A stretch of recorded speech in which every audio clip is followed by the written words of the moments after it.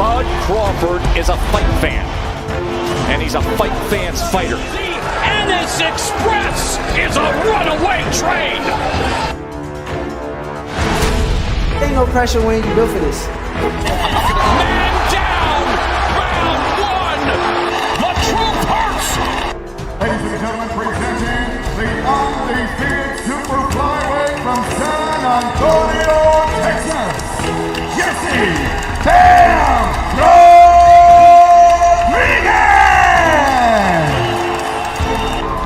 The universally recognized undisputed lightweight champion of the world, Devin the Dream Haney!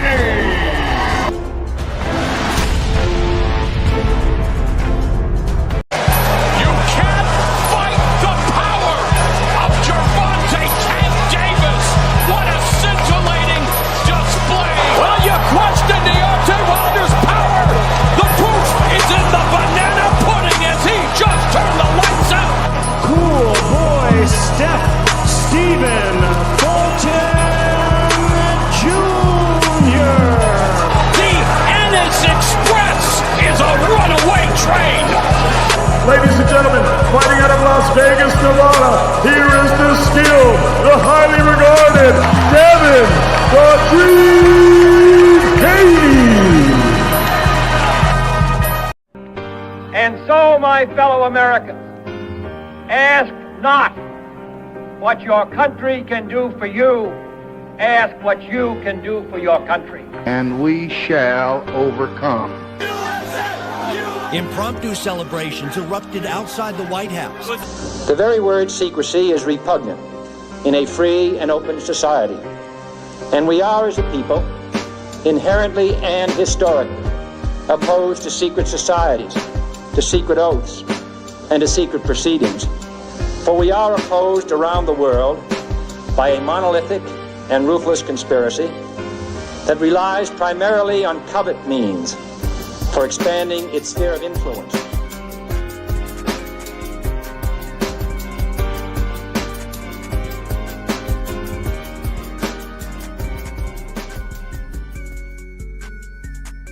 Yo, yo, yo, yo, yo. What up, family? First things first, man. Y'all make sure y'all come through. Hit the like and subscribe button, right? Sub to the channel if you're not already subbed. Man, we got folks in the back already. We got my brother in the back. I'm going to bring her up in a second. But I got to get my opening bars off. We talking about Turki Al-Sheikh. Shout out to my brother Knockout Boxing. Do a hell of a job like he always does. And breaking down what Turki got going on, what's moving, and his agreements and disagreements with it. You know what I'm saying? We're going to address those things. We're going to bring my brother up in a second. Before we do it, though, we got to always, first things first. We got to address the chat. Shout out to my brother in the building, man. Straight out of South Carolina. You know what I'm saying? One of the greats. Country than a motherfucker. I will say that, but that's my brother right there. Shout out to Omega Red, man. Shout out to one of the great brothers. Well, the only great brother. Let me put it that way. The only great brother that I do know from Alaska. You know what I'm saying? A brilliant mind when it comes to shit, damn near everything. When it comes to boxing, brilliant mind. When it comes to the way I like to go off on tangents and talk my shit. You feel me? And he in the background now. We got my brother Cash Crypto in the building. Shout out to one of the true Devin Haney fans out there, man. My brother, Dank Father, is in the building. Salute to Dank Father, man. Much love and respect to my brother Dank Father. If y'all don't know about Dank Father, man, the man been rocking for a long time, and he stand 10 toes down, regardless of what anybody gonna say. Shout out to a real one right there, man. Shout out to the Dank Father. We got my brother Piro in the building. Piro is in the motherfucking building. Shout out to my brother Piro. Hey, a Canelo fan, a Tank fan, a Ryan Garcia fan, damn it. But he a brilliant boxing mind as well. Individual I got a lot of respect for, and I got a lot of love for. Love for Piro, man. Shout out to my brother. We got the boxing, Mr. Let me put respect on the name, Mr. Boxing Fanatics in the video, in the building. The man is in the background right now. I like to call him Paid, but hey, he go by Mr. Boxing Fanatic. Shout out to my brother right now, man. Another real one. He gonna argue with your ass. Paid, we gonna talk about this in a second. Man, y'all had the funniest damn argument out of that shit was so goddamn funny, bro. I was literally crying, bro, laughing at y'all niggas arguing today. That shit had me crying, man. Shout out to my brother. Shout out to one of the, man, if you don't know, now you know. D-Ray live on the drive. My brother, a brilliant, once again, another brilliant mind, a Bud fan. He ain't always, but he from Omaha, damn it. He from Omaha, so I ain't got no problem with it. I ain't got no problem. And the man done counseled me multiple times in life and always showed me love. Shout out to my brother, man. D-Ray Promotions. If you don't know, now you know. Shout out to DC in the field. I don't fuck with cops. I'm gonna be honest. I don't really fuck with the police. Damn it, D-Free, one of the few police that I'm gonna fuck with. I fuck with D-Free. You know what I'm saying? He a real nigga, man. Know his boxing, can debate his ass off. You feel me? Shout out to D-Free, man. Y'all make sure y'all go sub to D-Free.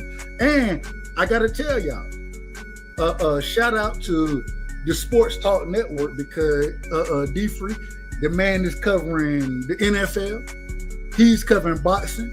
You know what I'm saying? He covering it all. So y'all make sure y'all go show D-Free love. Sub to the man channel. You know what I'm saying? Subscribe. Hit the like button over there. It don't cost you nothing. Show that brother love, man. Much love and respect. Shout out to my brother in the building, man. Rodzilla, another real one, man. A Devin Haney fan, right? And y'all know Devin fans are welcome over here. Some other niggas may not be as welcome as my fellow Devin fans are. And y'all know I'm gonna be honest about it. I'm gonna be respectful too. Shout out to my brother Rodzilla, man. A real one. Got up there cooking today. Cooking on the damn panel. On the damn panel. Excuse me. Over there with Knockout. That brother was cooking. Shout out to him. You feel me?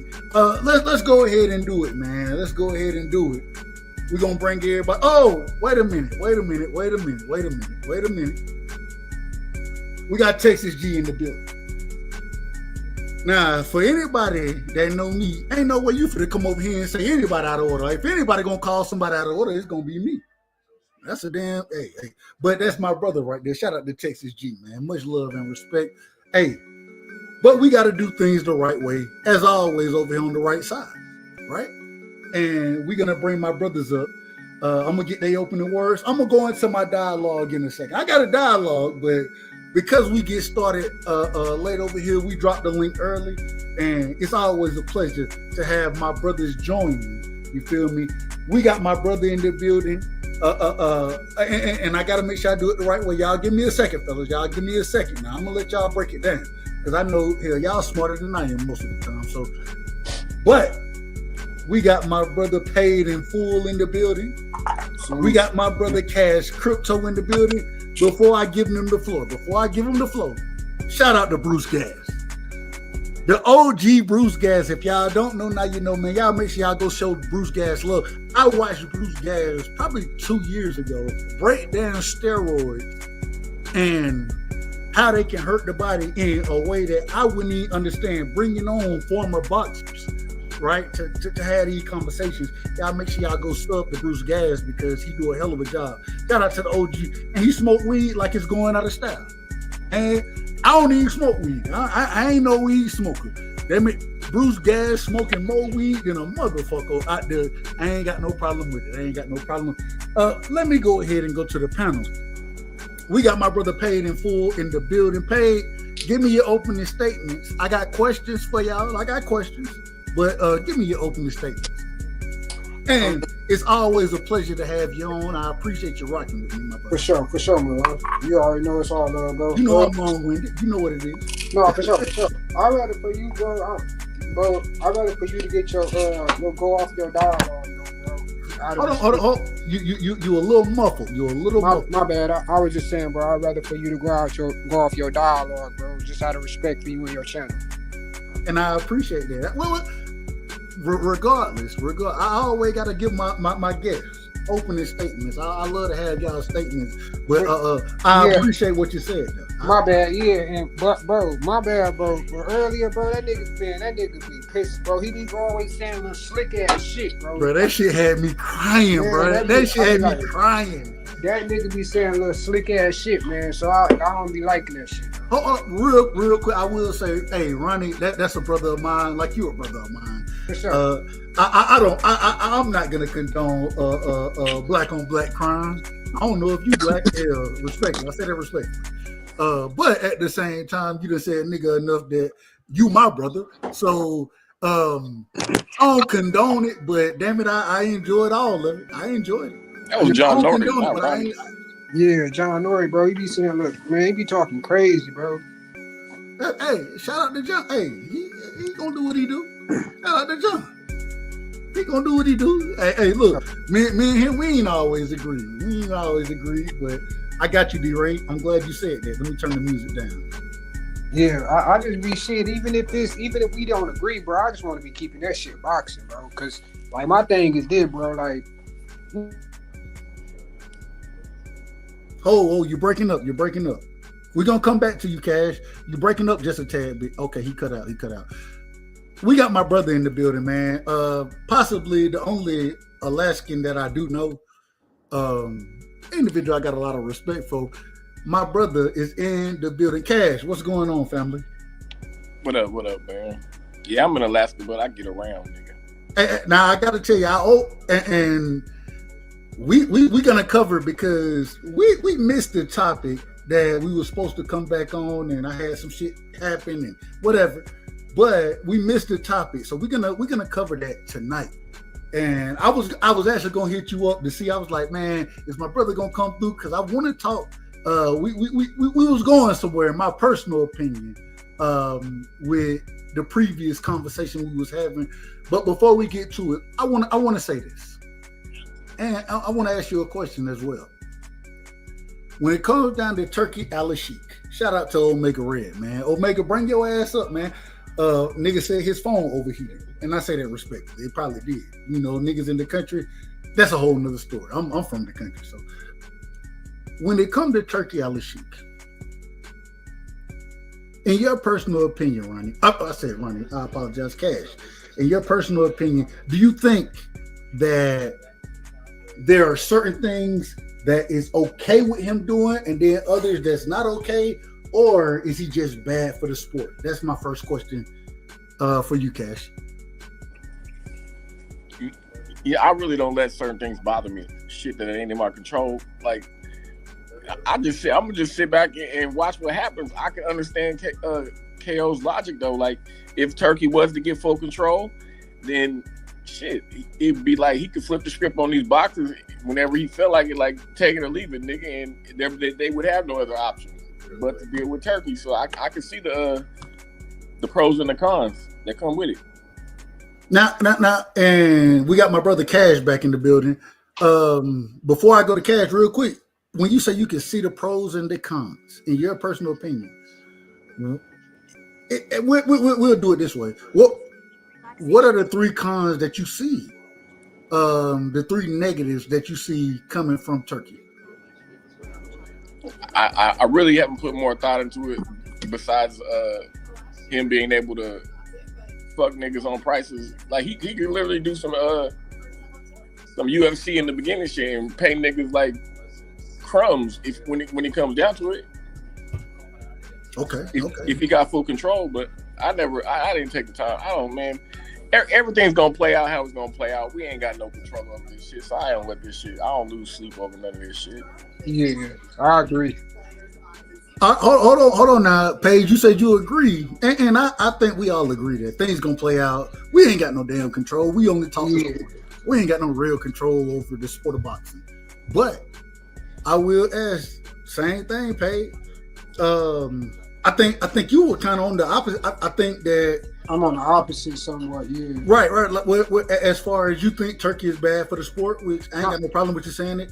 No, I really don't think he's bad for the sport. My only issue is that I feel like our star fighters should stay in the country, bro. Like they put in there. That's where they fan base at, bro. Like say for like us for Saturday nights and shit, like, you know, half of us sometimes throw fight parties and shit. So we stand up to like 1, 2 o'clock in the morning, but a nigga putting on a fight at 4, 5 o'clock in the morning, man. How many niggas gonna be out watching that shit, bro? I'm raising my hand now. I done did it for Monster in a way. I did when Cool Boy was fighting over there. I done been up multiple times. Let me put it out. I done been up multiple times. Hell, even on YouTube. Right. In those early morning fights. If shit happened in Saudi Arabia, 9 times out of 10, it may be a 12, 1 o'clock fight Eastern time for me. Mm-hmm. Fan of that. At the same time, we argued for the longest for the Bivol Beterbiev fight, right? Mm-hmm. Couldn't get it in the States, but we got it over there. I think at some point in time, you give credence if we can get that fight. And I don't think it's like that with every fight, but we hadn't got a heavyweight unification in how fucking long? Yeah, it's been a minute. And so when we're getting these type of fights, at the end of the day, you know, y'all done heard me speak on this multiple times. I ain't going to all the damn fights. I ain't going to all of them. Right. If I'm going this week, I get my first backstage opportunity this weekend is for, and hey, it is what it is. I'm gonna be honest. It's for Greg Hackett versus Brian Norman Sr. I got backstage. I got credentials for the damn fight. That's what's up. Is it a huge fight? No, it's not a huge fight. Am I gonna cover the shit out of it the best of my ability? Absolutely. That's what's up for sure. Absolutely. And so I just think that, wait a minute. Y'all know I like to do things the right way. We got one of the legends in the building, man. Crazier than a motherfucker. I gotta say it. He crazier than a motherfucker. But my damn brother, an individual from Ohio, he gonna support Al. He gonna support, and I support Al to some degree. He gonna support Jake Paul. He gonna support anybody from Ohio. He gonna do that. Damn it, the man knows he knows the sport. I will say this. I gotta say this one thing. The man said that damn and I say this respectfully. The man said that Ryan Garcia was the next coming of Sugar Ray. All right, now you lose me with that one. You lose me, but we got my brother BVO in the building. If you don't know, now you know. Y'all make sure y'all go sub to BVO. Y'all make sure y'all hit his like button. Show the brother love. He do a hell of a job covering shit over there. He be out of order. But hey man, BVO, give me your opening statements. Welcome to the panel, brother. Thank you.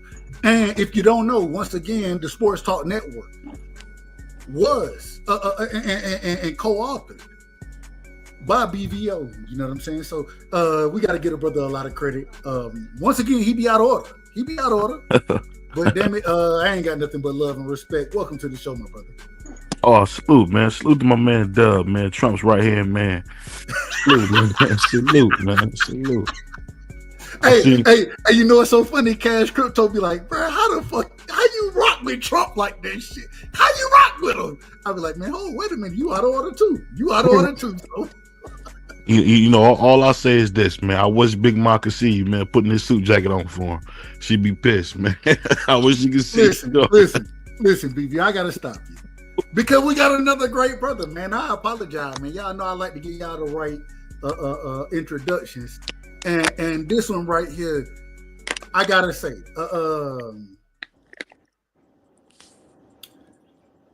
it's a special introduction. And the reason it's special is because on our way rock with him. But damn it, a brilliant mind will debate this shit out your ass and damn near cook all y'all. In my personal opinion. I'll fry his ass. Y'all may get cooked. But we got my brother in the building. I think the third. Shout out to my Dare police officer. If y'all know what Dare is, shout out to him. Outside of my Dare police officer and the cop, shout out to Officer Stinson. Outside of those two, I don't deal with the police. This nigga is the police. But damn it, he got the police on him. But damn it, no. He respectable. He respectable. He do it the right way, and he from the damn DMV. He gonna represent. Gonna talk crazy. But damn it, I love him, and I ain't got nothing but respect for the brother. We got D Free in the motherfucking building. Free salute. D Free, welcome to the panel. I'm gonna give you opening words. Damn it, people jumping on BDO. I got you twice in the background. You got to do something about that. People jumping on left and right. So we got to bring one more brother up here. We got my brother, a Canelo fan, a Ryan Garcia fan, a Tank fan. Gonna tell me I'm crazy as hell. Don't know what the fuck I'm talking about when it comes to Devin Haney. I understand it. I understand it. He wrong, but them. Hey, shout out to KO. KO, that shit was funny as hell when KO said this nigga. We were talking about Terrence. You're wrong as hell, but we gonna let you keep cooking. Shout out to KO. But we got my brother in the bureau, in the motherfucking building, man. Piro Syrah. I hope I said it right. We got my brother, and we're gonna bring BVO back up. You know what I'm saying? So now we got the full panel going. Let me go ahead. BVO, give me your opening statements. D Free, give me your opening statements. Then Piro, give me your opening statements, and then we're gonna move forward from there. Okay, BVO. God damn it, BVO, man. Pick a fucking profile. Hold on, man. You ain't introduced us right. Me and D Free a team, fool. The Roll with the Punches podcast is here, man. Shout out to the Roll. I agree. Shout out to the Roll with the Punches podcast. I'm out of order. That's fine. Shout out to BVO. BVO, man, give me your opening statements, man.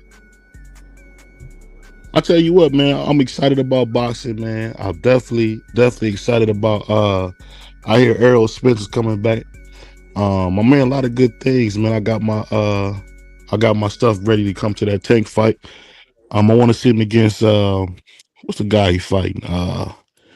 Lamont Roach? Yeah, I think that's his name, Lamont Roach. Oh God. So I think that's gonna be a good fight. Wait a minute. Answer this question first, then. Let me, since your opening statements is off topic, let me get you to answer this, and then we're gonna come back to you finishing your. Hell, I ain't even got to do my damn soliloquy. So how you gonna do yours? Let me ask you this: is Turkey good? What Turkey is doing right now, and I heard you broke it down brilliantly earlier on your show. And if y'all don't know, once again, go up to BVO. You broke it down brilliantly earlier. Break it down how you broke it down earlier on your show about how you feel about Turkey. I thought that was a brilliant breakdown. I mean, Turkey is the devil. The reason I say that is because anybody who throw a stone and hide their hand, and he's buying the media. Shout out to my man Puerto Rican Free, brought that up. Made a good point about that. But when you buy the media, man, you pretty much trying to influence the people. And then when these big fights don't go the way they're supposed to go, you can say, oh, the people told me this. No, you influenced the media. So that influenced the fight. Facts. So I just think Turkey's doing a good job. He's a great con artist. We've seen him in when he went to golf. We've seen him in soccer. And every venture he's been into is hopefully to bring tourism to Saudi Arabia. They want to make Saudi Arabia like a more religious Dubai. So I see what he want to do. I don't think it's going to work. And he's probably the worst matchmaker we've seen ever. Ever? Hold on. You said the worst matchmaker ever? I would say ever. Anytime you go up to David Benavidez, who you know is full of tamales and hamburgers, and say, can you go to 160?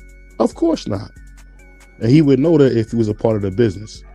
I mean, next thing you know, he's going to probably try to have Tank fight. You broke up, BVO. You broke up. D Free, welcome to the panel, my brother. We're going to go back to BVO in a second. He broke up. Did y'all hear him break up? I just want to be sure. What's going on, Dub? What up, Go D ahead, Free, man?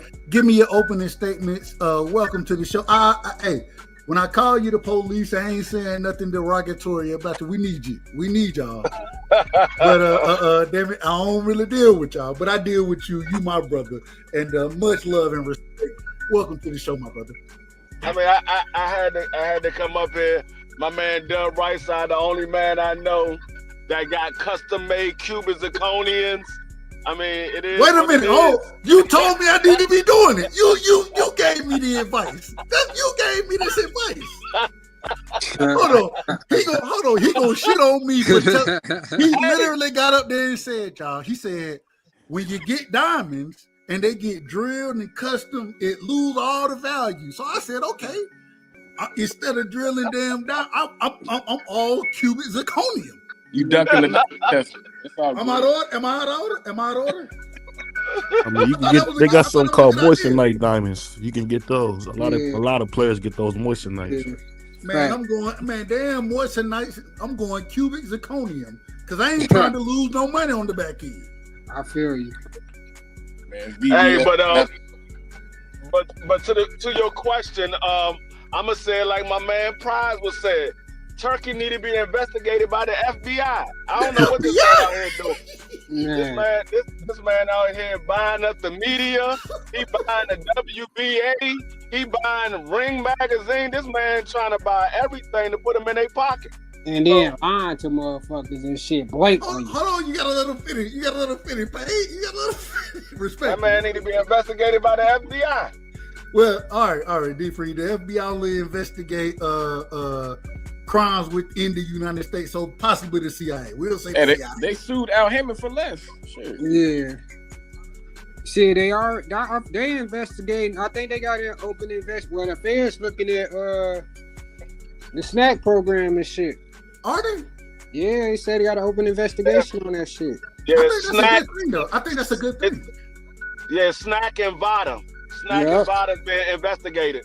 That's a good thing, though. Anytime they utilizing drugs for, if they are. Hey, but what I will say, if everything is true, all those fighters that's working with Victor Conte, y'all better run for the hills because he will snitch. I'm telling you, bro. You know it. Bro, that nigga is Master Splinter, bro. Man, I already done told. He done already told one time. That nigga if you know how Fed deals work, once you sign on that dotted line on the snitch contract, you agreeing to snitch in the future too, man. I've seen some of these motherfucking Fed deals. Hey, listen. The feds ain't got no damn 98% conviction rate for no reason. They call it debrief. Whenever they need him to come in and debrief. Come on, Victor, we need you. Come on. They're gonna cut the deal accordingly, and I can't. To be quite honest, I sit here and be. I can't say Victor Conte ain't got no damn deals going. I can't say that. The man was moving drugs between different states. Once that shit become between different states, and the feds get involved, shit, you sign your shit over. You go on and get your shit up. And my thing is, why the fuck would any nigga choose to get a nigga they blood, knowing this nigga ain't certified on no doctor shit, none of that shit, but he prescribing you to what the fuck you need with your body though. Hey Dub, you remember that loophole I told you that they done created with that therapeutic use exemption? That's the link between. That's the link between Vada and Snack.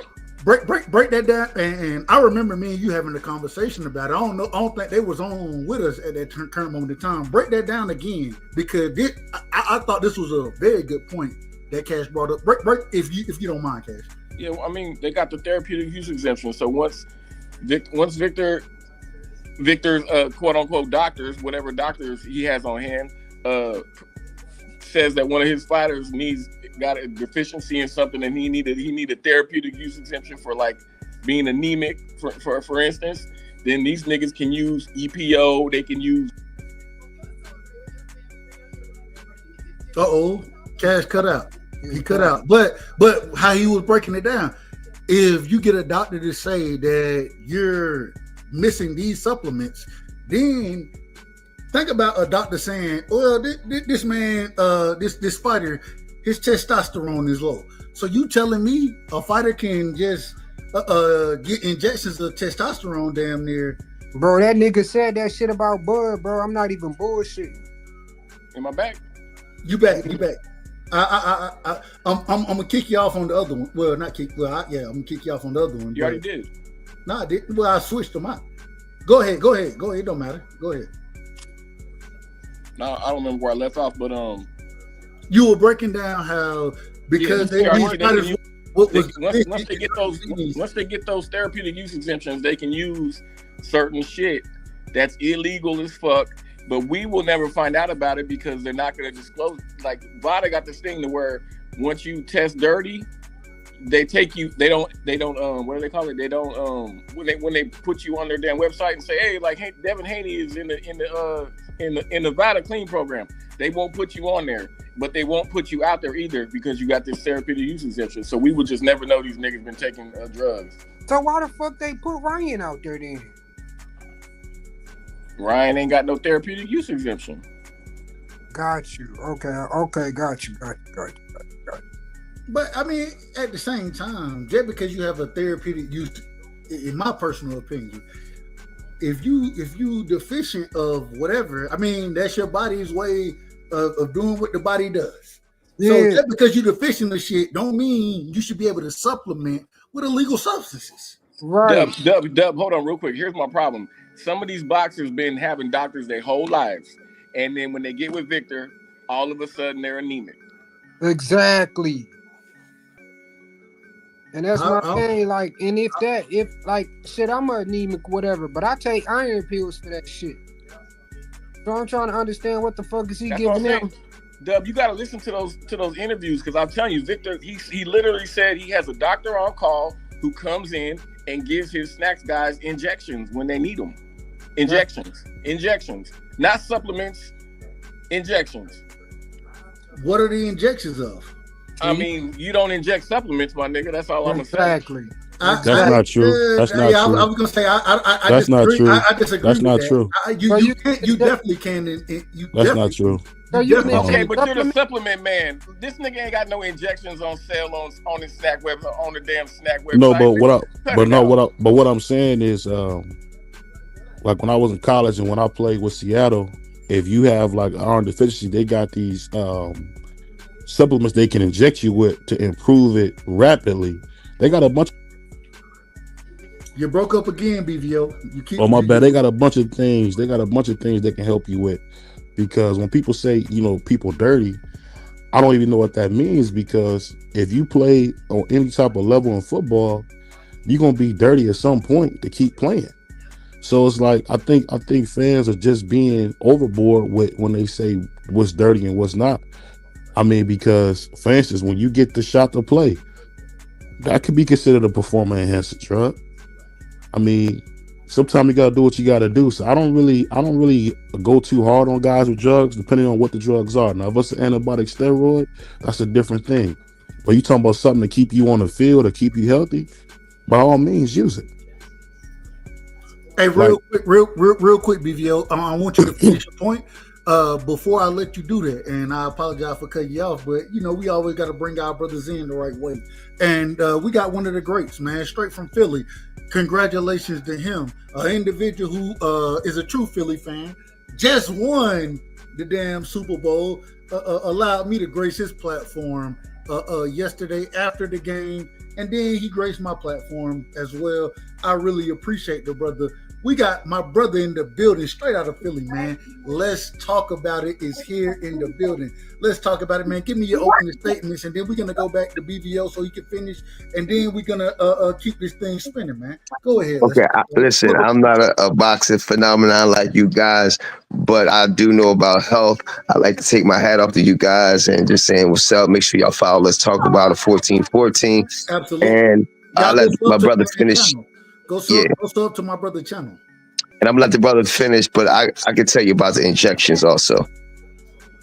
All right, BVO. He said he letting you finish. Then he want to speak on the injections. BVO, finish that up, and then we'll go to let's talk about it. I'll give you a great example of how drugs are used. When I played at Bowling Green, usually when you sign your scholarship for a lineman, let the people know, BVO, what position you played. You let them know that so you know to qualify your background. Just speak on these things. I played right guard at Bowling Green. I was all MAC 3 out of the 4 years I was there. But to give you an example, for me, I got the Mike Tyson build where I'm a big, tall guy, which is kind of rare. So to keep my weight down, I used to have to use something called clenbuterol, because with clenbuterol, it's a horse steroid. It heats your body up, and it kind of just helps you burn weight really fast. Hold on, you use clenbuterol? Canelo was on. Yeah. The same drug, not just Canelo, the entire damn Mexican soccer team, damn near. Respectfully to them. Well, it's a popular They all pop dirty for it. Go ahead. it's a popular weight cutter. It's a what you would call like a diuretic type of drug, where it's because you have to be in a certain amount of weight for your scholarship or whatever. But I'm just saying, to keep yourself healthy, everybody's not blessed to do it naturally. And a lot of your favorite players use things to keep themselves on the field. So to say something that's not an antibiotic steroid like Ostarine and stuff like that, these are things that kind of keep you going, keep your blood going. I mean, help you heal faster. Because the whole thing in any sport when you're trying to make money is, can you play on the field? And if you can't play injured, you can't play. But we have to ask the question, BVO, are they performance enhancing? It depends on what you're using. Only thing I would say is, only thing I would count as an antibiotic steroid, anything that gives you an advantage. Like I've never taken steroids, but if you take antibiotic steroid, you got a 2-3 day recovery. I won't ever be able to compete with you. That's why guys like Lyle Alexander and all them guys died in the 80s, because they was trying to get that strength. But then think of this. For me, when I went to my combine in Indy, I didn't go to the main combine. I went to the secondary combine in Indiana. These guys are world-class strong because of Larry Allen. So we talking about guys lifting 600-700 pounds on a bench, 4 or 5 times, not once. I'm talking about 4 or 5 times. So when you're trying to obtain world-class strength, that really hurts your body. Plus the physical playing of football, it's gonna hurt your body. So I'm not too hard on athletes that use some type of help to stay healthy. But I'll let my brother go. I ain't gonna do my dub. I'm gonna let my brother go. Go ahead, you broke it down perfectly. You broke it down nice. I also played football. I played at Rutgers also. And back in the day, I played for North South in Jersey on the All-Star game. But you're right. In football, they're going to shoot you with like you said, the horse steroids and things like that. But you're not knowing what you're getting shot with at that particular time. So that's just trying to heal you. But at the same time, it is a enhancement because it's enhancing your play. Because if you don't use it, you can't play. So it's also enhancing your play. Because I had to take something called Deer Antler. They gave me like Deer Antler. I'm not sure if y'all heard of it. Yeah, you spread it under your tongue. Right. So it's not illegal, but it also make you heal faster. So anything that's going to make you heal faster, anything that's going to speed up time is an enhancement, because you're enhancing your rapid time of being injured. And you wrapping your time to getting healed instead of doing a natural course or what your body is going to do. And it's always taking, like, you got iron injection, you got magnesium injections, because you have a lot of people injecting because they need it right away. So that's all I think I was going to say about injections and things like that. But tell them about the deer antler, because I know Ray Lewis made that pop. But tell them what the deer antler does. Deer antler is just like, it heals your tendons and your cartilage all around the part that's actually healed, that's actually injured. So it was my shoulder and stuff like that. So that's what basically it does in a nutshell. Well, I want to say one thing. And we got my brother in the background right now. Garrett, man, I say it respectfully. I don't know if I've ever had you on the show. If you would, put your camera on for a quick second. You ain't got to have it on during the show, but just throw it on real quick so I can see that it's you. It ain't going to be no nonsense, and then we'll bring you up accordingly. I will say this, though. I will say, when you're talking about football versus boxing, football is the hurt game, but it ain't a hurt game like boxing is, right? And so these things, and Gary, I see that you, okay, there we go. I got you, bro. I got you. You ain't got to work. You good, bro. You good. But football, it's the hurt game, but it ain't the hurt game like boxing is, in my personal opinion. And so I think that utilizing performance enhancement drugs in the boxing game is a tad bit different than what it would look like in as far as football go. So I understand where y'all coming from. I don't know if it's exactly comparable in this situation. But before I let y'all respond to that, I gotta let my brother Garrett get his opening bars off. Welcome to the show, family. I believe this is the first time we had you on the show. So give me your opening statements, and man, nothing but love and respect, brother. Garrett, are you there? What's going on, folks? Nothing but love and respect. Yes, sir. Yeah, can you hear me? You good to go, brother. You good to go. Good. All right.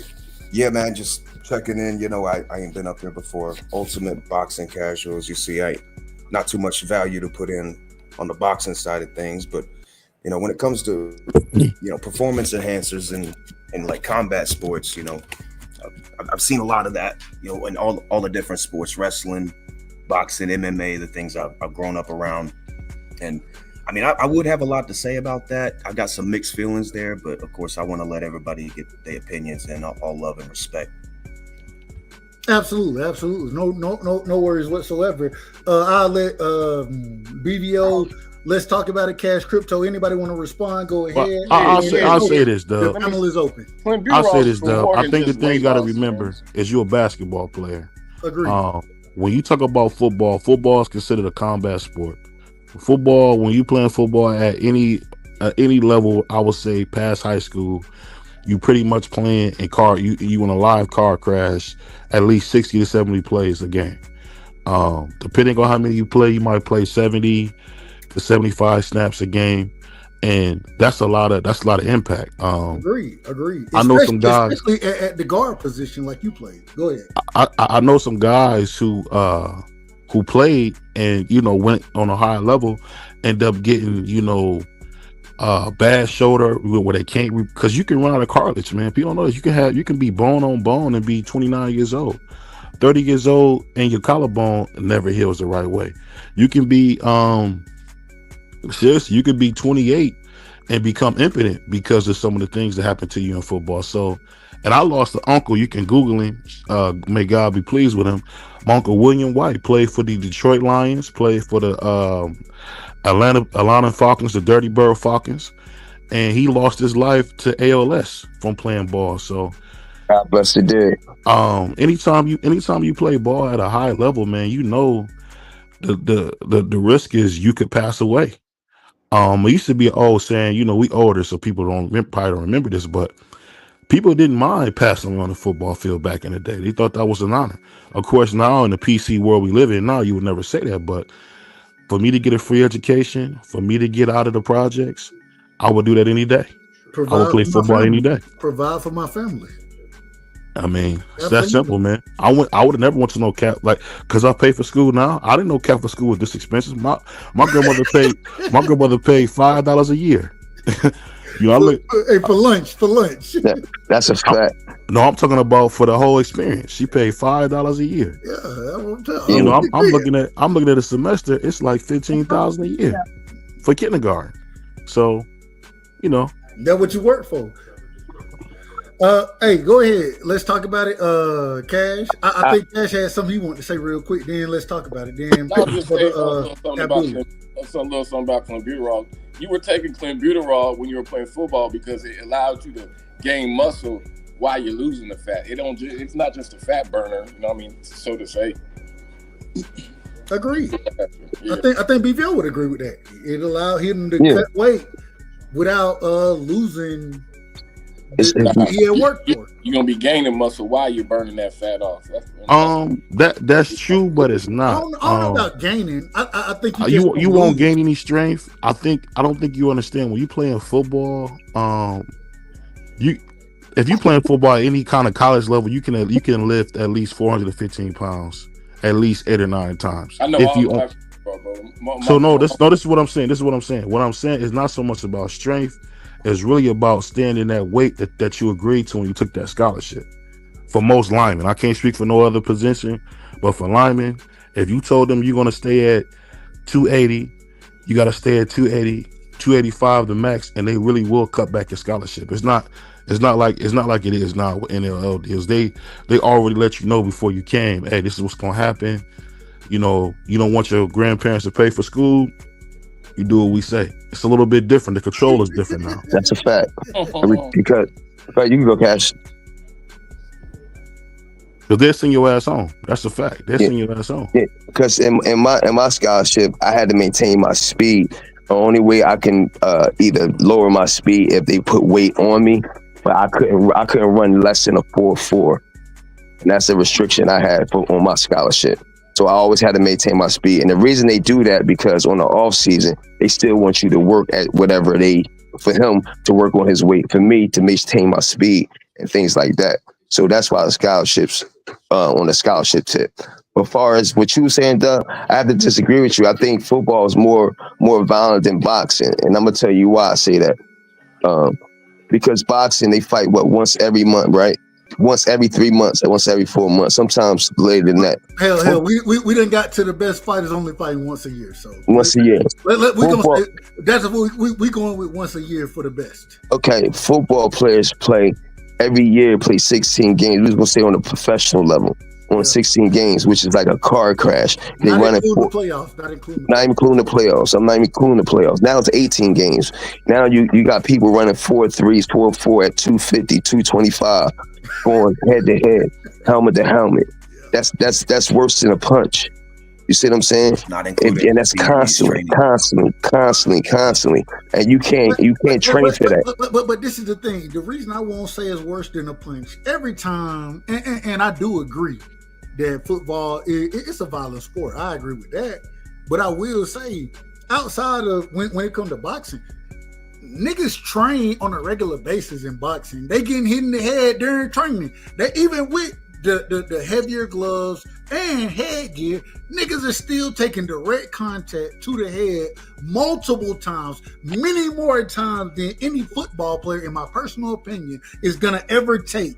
I think boxers take more shots to the head, and I don't know if they're nearly as violent, but the overall accumulation of the shots that you're gonna take, sparring, fighting in the Emmys, coming up, trying to be a champion, all of that, you're going to take more damage, in my personal opinion, in boxing than you will football. Okay, let me rebuttal that. And you got Pop Warner, right? So you're still doing the same thing you're doing, and at that level, when you're still coming up in the professional level, right?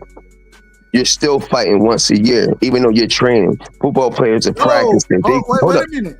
Go ahead. Hold on, I'll let you go. Football players also got inside scrimmages, so they still constantly playing too. Now, in the summertime, no, they're not playing, they're getting in shape. I give you that. But you're doing it on a consistent basis. 16 times, 18 times, or 18 games. So you're doing it 18 games versus once a year. Okay, you're practicing, but you're sparring. You're sparring somebody lesser than you. Okay, you sparring somebody sometimes. That's not always true. 9 out of 10, when you're sparring somebody lesser than you, or they saying, we want you to work on this. We want to work on that. Okay, we want to go to the. I'm gonna let you finish. I'm gonna let you finish this. Let's talk about it. But I'm almost done. Let me land my plane. I'm gonna land my plane right now. I'm done. Go ahead. Okay. But I gotta bring. Only reason I gotta bring my brother on. But go ahead. I'm gonna let you. All right. So when you saying that, right? So when you talking about that, it's a shell shock when you getting hit. You getting hit when you're not even seeing it in the football. Sometimes you might get hit blindsided. That's your brain getting shifted around each and every time you get hit on top of your helmet. And that's it. I'm done with it. Well, and I'm not disagreeing. Matter of fact, let's do it this way. I'm gonna bring my brother in real quick, man. And I gotta say, I always gotta do things the right way. We got one of the greats in the building, man. Like I said, a brother who counsels me on a regular basis, an individual that I'll reach out to outside of this boxing talk and just ask for advice. This is a real big homie to me. You know what I'm saying? A nigga that I really fuck with, a nigga I rock with, and I'm gonna rock with regardless of what y'all niggas think. And I say that respectfully. We got my brother in the building, man. One of the greats, a Bud Crawford fan, straight out of Omaha, Nebraska. D-Ray Promotions is in the motherfucking building. D-Ray, give me your opening statements, brother. Thank you. Hey, man, I'm here to do my dub, bro. What's happening? Hey, man, y'all got a great panel going on, man. I want to salute y'all for that first off, man. Because y'all dropping gems out there, man, and y'all got experience. And this is outside of the ring, you know. And so I want to salute y'all, man, because, you know, we got a fast guy. We got big guys, you know, we got basketball players, you know, and then we got, you know, a wannabe like me, you know what I mean? I wanted to be all them things, bro. So I salute y'all for, you know, being able to, you know, live dreams and stuff like that, man, and put y'all families in great positions and have time to drop these gems, man. But now I want to know, because, like, what's the thing? I want to call it the TUE because I can't even say all that stuff, though, right? So it's the two, but you called it like some kind of use exemption, right? And hold on. Now, who you speaking to directly? Well, no, yeah, I'm speaking to everybody, bro, because I don't know the particulars because I'm the ultimate casual. But I'm just saying, but I'm wondering, right? Because with those things, though, like you saying, if somebody is deficient in this, and they can get it legally and healthy, and make the competition better, I'm all for that. You know what I'm saying? But and then off subject kind of, but y'all did bring up football.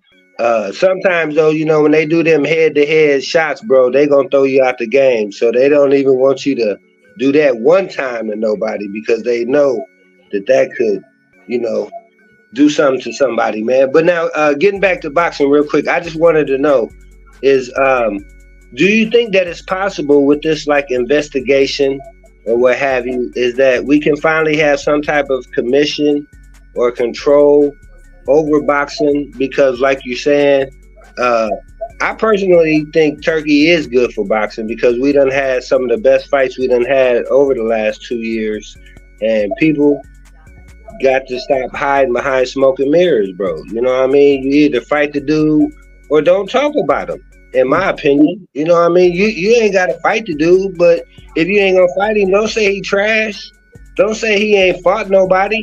When you say he ain't fought nobody, that means you're supposed to step in the ring like Earl Spence did.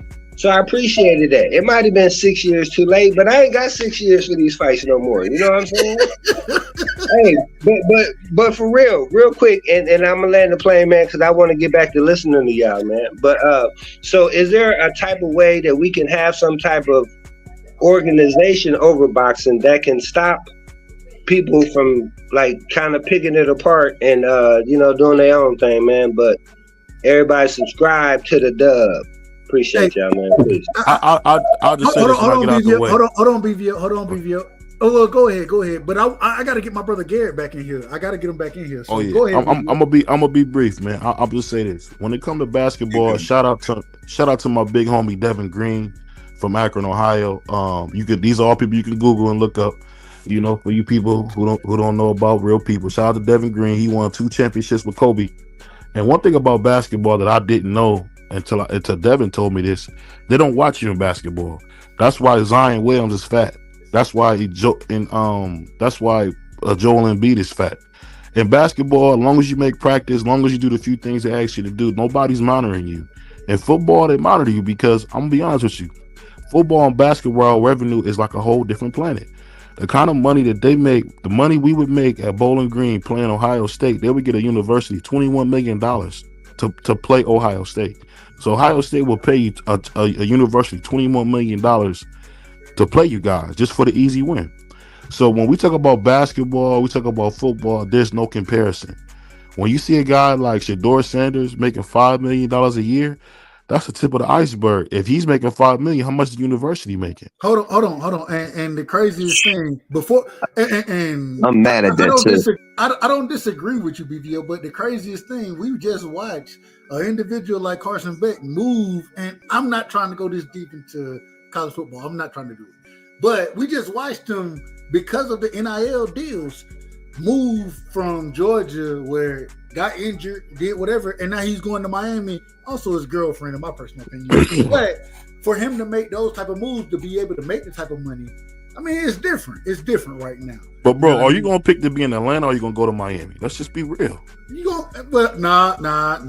That's all right. Brother, have you been to Miami, man? I done been to Miami. I done been to Miami. I done been to Miami many times. I would say Miami, Detroit got some of the Miami, Detroit, Houston. Atlanta is crazy. I'm not moving to Detroit. Hold on. I wouldn't move to Detroit, but I'm talking about the women. BVO, you out of order. Ain't nobody coming to Atlanta to see no chick from no chick in Atlanta because I'm gonna be honest with you, dudes that's not from Atlanta, we look at Atlanta as like the AIDS capital, bro. I'm not going to Atlanta for nothing. Is that how you look at it? Atlanta for me is like Chinese food. I don't mess with nothing but the knife and the fork. I don't eat no Chinese food. That's what Atlanta is for me. And hey, shout out to the niggas from Ohio, man. These are niggas who don't know shit about women anyway. So it is what it is. Shout out to my brother BBO. We got two great brothers in the building, man. I got to bring both of them on. But I got to get to my brother Garrett. I got to get to him because I want his response. He came up speaking on boxing. I want that conversation about boxing versus football. I want to hear what my brother Garrett has to say. Garrett, we coming to you next. I got to bring my two brothers up, though. We got one of the greats in the building. He's already been introduced. The Canelo Alvarez fan, a Ryan Garcia, Tank Davis fan. But he's still my brother. I don't give a damn about none of that shit. He's one of the great minds in boxing. We got my brother Piero in the building. And we got, I have to say it, I say this respectfully. Let me say this. I just found out today. I just found out on BVO show that my brother was over 50. I didn't think he was over 50. I didn't think so. Because he come through with a young mindset, damn it, energy like a motherfucker. He gonna cuss your ass out. That's what he gonna do to you. And then he gonna go back to Philly and tell you that he was dancing when damn Big L was making it happen. We got my brother, the OG, is in the motherfucking building. Shout out to Crush the Legend in the building, man. Much love and respect. Piero, man, give me your opening statements. Then we go into Crush. Then we're gonna start chopping it back up. Go ahead, Piero. My apologies for being long-winded. You know how I am. No, you good, Dub. Hey, can you come back to me real quick? I gotta see my daughter real quick. I'll be right back. Hey, go. Hey, get Chico in order, respectfully. I don't know if his name's Chico, but get him in order. Crush, Chico in order. The legend is in the building, man. The OG Crush. What's going on, family? How you feeling? If y'all don't know, man, y'all make sure y'all sub to Crush. He's gonna be live in the AM. He's gonna be cooking on Kendrick Lamar.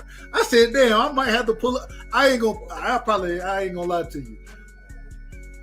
He can't tell me nothing about. He can't tell nothing about Kendrick Lamar. Even though I thought Wayne, it should have been Wayne. It should have been Wayne, but he can't tell me shit about Kendrick. What's going on, OG?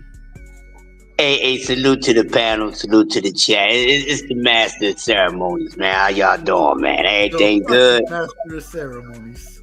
The motherfucking master of ceremonies, yes, man. I'm chilling, man. Just listening to the cook, listening to everybody. You know, I collect data. That's what I do. I collect data before I attack. And when I do, that's why I'm always got my punch placement is always on point. Exactly. But yeah, man.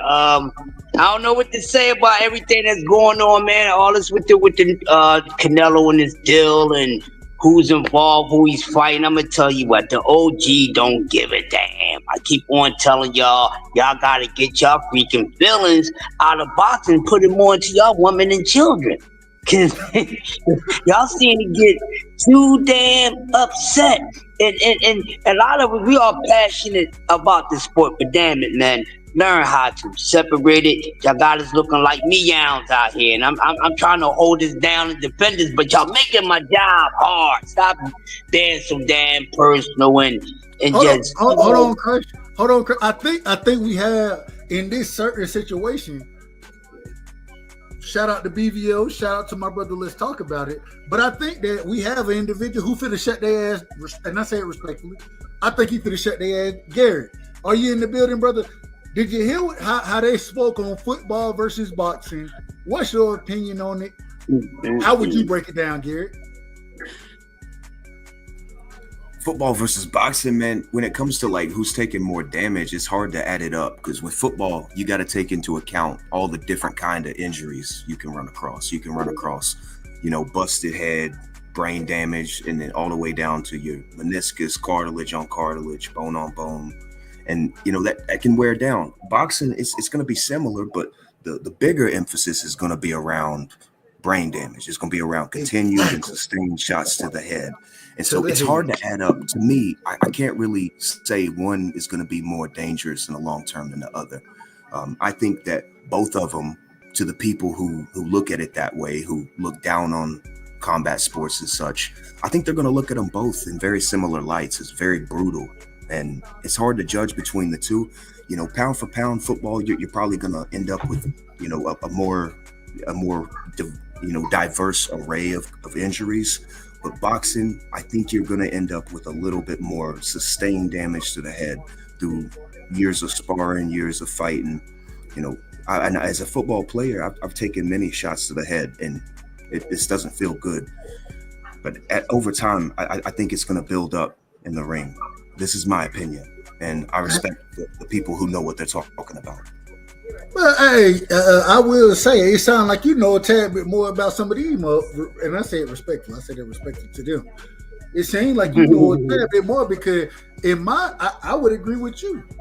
Continuous shots to the head, right? And yes, if it comes down to just injury-wise, I think you can get hurt more in football than you can get hurt in boxing. But I think the damage that you sustain from boxing is more critical than what you're going to sustain in the game of football. And headshots, that's what it really comes down to.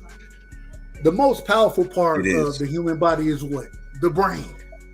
The brain controls everything. If the brain is inactive, if the brain is struggling, the body is struggling. It is what it is. And let me ask you this, Doug. Let me finish. So when you taking them continuous shots, there's a different effect that takes place then when you take shots to the head, but you have these other situations that come across and injuries happen in these other situations. When we talk about knees, shoulders, whatever you want to talk about, when you talk about boxing, the damage that we speak on specifically in boxing is what? Brain damage. Shots to the head. And man, these niggas signed up for this shit.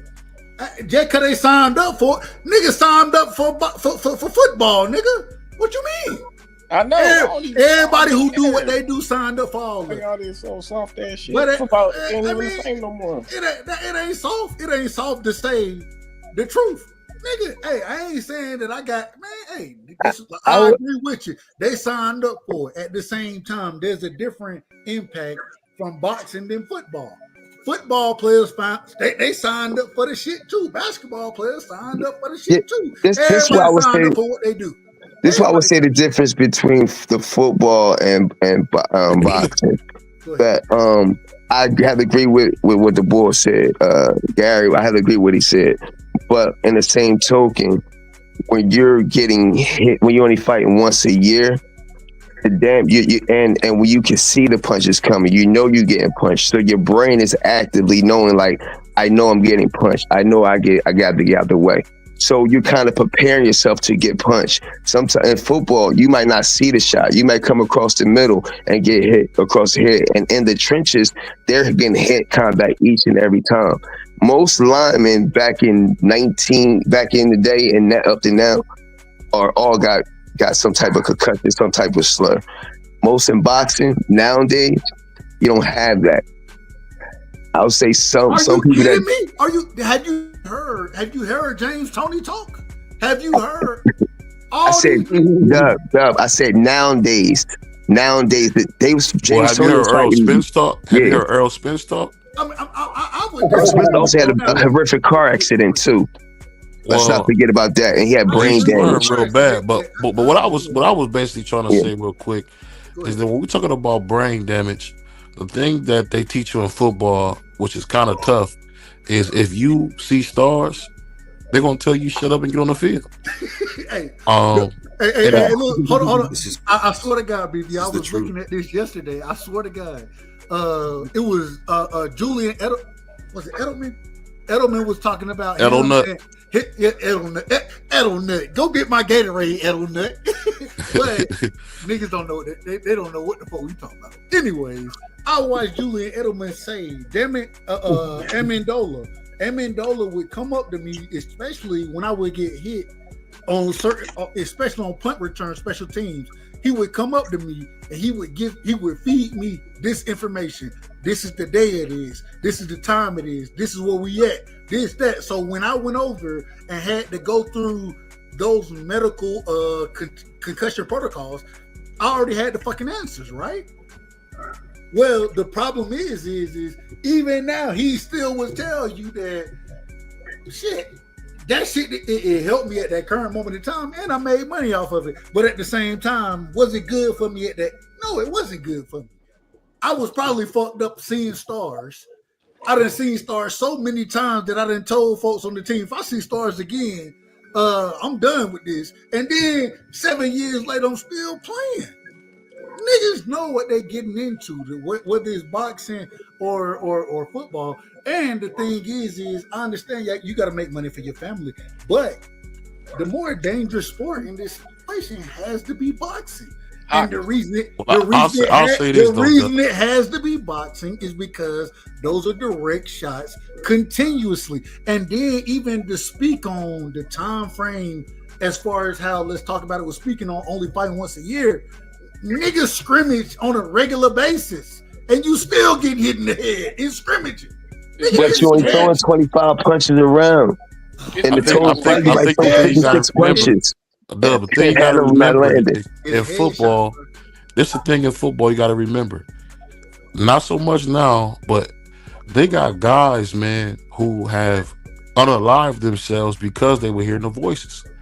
I remember they don't talk about this no more, but a good friend of mine played for the Chiefs. He went up to Andy Reid and said, "Thank you for the opportunity," and took his life. And people don't understand. Remember when they caught Sam Darnold on the hot mic and said, "I was seeing ghosts out there."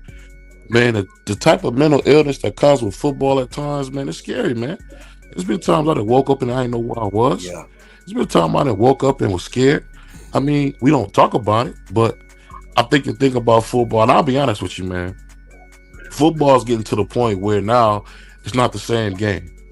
But you done heard Warren Sapp. You done heard how these guys talk. Did you guys hear about when Brian Dawkins got mad at his wife and he headbutted a screen door? Yeah, I heard about Brian. That wasn't because I love B-Dog. I love B-Dog. And that wasn't because he was in his right mind. They got dudes in football who done drunk antifreeze. Yeah. I mean, my uncle James Harrison. I'm done. My uncle James Harrison. My uncle James Harrison fell down the steps. He fell down the steps, right? The best linebackers done took their life. My uncle fell down the steps, man. And you know what's funny?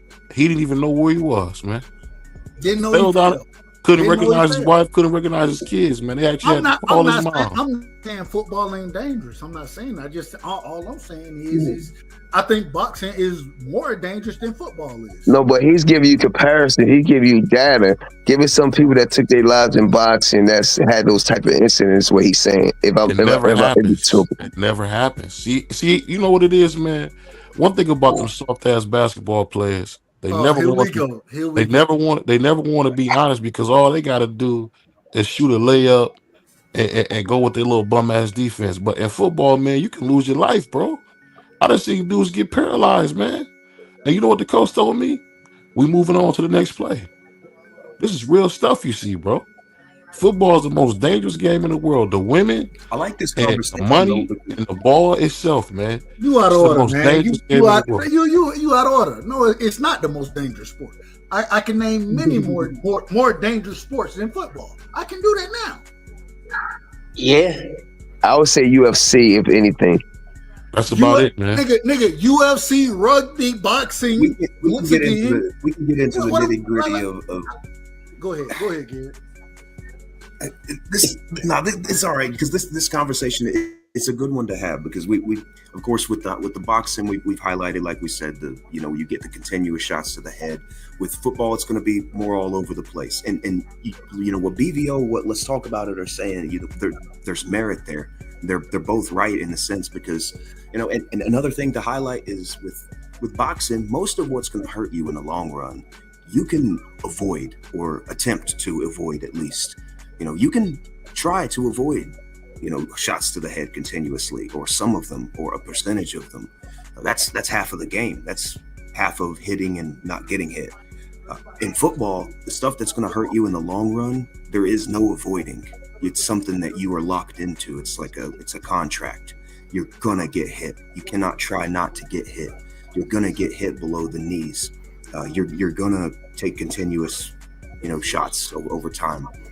It's going to be more diverse. So, it's a good conversation to have. That's why I said it's difficult really to So, Hey, Garrett, I'm between the 35 two, and I can't ball my there's a lot fist, Garrett. You know that? I'm 35 years old and I can't ball my fist. Just You keeping it said you real. played guard, right? No, yeah. I'm 35 years old and Man. can't close my fist. But I mean, yeah, but I understand, and I know individual now. If you, and I'm not trying to argue, but you're making an argument about close your fist. Rock, my dad's best friend, an individual who taught me basketball, an individual who coached me. This nigga can't close his hand right now. If he shake your hand, he gonna be poking you in the damn hand when he's shaking it because the way this nigga hand fucked up. It is what it is.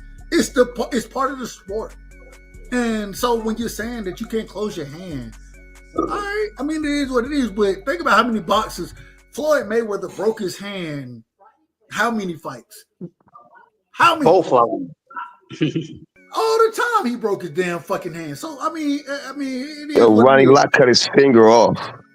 He cut a piece off for short. But see, the thing, Gary, he don't The understand mentality about, is just different in the thing you football don't and understand about basketball. football is, I'm okay, I'm gonna tell you, We're I'm gonna not tell you what talking football. And y'all But no, are I'm trying gonna to give you an make it a example. football. Hold on. Y'all trying to No, make I'm it a in football. boxing. I'm in boxing. I misspoke when I said basketball. I said mentality is different in football and boxing. That's what I meant to say. If you would I have asked misspoke me when I about said basketball, basketball. y'all I got it misspoke. any day of the week. Y'all got it any day of the week. And boxing, I would disagree. I think boxing got it tougher than niggas in football do. all I can tell you is this: I've never heard of so many guys unaliving themselves because they boxed. There's a number of cases of guys who had who've got schizophrenia, who's gotten multiple personal disorder, all types of different things, bipolar, from playing football. I'm telling you, bro, I just told you my uncle is dead from ALS, from playing football. But he was either play football or live in Lima, Ohio. What you gonna do? What you gonna do? Hey, Dub, can you hear For me? me, play football or live in Susan Court Projects. Which one you gonna do? Now you're gonna play. You're gonna play. But real quick, Piro, I can't. Go ahead, Piro. Can you hear me? Yeah, you good? Yeah. Well, what up to everybody on the panel? I wanted to salute to my brother address, Piro, man. Somebody was saying that that boxing has gotten safer more as of recent. I don't know. I think you got whoever said that might have wrong information. In the last 30 years, there's been close to 60 boxers that have died for boxing-related injuries. The previous 30 years before that, it was 18 boxers. So yeah, it hasn't gotten any safer.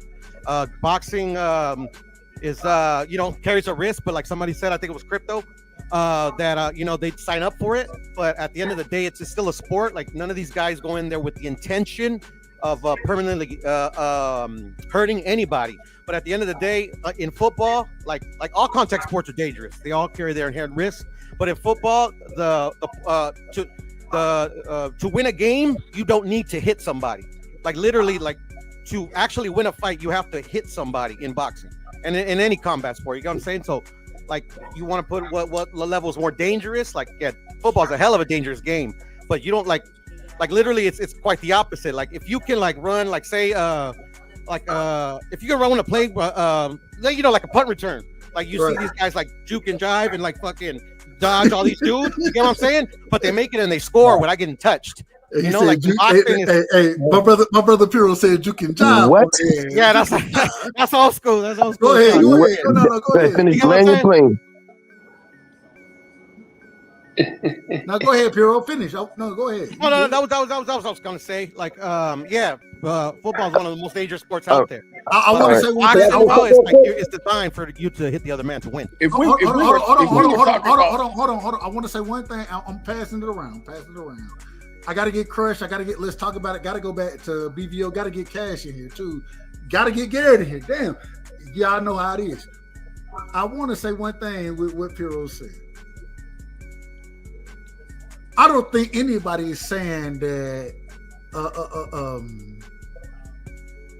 football is not a dangerous sport. I don't think anybody's saying that. The conversation at this current moment in time, I believe boxing is a more dangerous sport. I agree. I think that's all I'm saying. And so go ahead, Crush. I got to get you in here, of course. Then we go into let's talk about it, Cash. Back to BVO. My apologies for cutting y'all off. Just real quick. I ain't gonna make this long. So I was listening to everybody talk about which sport is more dangerous. I played both.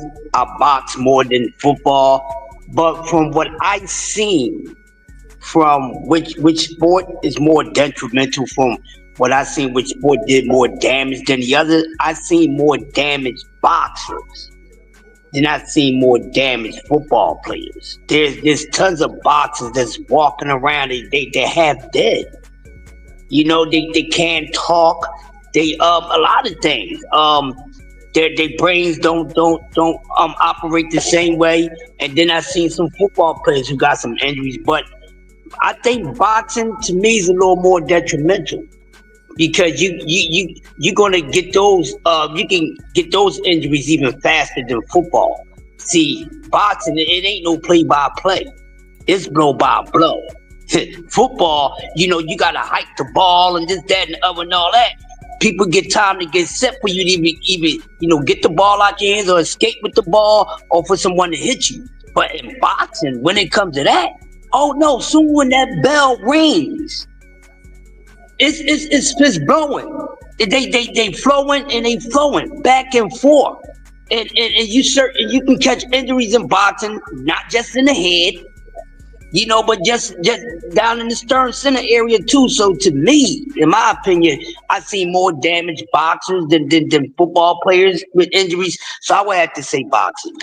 That's all I wanted to say. Hey, real quick, and we're gonna move forward accordingly, as always. But 20, and I say it respectfully, 20 and a quarter. I see you in the background, my brother. Turn your camera on for a quick second, so we know who you. There we go. All right, you good, brother? You good? Don't worry about it. You good to go. You can turn it off. You ain't gotta keep it on. We're gonna bring you on accordingly, my brother. And we gotta welcome you up here. I would say I think this is the first time we done had you on the show, my brother. Welcome to the show. Give me your opening statements. Let the people know who you are. If we can follow you anywhere, anything you got going on, and then hey, cook. We ain't got no problem up here with you cooking. Ain't no job and no bill. Real quick, I say it respectfully. You're a little choppy. We can barely hear you when you were speaking right then. And I say that respectfully. Okay. My bad, bro. No, you good to go. You good. Go ahead, brother. Ain't no job up here. This window. Now you're breaking up again. I apologize. You're breaking up again. Is he breaking? Is it me or do y'all hear him breaking up? Nah, he breaking up. Yeah, you're breaking up right now, brother. That McDonald's Wi-Fi, man. That McDonald's Wi-Fi. Try it one more time. Come back. He's down at the parade. McDonald's. Hey, this window, bro. No, you're breaking up. I don't want to throw you off or nothing like that, but we gotta have good audio. Yeah, and he said it was Wendell. He said it was Wendell. That's what he said. He said again. He said his name was Wendell. Oh, that's my brother Wendell. That's what he said. Yeah. All right, we got you again. You're back, brother. You're back. Try one more time now. You're breaking up. Whoa, nah. Damn. Yeah, it's pretty bad, brother. Man, you sound like you're in the damn. You're chopped up right now. Sound like he's swimming. Sound like you're in a popcorn machine, man. I said we sound like he's scuba diving. We want to put you on, but we can't put you on with the bad audio, brother. Yeah, I definitely. I agree with Dub and Crush.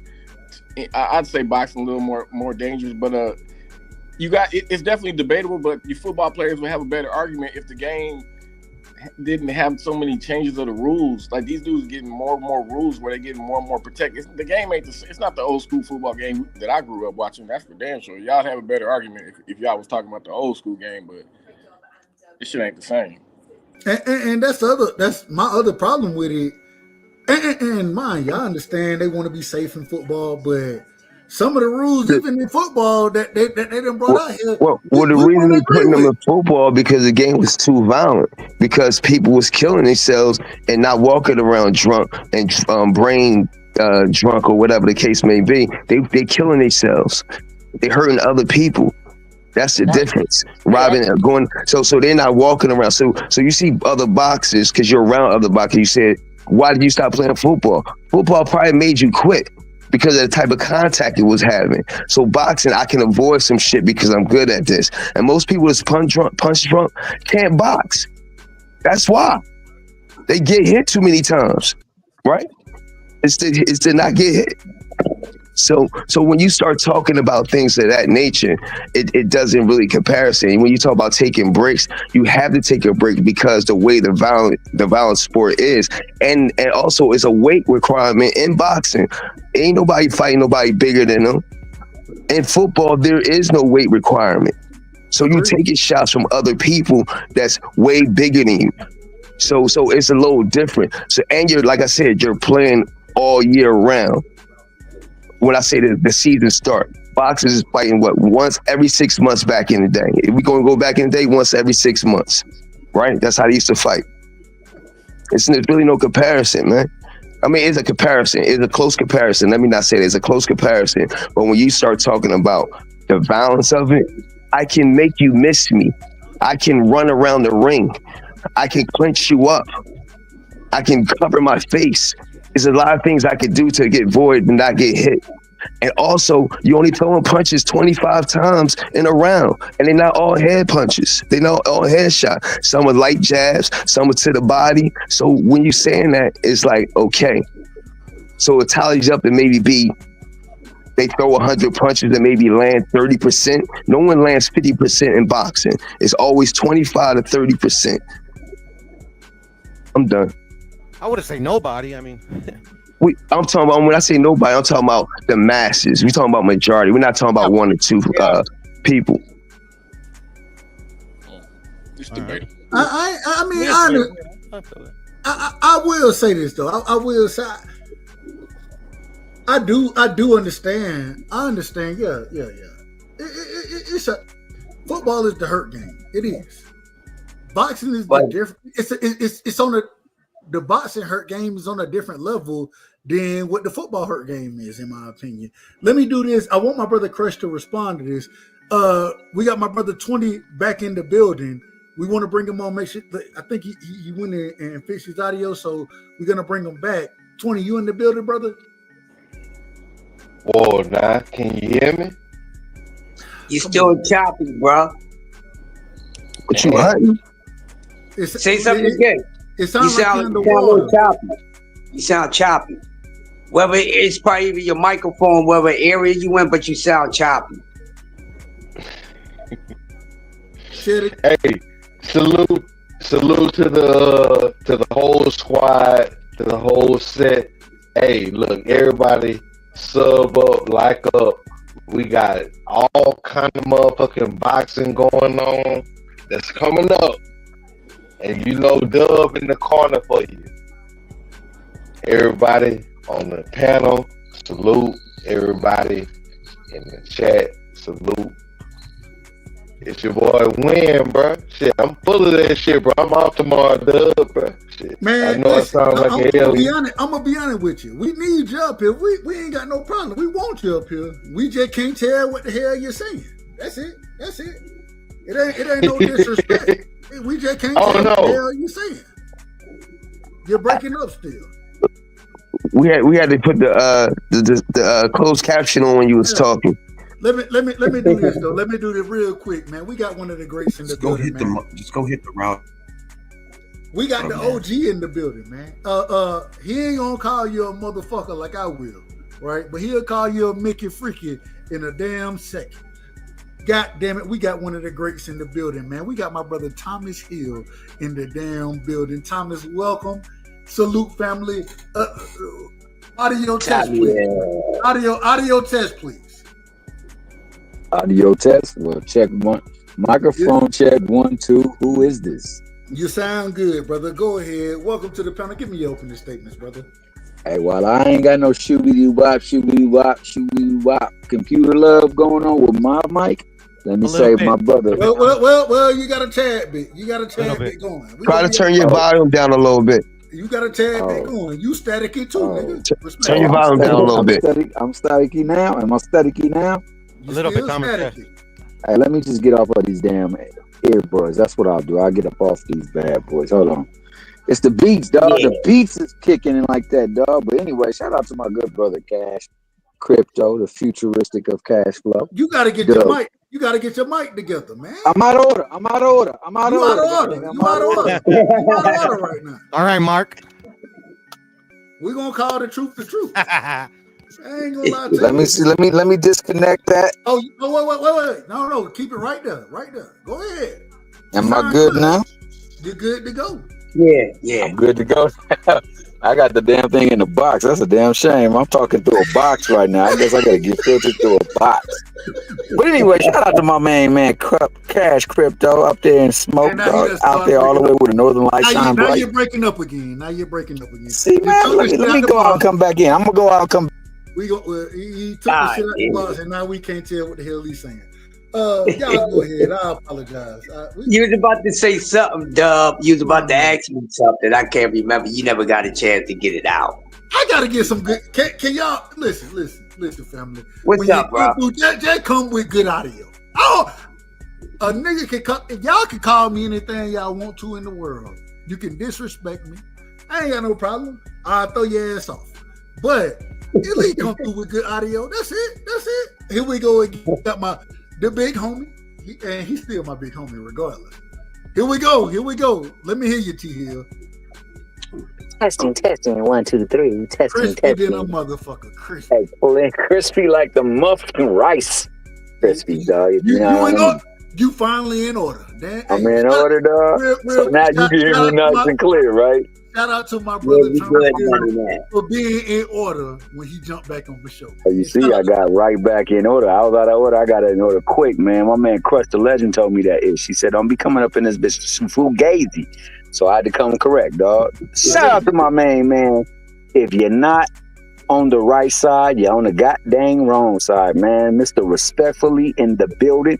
He's in the center, dog, because that's where he need to be, center of the ring. Put me on the screen because that's just the gentleman he is, bro.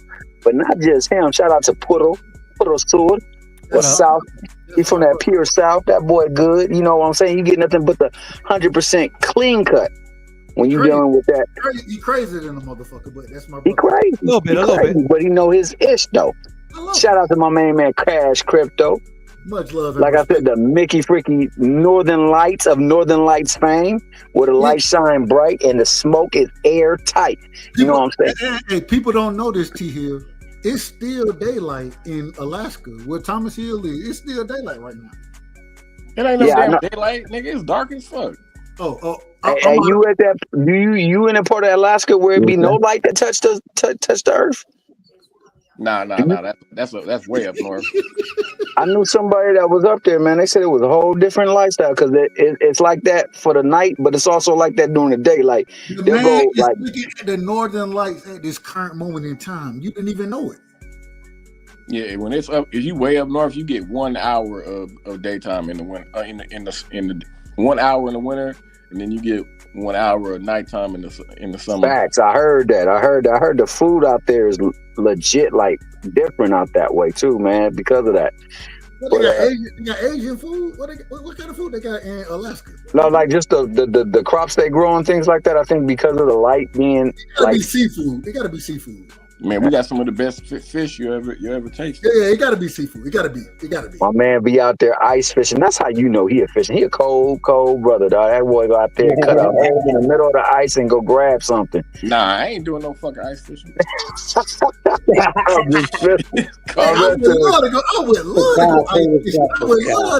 I would pay to go ice fishing. Man, you wanted last out there ice fishing, man. You from the South. I don't want shit that can break it. I can go in the cold ass water and die. I don't want no ice fishing. That's like my brother CDK right there. That's CDK. I love fishing. Fishing is the most relaxing thing you can do. Fishing, you said ice fishing.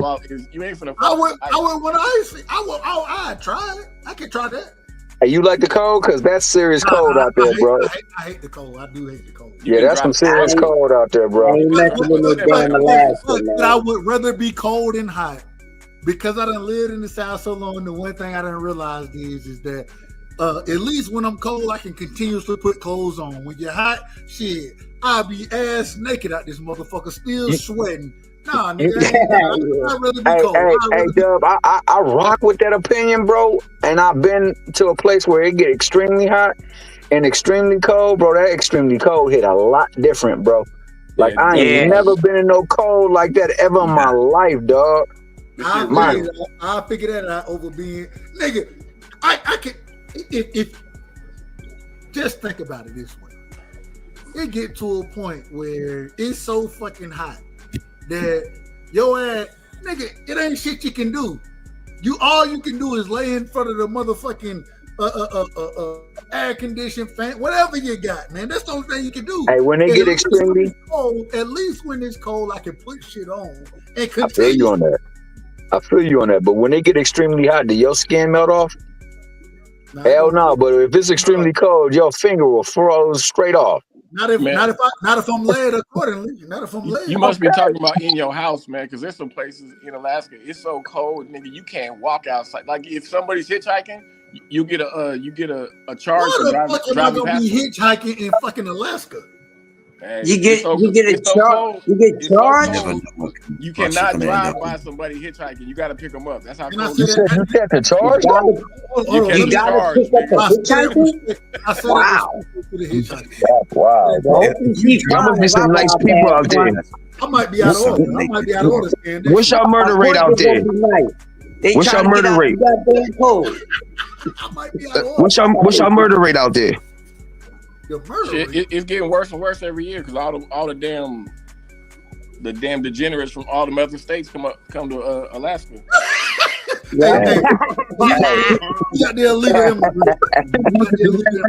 Man, let me shout out my main man, the Mickey Freaky Legend, Crush, the Mickey Freaky Legend, aka the Grumpy OG, aka keep you right on your track if you get out of line. Shout out to my main man, Garrett Abdullah, and let's talk about it. So let's talk about it. Hold on, wait a minute. I didn't know that Crush was 50. I would have argued everybody. I'm 55, bro. I'm 55. I would have argued everybody on this damn panel outside of Crush. I would have argued y'all ass down. I would have said that nigga, he done been dancing, and that's probably why he look as young as he do. I would have argued he was 45 at the oldest. I would have argued y'all with that. And then I heard this nigga was 50. He just said 55. God damn, OG, you older than a motherfucker. And I say that respectfully. I ain't got no problem with that, man. I feel good being called old as a motherfucker. I really understand how to appreciate that because coming up in my era, a lot of cats is gone, man. A lot of cats in my era didn't even make it to 21, make babies and none of that shit. So call me old all fucking day. Yeah, call me old dusty all day. Try to get to where the fuck I'm at. I got more years behind me than you do, goddammit. Try to get there. I appreciate it. Hey, Crush, that's the era of JBM, if I'm not lying. Exactly. Boy, listen, Aaron Jones and I know some of them cats. Yeah. Hey, one more thing, Crush. One more thing, man. Could you do me a favor? A solid, bro. What's up? Masterpiece is in the building. Can you shout him out too? Cause he be in the chat cooking in the low though. He on that slow cooking, but he be cooking. My main man Picasso. Picasso, shout out to my man Picasso, the darkest man on the planet besides the shadows, man. My man Picasso. Wait a minute. We got hold on. We're not gonna. Damn, that nigga that dark. We're not. Oh, wait a minute. We're not gonna disrespect the vampire. We're not gonna do that. Picasso, I gotta say this. Picasso is an original. I say that's my man. Picasso was one of the first individuals. I ended up over, this was years ago. I ended up over after this when Barbershop Conversations was still going live, Fred. And you know, Kyle, shout out to my brother Kyle. That's my brother. The boxing section, man. He ain't shit, but I love him. I love him to death. I ended up over on the damn boxing section one night. It wasn't nobody but me and fucking Picasso, right? I said, God damn, this. And at the time, I ain't understand. I ain't know who Picasso was. I ain't know. All I found out that night, the nigga, a true vampire. The man that been around any great individual you know, and that great person had no clue that Picasso was in the background stalking the way that he is. I mean, it was incredible. It was absolutely incredible. And I give Picasso a lot of credit because that brother stays around and he always show love. He always show love. I got a lot of love and respect for him. I got a lot of love. He may be a vampire, damn it. He may be, hey. He may be we ain't even gonna get into that piece of it. But damn it, he a respectable individual anytime he over here, and I got love and respect for my brother Picasso. Much love and respect. Crazy motherfucker, but much love and respect. Oh, hell yeah, man. I gotta ask this now. We done kind of got through the whole how dangerous is the sport. Spoke a little bit about Turkey, right? But I want to get back to that, and then I want to move the whole conversation. And when I move the whole conversation, y'all niggas ain't gonna know what the fuck I'm talking about. But before I move it, going back to, I listened to my brother Knockout tonight speak on Turkey. Speak how this may be one of the worst things for boxing. The man, it was damn near, in my personal opinion, I listened to the man make it a doomsday scenario, damn near, as far as what Turkey is doing with the sport of boxing. All right. Is Turkey doing anything different than what Al Heyman did? That is my first question. The panel is open. Yeah, he doing something different. How? He fucking it up.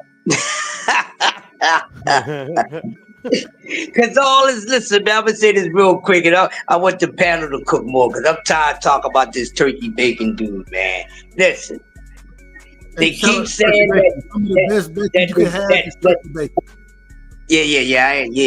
ain't with all that. It's excellence and all that. I ain't with none of that. I mean, but anyways, to say that he's giving us fights that we want to see, that's cat. Because you as one individual can't speak for everybody. Because we all up on this panel might want to see different matchups. So to say that he actually been coming out and giving us matchups that we all want to see is blasphemy and it's cat. You out of order. No. He's out of order. No, you out of order. All right. Now watch this. I'm gonna ask two fights. Correct me if I'm wrong, because I know you a true boxing fan, OG. Me and you done argued about boxing for a long time. You told me a long time ago, you said, Doug, stop arguing about some of this shit. The nigga, stop arguing about it. That's what you told me back in the day. Let me ask you. So you telling me you didn't want to see Bivol Beterbiev? That's one damn fight, man. I'm asking a question. Did you want to see it? Yes or no? Bivol Beterbiev. Did you want to see that fight? No. Yes, you didn't want to. Yes, you did. I heard you argue for the fight. I said, what you asked me for if you know the answer? That's one fight, dub. That's one fight. Hold on. That's one fight. Now keep on going. That's one fight. That be the problem I have. That's one fight. That's one fight. That's fine. It's only one fight, but answer this shit honestly and just say yes. That's all you gotta say. I said it the first time. You missed it. God damn it. All right. Shut up. I can't argue with Moji. I apologize. I can't argue. You see? But I was the next one. Second question. Did you want to see Usyk and Fury for unification at the heavyweight division? Did you not want to see that? Okay, that's two. That's not a whole fight card. That's two fights. I never said anything about an entire fight. No, but I'm just trying to beat you there before you get there. That's all. I'm trying to beat you there before you get there. I said I know what you're trying to do, but you can't beat me to where I ain't going. You can't beat me to where I ain't going. I'm going here. He has given us. Y'all are telling me he ain't giving big fights. He ain't giving us fights we want. He has. He's literally giving us what we want to see. You just said it. I just listened to you say it. I listened Listen, to you. but what is everybody saying? They making it seem like he's giving us loaded shit. That's 2 fights. Now, how many fights has he put together, bro? Answer the question, Dub. I answer yours. You're trying to mix everybody else. No, I'm not. I didn't ask what everybody else was asking. I didn't ask what they was asking. I asked. No, but I'm asking you a question, though. Ask the question, man. Ask it. Now, I said, how many more? It's only 2 fights, bro. Hold on. It's only 2 fights. Hold on, Chris. If y'all don't know, this is respectful talk between me and Chris. This my guy. They should know this by now. If not, they'll learn. Go ahead. It's only 2 fights, bro. 2 fights, but everybody's acting like he's giving us every fight that he's putting together. We was calling for to see. That's cat, bro. I give you 2. No, I'm just telling you what everybody else is saying, bro. Listen to what I'm saying. I'm not talking about you. You know what I'm talking about because these niggas all the time. These niggas been wrong. They've been wrong. Right. So that's 2 fights, bro. That's 2. I can't give you no more than 2. That's 2 fights. Whoopie do. Al Heyman gave me more than 2 goddamn fights. Top Rank then gave me more than 2 goddamn fights. That's only 2, bro. Haney and Lomachenko. Has Turkey been operating nearly as long as either Al or any promoter at this current moment? Has he been operating at the same length that they've been operating? Yes or no? That don't matter. No, don't try to throw that in there. Answer the question. No. You know what? You know why? Because the reason why that shouldn't matter, because you try to use that as a scapegoat, and then, because the reason why he's not being successful, he lost money a couple times because he's been operating as long. But everybody acting like he's better than everybody that's been doing it longer than him, bro. When you ask the question, OG, I answer it straight up. No, the answer is freaking no, bro.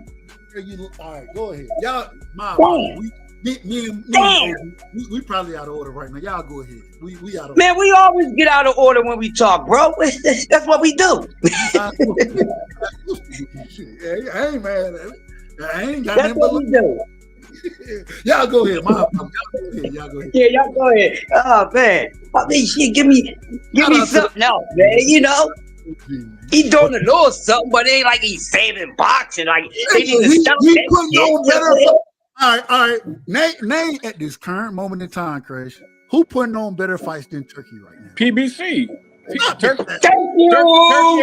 Turkey ain't gonna put a fight on this year. Hold on. You said PBC. What fight? What are we talking about? Turkey ain't gonna put a fight on that was better than David Benavidez and Morrell this year. What are you? Say it again. So you're telling me, Cash, that the rematch between Bivol and Beterbiev ain't a bigger fight? It ain't bigger or better. Stop it. It might be a little bit. It might be bigger because it's for all the belts, but it's not gonna be a better fight. It's not gonna be a better fight. It's not a better fight. Are you telling me Bud and Canelo a bigger fight? Not a better fight. Definitely not a better fight. I got Canelo. You capping your ass off if you trying to say Canelo versus Bud is better than David Benavidez versus David Morrell. You full of shit. Well, we ain't gonna know until we see the fight, though. We don't know until we see the fight. Yeah, we have to see that fight. You got to see the fight, bro. Right now, that's the fight of the year. Man, so we don't know if that fight gonna be better because that's why they ain't coming. A nigga coming up 2 weight classes is gonna be a better fight than 2 niggas in the same weight class. Man, that shit don't even make sense. Wait a minute. Yeah, coming from that angle, yeah, I actually make agree. that shit make sense. Hold on. Make that shit make sense, man. Wait a minute. I ain't got no problem saying that I do believe that David Benavidez. That ain't no fight that I want either. You out of order. That nigga to make Benavidez versus I don't want to have to call you out of order. I don't want to have to call you out of order now. Well, I'm gonna be out of order sometimes, man. You long-winded. Nigga, I started the show to be long-winded. I know. I'm sorry, my apologies. You're right. I am long-winded. I admit that. I started it to be long-winded. I can't be long-winded anywhere else, but I can be long-winded over this motherfucker. So it is what it is. I say that respect. All I'm saying is this right here. I'm not. I think that the David Morrell versus David Benavidez fight will be a better fight than Bud versus Canelo. The problem I have is that when you're making the argument against Turki, none of these other promoters are putting on better fights. It's not these guys aren't putting on the fights. And one of the arguments I had with KO tonight, it's not that I mean, at some point in time, I love everybody. Y'all make y'all money. Make your money. But at the same time, I'm here for fights. I ain't getting paid from what they see. I ain't getting paid from none of that shit. I want to see niggas get in the ring and mix it up. That's what I want to see. And at this current moment in time, I'm getting better 50-50 fights from Turki Al-Sheikh than I'm getting from any other promoter at this current moment in time. I don't know how you can disagree with that. We're supposed to be wanting the best fights, bro. Not the best at 168 fighting the maybe best at 154. That's all I'm saying. That's not one of the best fights out there. Cut it out. So you're telling me, and even though I picked Canelo, and you heard me make this argument last night, but even with that, you're telling me that two of what we possibly could consider two top pound for pound fighters isn't a bigger fight than David Morrell and David Benavidez? It's not a better fight, is what I said, bro. Stop. It's not a better fight. You just said it's not a better fight. So what am I stopping? I mean, it seemed like y'all gonna, and I mean, I understand. But it just seems like in this situation, I want to see Bud versus Canelo. I picked Canelo to win, and I love to hear how Bud are gonna fix it and make it whatever. I ain't got no problem with it. All I'm saying is that I need to see all of this. Yeah. And one of the avenues at this current moment in time is Turki, and the avenue that Turki is riding on, that bitch is a 4-lane highway, and everybody else riding on the goddamn 1-lane highway in this motherfucker. I don't know what y'all want me to say. Go ahead. Y'all go ahead. I'm out of order. Well, I was going to say, Dub, to respond to your first question, is Turki doing anything different than these other promoters? I would say no. He's still overpaying fighters more than they would be worth. More than they would be worth in the normal market, but that's because he got funds to throw around. But at the end of the day, I've also heard the argument that he's not having the fights where where the fan base is at, and I agree with that. I have a lot of skepticism over Turki just because of Saudi Arabia's track record of sports watch and stuff like that. That's what I got a problem with.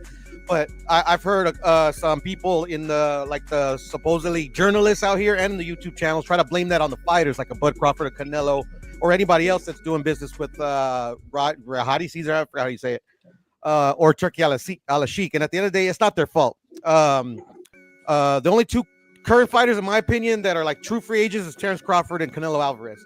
All these other guys have their own promoters and they're under contract. So at the end of the day, the ones that are culpable in my eyes are the promoters. The promoters are the ones that tell them usually advise the fight or whatever, and they're also in charge of looking for the money. All Turki is the money.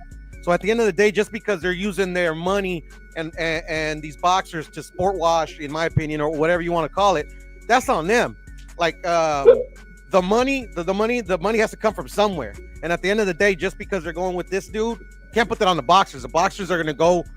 The promoters are going to go, and in Bud's and Canelo's case, the boxers are going to go with who can fund the fights that they're trying to put on. You know what I'm saying? One of the things that, and then we'll move forward. We'll pass it along. Want to finish with this with you, Piero. Yes, sir. One of the things that I brought up earlier, I said, in my personal opinion, when you have an individual willing to pay, you know what I'm saying? Shit, ain't nobody gonna criticize an individual for wanting to take the money, because at the end of the day, you boxing is it. You don't look at the long game in boxing. You got to get what you can get because it's the hurt game. And so my last question would be this: when we saw the PBC, Eddie Hearn, these people paying fighters more than what the quote unquote boxing community would think that these fighters are worth, right? And these not even being some of the biggest fights. How can we give those promoters any type of credit? Or how can we be mad that an individual like Turkey is actually making good fights in this situation, even though he's overpaying fighters, which we've seen promoters do throughout the history of boxing? How can we be mad at the making of good fights, even though the man is overpaying fighters to make those good fights? How do you see it? Well, the thing is I won't blame the fighters, because that's, at the end of the day, they get into this sport to make money. Thanks. You know, the legacy, you know, usually back in the day, like the legacy equaled the money. Now it's a little different. Some fighters, depending on their promoters' connections or whatever connections they may have, they can get to the money quicker than other boxers. You know, there's still like the lower weight classes that literally they really put a hurting on each other for peanuts. You get what I'm saying? Where other boxers, you know, they have for whatever, whether it's luck or maybe they had a good Olympic career or whatever, you know, they get more opportunities than others. At the end of the day, like I'm never going to blame the boxers for trying to get a bag. It doesn't matter what level they're at. But I do understand fans' frustrations when we're getting some fights that are like, you could tell, like, especially if you're a fan like myself, or I'm pretty sure a lot of people on the panel has been watching it for so long. And it seems like we're not getting like competitive fights or fights we want to see, as they call it. But I ain't gonna blame the fighters for trying to get money for trying to get money from an investor that's trying, you know, if there's somebody out there trying to give money for a fight that they want to put on, cool, more power to them. And at the end of the day, the fans don't have to see if there's a fight that you won't that they put it on that you don't want to see, you don't have to watch it. But I do get the frustration, because like I feel the same frustration where, you know, I wish it was like it used to be, where like they all used to fight each other. Now we only talk about, especially on YouTube, we only talk about like a handful of fighters, and those handful of fighters, five fighters, what we talk about. Yeah, exactly. Like that's why I truly appreciate it. Even as a kid, I truly appreciated the fighter that came out of nowhere, the one that didn't have that back end, but you know, he got a fight for whatever, a last minute replacement. You know, for a current example, like Andy Ruiz, a lot of people didn't really know him, you know, but if the people that did know him knew that he was he wasn't undefeated, but he was a fighter, but you know, because he looked pudgy or whatever, but still. For most, especially the casual, he came out of nowhere. You know, shook up boxing. You get what I'm saying? Instead of like somebody, like everybody expected AJ to mop the floor with Andy. But you know, that's what I like. That's what I appreciate. It's like, okay, you know, get what I'm saying? Absolutely. Oh, panel is open, man. Turkey's really only paying a select few of guys these big boatloads of money. It's not like he's paying all these fighters a whole bunch of money. So like, why? I don't understand why. This shit, it's not gonna last. You could just tell that it's not. None of this shit is for the benefit of us. It's all for the benefit of Saudi Arabia, man. So man, I don't know. Exactly. And the fighters. I mean, but Al Heyman, this nigga's making sure all the fighters get paid, and they get all their money. You know what I mean? He's making sure. I feel you. And he's not being. It's not just the blacks. You got Mexicans naming their kids after Al Heyman and shit. So he's doing everybody good. Yeah. For the boxer's perspective, like usually they don't have a bad word to say about Al Heyman. But then you got a lot of narrative saying that they got to say it because it's in their contract. But nah, like you said, like Leo named this kid after him. Like he's usually like he was when he first came. Like when people started talking about him, he was called like the fighters promoter, but you know, he gets a lot of flack. But at the same time, and not the shit on Al Heyman. Shout out to BVO. BVO gonna support Al Heyman because they all from Ohio. Shout out to BVO. Not the shit on Al Heyman one bit whatsoever. The thing is this. Even when Al Heyman made the move, started the PBC, made a lot of these guys a lot of money, helped them start, and I have no problem with him doing these things. My thing is this. Even with him doing all of that, it came to a point where Al Heyman still wasn't putting on good fights. And at some point in time, my whole thing is these fighters deserve to be paid. I agree with it. I definitely agree with it. Especially when I love the sport the way I love it. My thing is though, at the end of the day, just because you feel you deserve to be paid this, that, whatever, I mean, nigga, you need to be fighting the best. And the only way we've been able to see the best fighting the best is when we see these promotional companies come in and make these big offers, overpay fighters. We seen Al Heyman do it. I remember back in the day when motherfuckers were talking about how and it's a tad bit different because the nigga was stealing money, but I don't even want to really get into my brother, but we saw Eddie Hearn come in and do it. This ain't new. It's not new. And so all I'm saying is that I don't understand why the flack, because there was the flack to some degree for Eddie Hearn. It was flack to some degree for Al Heyman. It wasn't nothing what we seeing with Turkey right now. And so I don't understand why the flack for them is different from what it is for Turkey, and why niggas wasn't saying, and we did hear it. People weren't saying it at the same level that they saying it against Turkey, that they said it about Eddie and that they said it about Al. It wasn't the same. What's the difference? I understand that to y'all, Turkey's the tooth fairy, and this niggas giving these niggas some money that they ain't earned. But these niggas, you don't deserve no money that you ain't earned. So niggas want a whole bunch of money that they can't generate. How do you earn money in boxing? You get your motherfucker, you get your cachet up by getting in there, beating niggas' asses, and then you build yourself up, and bam, you become a star. You got these guys out here talking about they want all this money, but they can only do $1 million at home at $1 million gate, and then they ain't got no pay-per-view numbers. So these niggas really they don't deserve all this fucking money that they want. Shit. Preach. So you have a understanding. That's the reality of look, it. So you hold on. You have an understanding of what fighters deserve, correct?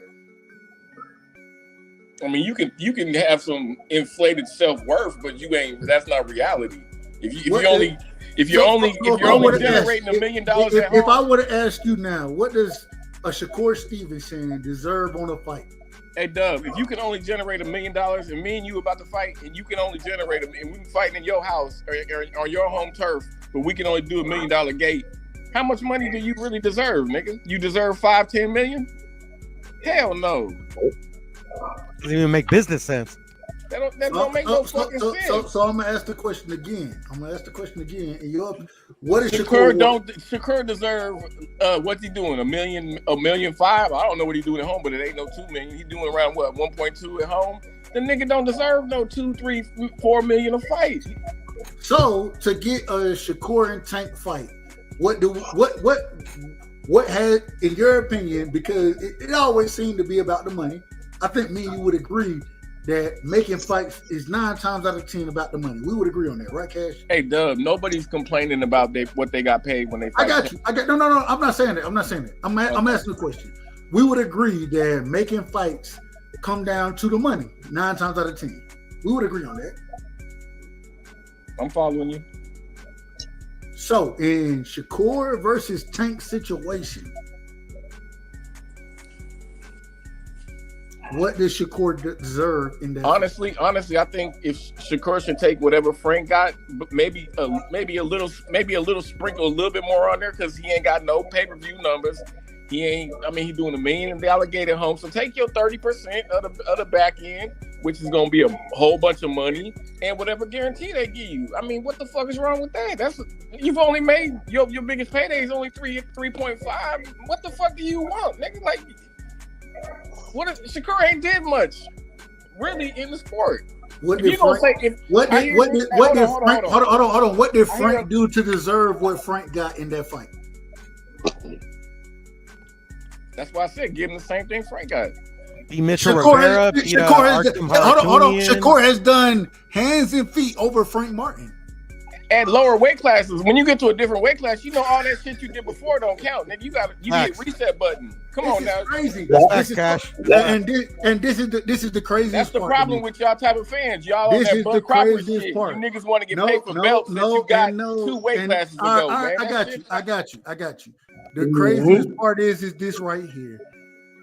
You will sit here and tell me that an individual, a fighter like Shakur Stevenson, deserves what Frank Martin got, but you can't tell me shit that Frank Martin done in the sport. I said maybe sprinkle a little bit more on there, See, but he don't. What he is don't a little deserve- bit? What does that mean? What does that do you mean? think? What do you think Shakur deserves? 50%. Hold on. Don't you answer the question straight I up already before answered you the read. question. I'm asking you. What do And you this is the deserve? problem. The same way, and y'all know I answer questions directly. I'm gonna answer my brother Cash question. I just want you to see the man that went around, and shout out to my brother. I don't mean to denigrate him. I don't mean to, but I got to right here. The man that went around the fucking block and ain't answered the fucking question as far as what's deserved to Shakur. A sprinkle bit means what? What does a sprinkle bit mean? And then I'll answer your question. Give him a couple more percent points on the back end. Give me a number, please. Shakur is fighting people that Frank Martin already beat. So I mean, what has he really done that's better than Frank Martin? Oh my God. This man is a 3-division champion, and you're talking. All right, hold on. Here you go again. Hold on, That shit don't mean nothing at the table. I'm gonna finish. We're gonna finish this, and you know it's nothing personal. You know it's nothing personal. Hey, Doug. Hold on, real quick, OG. I apologize. We got my brother in the building. One of the great. Hey, if y'all don't know, man, y'all make sure y'all go sub to his channel. We got one of the greats. He like to call himself Big Supreme. That's what he like to call himself. I know him under a different name, but I got to do it the right way. We got to give my brother his opening statements, let him get his bars off, and then we'll go back into it, Cash. I apologize to you. My nigga. But we got to get my brother on, man. Big Supreme, welcome to the show, family. You know it ain't nothing but love and respect. Give me your opening statements, brother. You see, we all out of order up here. We all out of order. Yeah, we all out of order. It is what it is. No, I ain't out of order. Well, now you out of order because you're cutting the man off. So you are out of order. I was speaking to him, bro. My bad. Go ahead. I hope what Cash was saying, and I like what he was saying. I feel like I got to add some stuff to it. He had to contribute, you know. Oh, you coming to double team? That's fine. I ain't gonna lie, cause I picked that. Y'all not gonna jump my man on the panel, man. Who done jump? Ain't nobody. All right. We gonna break. Hey, I mean, I won't smoke with your ass too. Then we gonna fight too. Fuck it. We gonna fight. Fuck it. I ain't got no problem. It ain't nothing but love. Real quick, friendly fade. Let me get OG. OG, go ahead, give you whatever you were gonna say, and I say it respectfully, and then we'll let we'll let Big Supreme get the rocking and cooking to help his brother Cash out there. Cash in trouble right now. I don't need no motherfucking help. He in trouble, y'all. Nah, Cash don't need no help. I just Hold on. Because I wanted to jump in. I just want to say it, man. My brother Cash, Big Supreme, everybody know I just be talking shit. So Cash don't need no damn help. That nigga can argue any point and multiple points at the same damn time. That nigga don't need no damn help. But at the same time, I'm finna fry both of their ass. I want y'all to watch it. We might clip it. We might clip it when our Friday is. Go ahead, Craig. I want you. Hey, Craig, sometimes you gotta talk shit. You just gotta talk shit for no reason. You got to. I understand, man. The thing is, you were saying what Frank is worth, right? Now, you know me, I don't get into the percentages because that's not my business. I think as a fan, that should not be our business. That's between us. Let business handle business. But whatever was offered to Frank accepted it without no damn problems. So whatever Frank worth is, or whatever they thought Frank was worth, Frank agreed with. So it's not even about who's worth more, because it's all about if you're going to accept the agreement. Now, OG, you might be more than Frank worth in the damn ring at this current moment in time. You might be more. I ain't getting into all that. We got two different professions, so I'm gonna let him have that. You know what I mean? So, but my whole thing is that's not the point. See, the thing is, we keep basing what somebody should get off of their goddamn name. Well, a name is just a name. Okay, how viable is the brand? Because you could be getting over, you could be overbuying the brand. Agreed. People overpay for what the true value of a brand is any damn way. Look at the clothes in these bags. Oh, I paid $1,000 for this. I paid $1,000 for that. Well, guess how much it costs to make that shit? A couple of pennies. So this is why when fighters, try to get more than what their true value is, it doesn't make sense. And then if the cents don't connect equally to multiply, it ain't gonna turn into dollars. And then you base it off of what a person done. Accolades don't mean shit. I got a whole bunch of accolades. Let me finish. You out of order. All right, good. Well, guess what? I'm gonna get out of order a little more with what I'm about to say. Go ahead. We know you're going to. Here's the thing with the accolades and all that shit, right? I got fucking accolades too. Am I fucking rich because of these fucking accolades? You ain't got no. Hold on. You ain't got no boxing accolades. You ain't got no boxing accolades. I said accolades. Accolades is accolades. No matter if they boxing, fucking whatever. I got accolades, bro.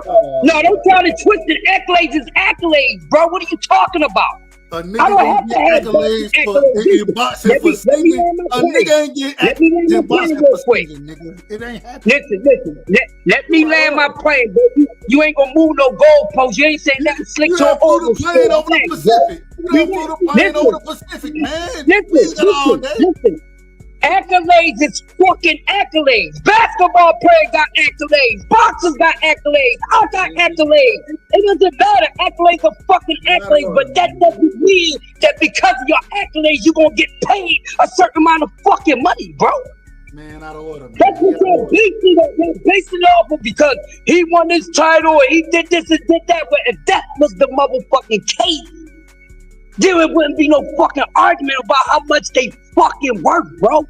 What makes you viable in this sport? What makes you viable in this fucking sport is popularity. That's why the motherfucking dude that's a prize fighter ain't got the fucking accolades that y'all say he don't have. But he's the one you gotta go to get your biggest payday. Mic drop.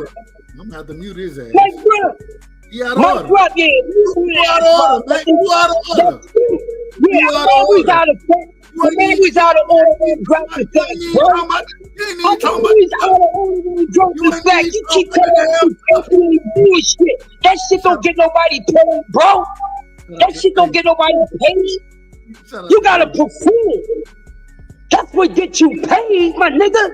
That's what gets you paid. Ain't nobody just gonna buy your album because your album got to be hot. Nobody gives a fuck about what you got. Nigga, is you good? How good are you? That shit don't mean nothing. If that was the case, everybody that got more fucking accolades to be the motherfucker you gotta go to get paid. So apparently, that shit don't hold no weight in boxing.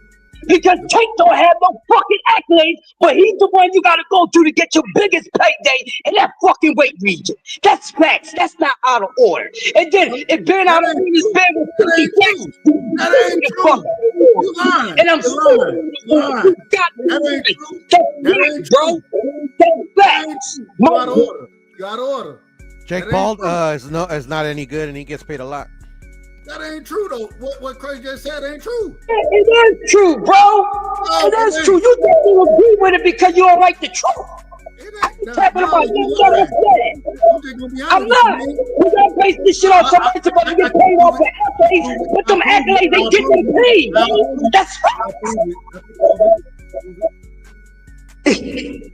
That's fact. The nigga that y'all say ain't doing nothing in the sport is the one that's gonna give you your biggest payday. What the fuck are you talking about? I'm capping? That's facts. No, that's not facts. It is. Take everybody their biggest payday for 130, for 120 down to 130. That's not true, dog. That's not true. That's not true, dog. Y'all, you capping right now, dog. Who gonna give everybody from 140 down to 130 a biggest payday than the fucking Tank gonna give them? No fucking body. All right, so here we go. All right, and I Jake Paul straight trash. He gets paid a lot. We gotta, and I do it respectfully, OG. I apologize. I gotta mute you because you out of order. You out of order right now. You are. I can prove very simply very simply that Tank ain't giving everybody their biggest payday. I can prove that very simply.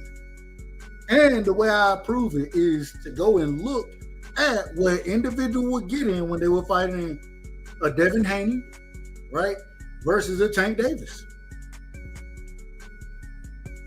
We saw multiple times where Rolly Romero made less than $1 million to fight Tank Davis, but a JoJo Diaz made $2 million to fight a Devin Haney. What's a bigger payday? So you out of order. I'm just gonna tell you, you out of order.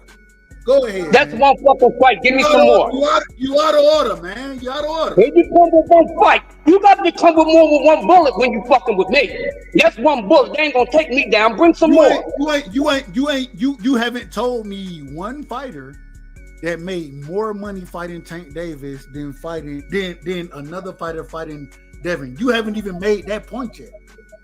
I ain't got to. All right, go ahead. And this is the problem. Everybody don't get their biggest payday with them, do they? Do they? Answer the question. Everybody Wait a minute. You out of order. You out of order, man. With some more shit. Here we go. You out of order again. Dub. You want me to answer your question? You want me to? All right, I don't like to mute my OG. I don't like to, but I got to sometimes. Sometimes he be out of order. Disrespectful, dog. But you acting like you got 10 fights today. Wait a minute, Crash. I sat there and gave you an example. I literally gave an example. You haven't given one. Give an example. Give Ryan one. Garcia. Can you say that example again, Dub? Ryan Garcia. Hold on. Wait a minute. My example was when, like Crush said, you're gonna make your biggest payday when you're fighting Tank Davis. What I said was Rolly Romero made less than $1 million fighting Tank Davis, but JoJo Diaz was fighting Devin Haney and made $2 million. That's cap. How? He only made $700,000. Stop the cap. After taxes, maybe. I just looked it up, bro. Say it again. Thank you very much. All right. Hold on. Wait. I'm like JoJo $2 million against Devin. That is fucking cap, bro. Watch this, y'all. You just got caught in a lie. Watch this. How much was it? How much? I said $2 million, right? You said $2 million. That how much like did you say? JoJo versus Devin? Nah, that's cap. How much was it? $700,000. How much was Rolly versus Tank? That I don't know, but look it up. You can look it up. Look it up, and let's see if I'm lying. You could just take who they Wait got. a minute, Cash. Wait a minute.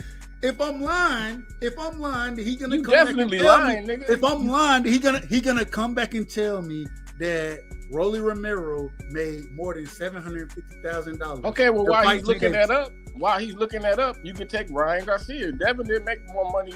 Ryan didn't make more money fighting Devin than he did with Tank. Nigga, that just kills your whole damn theory. It doesn't kill my argument, and the reason it doesn't kill my argument, man, that shit blows your argument out the water, fam. It doesn't. And the reason it doesn't is because it really does. What the argument was, and you're not listening to the argument clearly, but that's fine. The reason it doesn't is because what OG said is that everybody that Tank fights makes more money than the niggas that Devin fight, and I'm proving that that's not true. How does it blow my? You naming one person?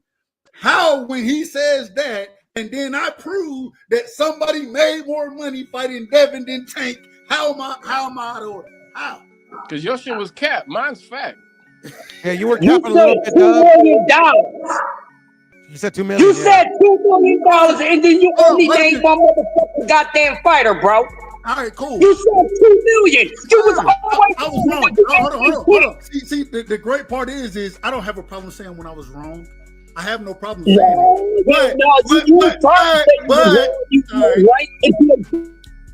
I say when I'm wrong. I have no. But Dub, I'll make you smile though. Rolly made $500,000. And how much did JoJo make? $7. So who made more money, JoJo or Rolly? Yeah, but that's I was correct. I was correct. I was correct.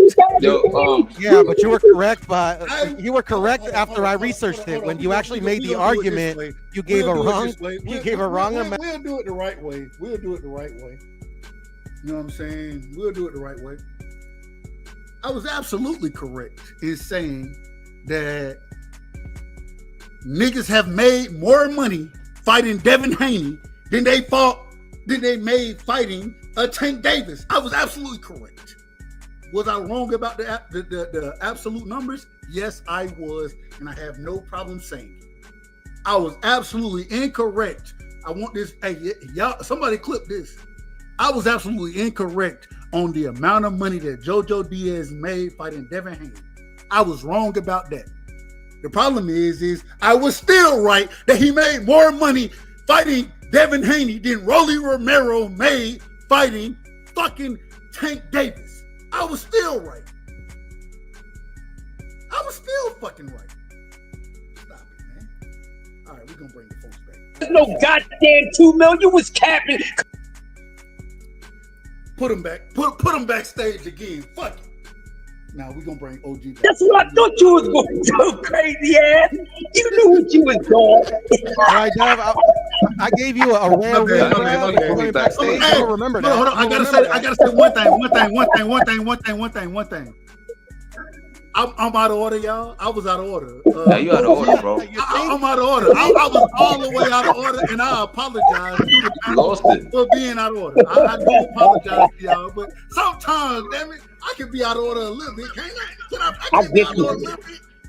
Listen, I get him all the time, y'all. This is what I do. I get him all the time. You was wrong, nigga. You was wrong. Yo, bro, you was can't capping. compare JoJo You have to be right. I was actually right. You capping. You literally said that niggas make more money fighting Tank. You literally said that. You boy ain't get no goddamn 2 million. JoJo Diaz made more than Rolly Romero. You better see like boy. You said over $1 million. You said over $1 million, nigga. No, stick to what you said. You wasn't wrong. You was capping. No, you out of order. You out of order. That's your name, Mr. Respectfully out of order. But you my God, nigga. You know I ain't gonna play no games with you. You was wrong. You can't compare JoJo Diaz to Romero, bro. Hold on. Hold on, Chris. And he only made 200,000 more, and that's not counting the pay-per-view back end, bro. And context matters. Rolly was fighting for an actual Now y'all out of order. We got to keep order. So I need the panel to break this down, and I want to go one by one. I need the panel to break this down.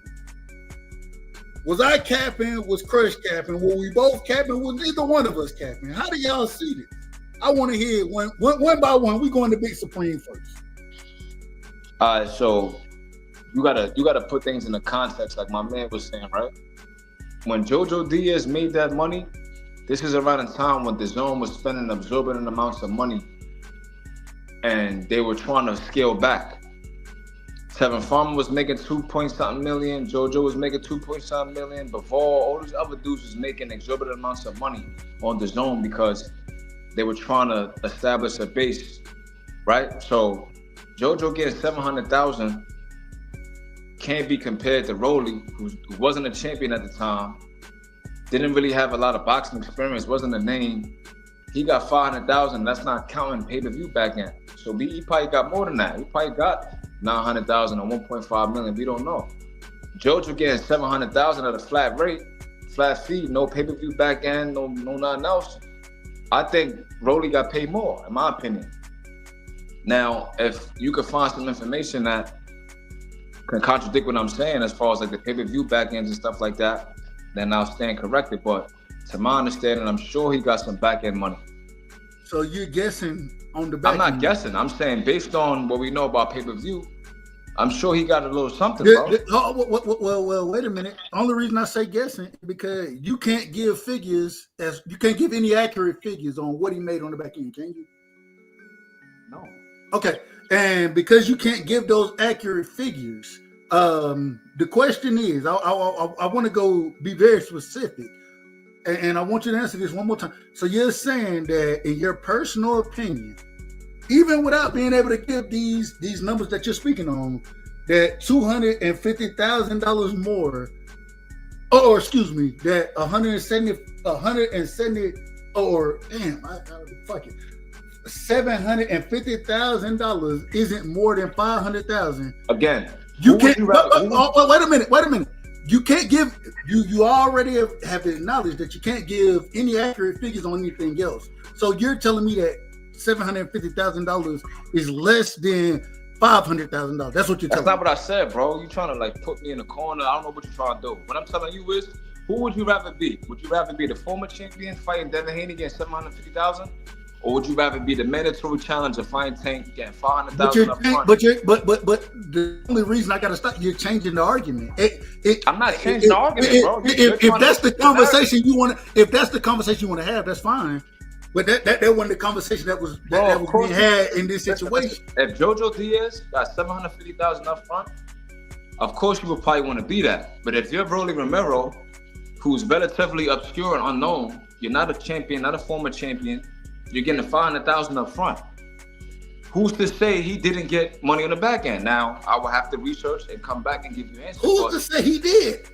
Who's to say he didn't? See, I can't make either argument. I can't. You can't either. All I'm saying is, who would you rather be, bro? All right. See, and my only problem with you, my only problem is you're not answering directly what me and Chris. I already answered the question, bro. So I don't know what else you're looking for. I'm telling you that. Crypto. Of course you got the $750,000. What I'm saying is, if you're Rolly and you're unknown, you're not nobody. You're completely your prospect basically, and you're getting $500,000 up front, bro. You wouldn't want to be him instead of Jojo Diaz, who's the former champion and became a current champion, and then you're getting $750,000 to fight Devin Haney? Who would you rather be? That wasn't the question. I would agree. I would agree with you. He didn't have no belt. That nigga had the interim. I would agree with you. But that wasn't the question asked. That's all I'm saying. That wasn't the question. That's why we said context got to be given, bro. Well, as a judge, you can't get that. Ain't your job to give context. That's his job. It is, bro. His job is to give. All right, hold on. Wait a minute. We got to bring both brothers back. We got Thomas Hill back in the building. You got to add context, bro. And we got the OG back in the building. Big Supreme. You can't just cherry pick Rolly and put him against Jojo Diaz. You got and the reason why Jojo Diaz got that money is, like I said, added context. The Zone was blowing money at that time. You could look it up. I could link an article in the background. You out of order, man. They were going to scale back. Look, they were going to scale back the exorbitant amount of money that they were giving certain fighters. This is the reason why Tevin Farmer turned down the Tank fight, because he thought he was going to keep getting that $2 million payday. And then when those paydays stopped coming, these dudes still asking for Tank. I understand what you're saying. So that's what I'm saying. You got to add context. I understand what you're saying. I'm not disagreeing. I'm just saying. Getting $750,000. But this wasn't the debate. It wasn't the discussion. You out of order. You add in, and with the brilliance of you only had that. That's what you're gonna do because you know boxing like that. I understand it, but you out of order because that wasn't the conversation. You're adding things to it, and you're making points that. Crush didn't make. He didn't make none of this. None of these points. Crush is speaking for itself, bro. Everything is not black and white, bro. That ain't. You know what I'm saying? So I'm not gonna. That wasn't the question, though. The question bro. was, we going back and forth. Who is winning? I get that. All I'm saying is, Dub, you're not gonna mention a dude getting his highest payday against Devin Haney and not mention the exorbitant amounts of money that the Zone was hemorrhaging at that time. So. That wasn't my job. My job wasn't to mention any of that because that wasn't the point brought up. That wasn't the point brought up. That was Come on, man. You got to do that, bro. It hurts your argument. That's why you don't want. No, it does. You're right. You're absolutely correct. So why would I bring up anything that hurts my argument? Why would I do that? And the fact that if another nigga that I'm arguing don't bring it up, how can you bring that out? A judge can't sit there and say, it's almost like me saying, well, I think you should have argued shit this way. And because you didn't argue the way as a judge I wanted you to argue it, then damn it, you lose. No, you That's the difference in getting cooked, you bro. take in what an individual presents. That's what you take in. Yeah, you're windmilling. But Dub, the fact that you had to dig way back then. Yeah, you windmilling. The fact that you had to go all the way back to JoJo Diaz and you passed George Kambosos, who made the most money out of anybody Devin fought, but Devin got the shit into that agreement. You bypassed that shit. And No. And this is the problem. You want to say you want to tell me what I bypassed? The problem is you bypassed it for a reason. What I literally did was answer Crush's question when he made the point that nobody gets paid more fighting Devin than Tank. Tank gives everybody the biggest pay. You're trying to cut me off because I'm about to cook you. Go ahead. And then I literally showed where no, that's not true. No, I showed it. Okay, fine. Piro showed it after I made the point, but Piro showed it. I give him that credit. Piro looked it up. I mean, it is what it is, man. There's only one. Look at it how you want to, but hey, shout out to my brother Crush. The man is fried right now.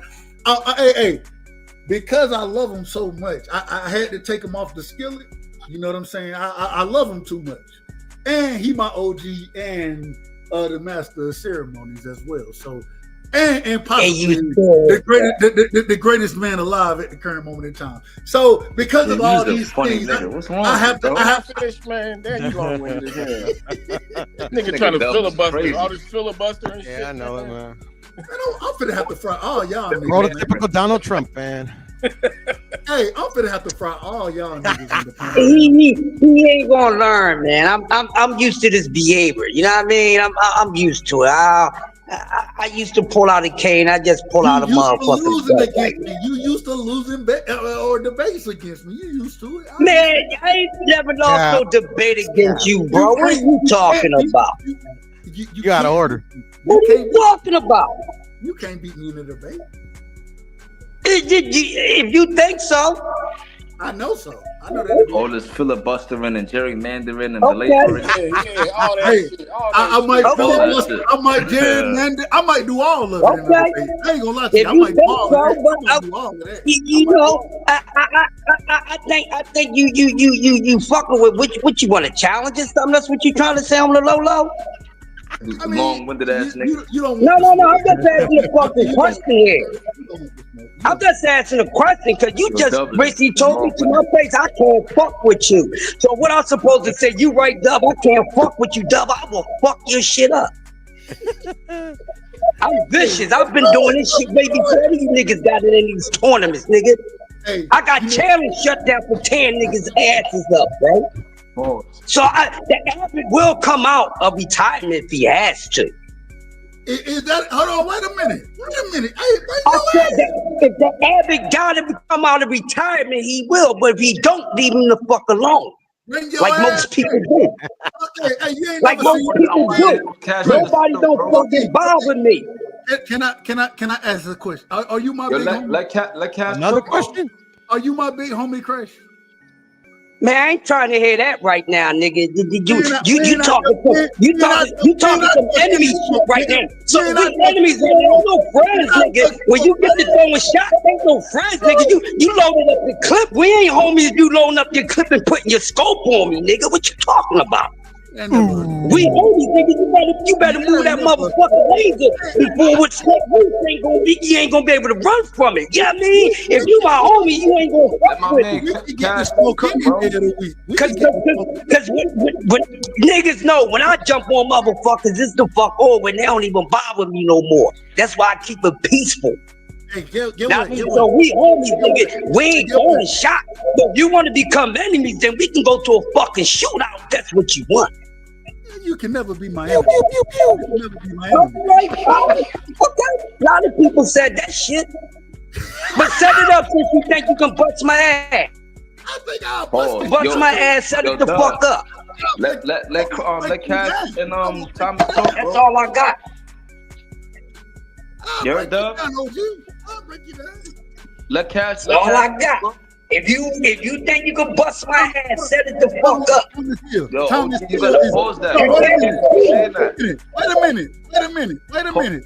We got Thomas here, Mr. Mickey Freaky in the building. Set it up, Thomas. Set it up. Yo, Tommy ain't got to set shit up. I'm the fucking man. He ain't got to set shit up. Crush, you I gotta pause set it that, up. bro. What do you mean? We don't need no mediator. Now you wanna come fucking with me? You gonna regret that shit, homie. I'll guarantee you gonna regret it fucking with me. Pause. You gonna regret it. I guarantee you gonna regret it. Yo, Crush. When I'm done, OG, you gotta pause that, man.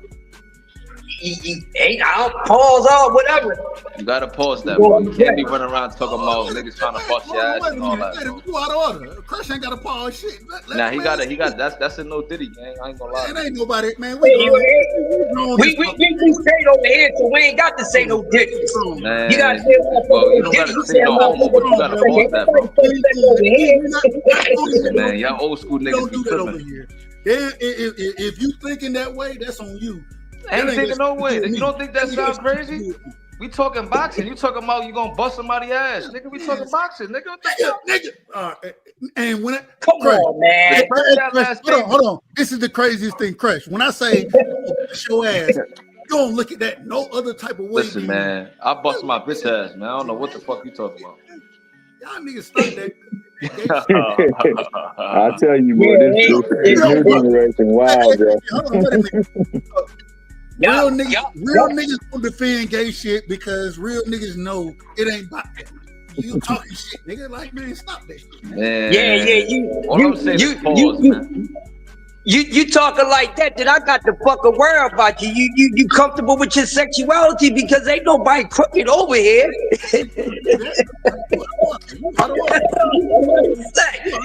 Shit, what I fucking sound sexy when I said this shit or something, nigga? What the fuck is going on with you? Shit, I gotta ask you a question now. Shit, I know I ain't sound. Hey, Dub, did I sound sexy to you? I know I didn't, nigga. I sound like somebody that want to put your hair right on. My man, talk to your chick right now. We talking fucking sports. My man talking ball. You at the wrong show right now. Your mind is right there, my guy. Like, ain't nobody, all that Paul shit, man, that's weird. Man, ain't nobody on it.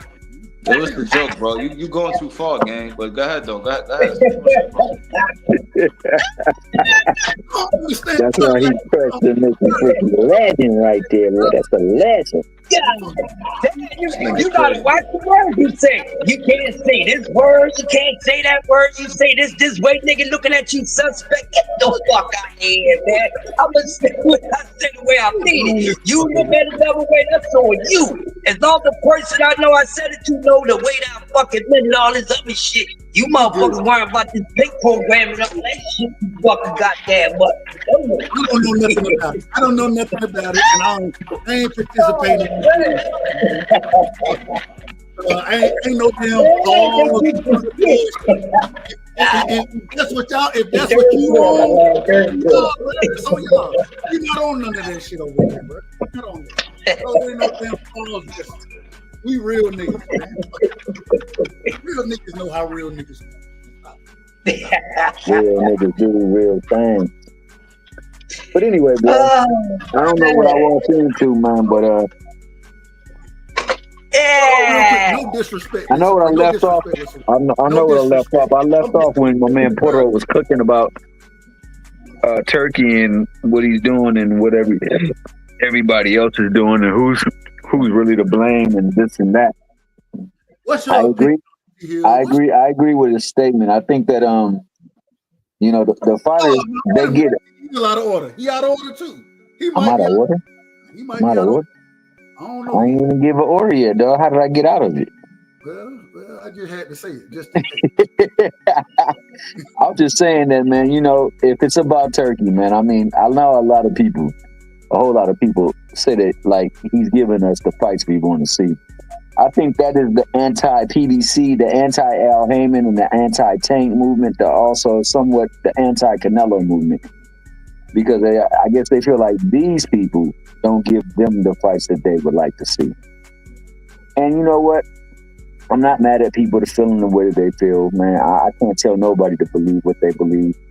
I likewise would like to see the fights that people clamor after. I likewise wish that these fights would be made. Unlike most people, I don't have it with the caveat because I want them to whoop on somebody, or I'm hoping that somebody would lose or things like that, man. I just know that fights need to be made. Unfortunately, they're not getting made. And this has been happening for a good minute now because it ballooned into huge business. Huge business. It's always been big business, but then it became huge business.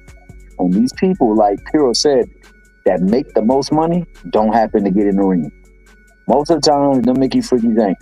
So when a person gets to the point where he is a draw and he's getting a good chunk of that, kudos to him. Because there's a lot of people over there that's putting their life on the line. We just had somebody lose their life in a fight. And they're collecting pennies on the dollar. Meanwhile, some cat sipping on some drink and puffing on a cigar is raking over hand and foot, bro. So if Turkey is the middleman to that and we can get the fights at fair terms, I'm good. I'm not going to trip. But I don't think that's what his process is not that. His process is to take over. And that's what he ultimately has in mind. It's not that he's the great boxing fan. He just sees that it can be lucrative. And on top of that, he could be somebody that's looked at with high favor. And, you know, a lot of people do things because they want attention on them. And I think he's one of those guys that really, truly does desire the attention, man. And that's why he said he was out there feeding false narratives to try to derail some other stuff that might go through the pipeline. So pause for the people that like the pause button. But that being said, man, hey, I don't blame nobody for trying to go over there and get as much as they can and get in that ring, because there's a lot of times they ain't getting something go wrong. They ain't got no union. They ain't got no health coverage. Most times they working 9 to 5, dog, and it's a struggle for them, man. And a lot of times they get disrespected for the work or the craft they put in the ring, and it takes a whole lot just to be able to climb them 3 steps, man, just to be ready to fight that thing. A lot of stuff that they got to deal with. So, man, you know, hopefully we can get to see in this. I mean, we off to a great start. Shout out to the PBC for that card they put together. Shout out for the impending Riyadh season card that seems to be a huge card. And shout out to, you know, people coming together and making fights that people clamor after. I will agree with Crush. He only gave us a couple of fights, but because it wasn't Al Heyman, it was like he gave us a million fights.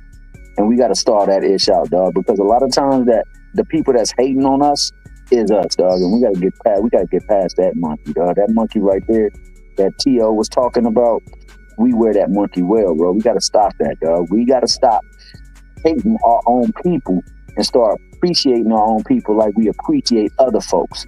That ain't like us. Nobody went hating on Al Heyman because he was black. Well, let me rephrase it. You don't believe so? No, hold on. That's why I said that. Y'all heard me quickly. I said, let me rephrase. More, man, you better start capping again. Cash, you heard me. I said, let me rephrase that. I do agree that people were. I'll say, me personally, hey, shout out to Al Heyman for everything he did for the sport, but I thought Al Heyman was overpaying fighters. But I didn't have a problem with it because he was giving us some of the best fights. And because I didn't have a problem with it in that situation, why would I have a problem with it now? Okay, so we'll use a fighter that doesn't get overpaid. Say it again. We'll use a fighter that wasn't getting overpaid. Devin Haney, he wasn't getting overpaid, right? You said he was getting paid fairly for what he was. Devin got overpaid for years by Eddie Hearn. And I'm talking about with his last fight with Lomachenko. Oh, with the Lomachenko fight? Yeah. He didn't get overpaid in that one, right? I don't know the exact, because it was top ranked purse numbers and shit like that. Like, it don't always get released the same. I don't know exactly what Devin made in that fight. I don't know. But let me ask you this: did you tune in to fight for Top Rank? Yeah, I tuned into it. Yeah, no. Did you tune into the fight for Top Rank? No, I tuned in for Devin. Devin and Loma, right? Yeah. Devin and Loma should be getting most of that money. They're not. Agreed. And Bob Arum made a whole lot of money off of that fight. Hand over fist. Hand over fist. Whole lot of money. So what I say is, even though Al might be overpaying some of his fighters, a good portion of his fighters, raking a whole lot of dough, hand over feet. And even though they're getting a whole lot of money, he's getting a whole lot more. So like, he could afford to do that. I think they really was hating on him, not only because of his complexion or his skin tone or the way he appears, but also because he did their job better than they do. That more so than anything get people, especially people that are corporate. But if you would say that, then you have to say the same thing about Turkey. You think Turkey's doing a better job than those guys? Right now, today, absolutely. So I don't recall Al Heyman and Bob Arum losing money, but Turkey is losing money. He's not doing a better job. He's just making. All right. So let's do it this way. Let me ask this: when we say better job, right? Are you saying it has to be profitable for him, or are you saying the best fights? What are you saying? Well, I would say, well, if it's profitable, wouldn't it be part of the best fights? People don't pay for junk. Man, you go out to eat, you taking some significant person with you. You going to a spot that ain't got no good food, bro? Or you going somewhere where you know the food is banging? People paid for Tank versus Rolly. That was a trash fight.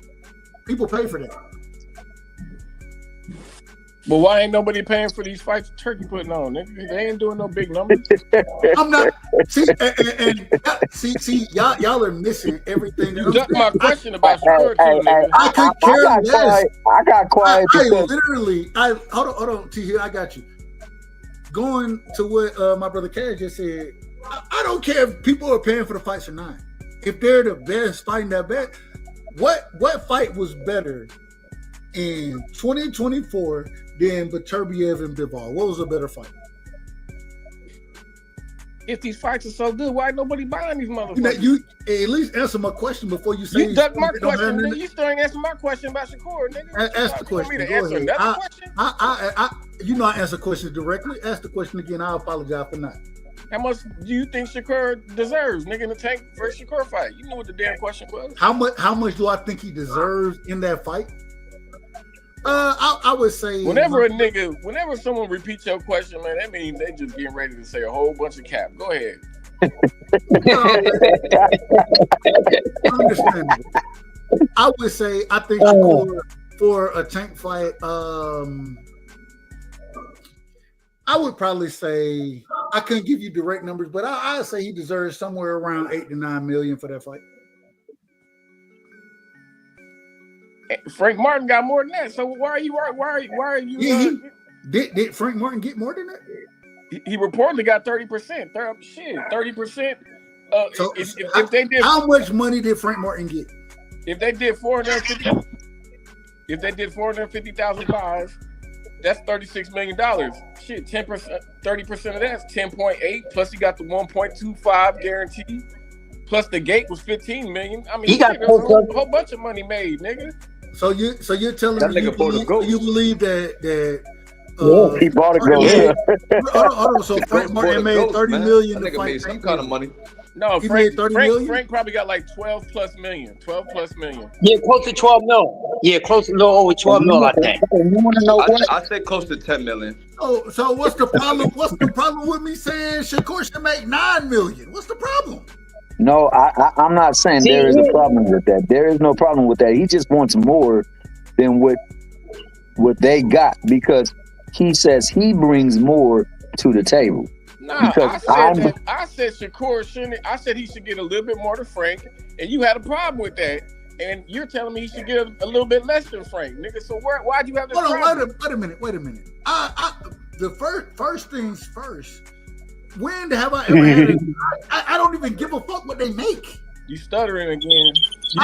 You did 10 minutes ago. Any individual that argue about money and boxing will tell you, I don't give a fuck about what they make. King. So why was you about to argue me about all these fucking belts this nigga got in 3 different divisions if you didn't give a fuck about how much that didn't have nothing to do with money. Oh man, cut it out. Must be the moment. So, yo, Dub, how much does Shakur deserve, bro?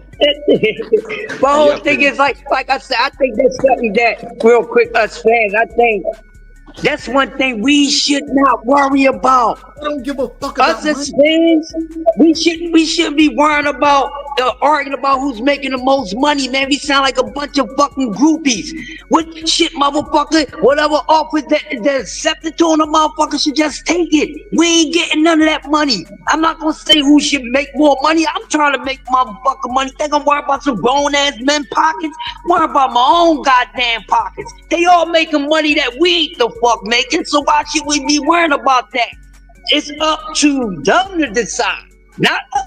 Because at the end of the day, who the fuck? I mean, we can say who's better and all that, but at the end of the day, what makes the ultimate decision of what they make is they fucking worth.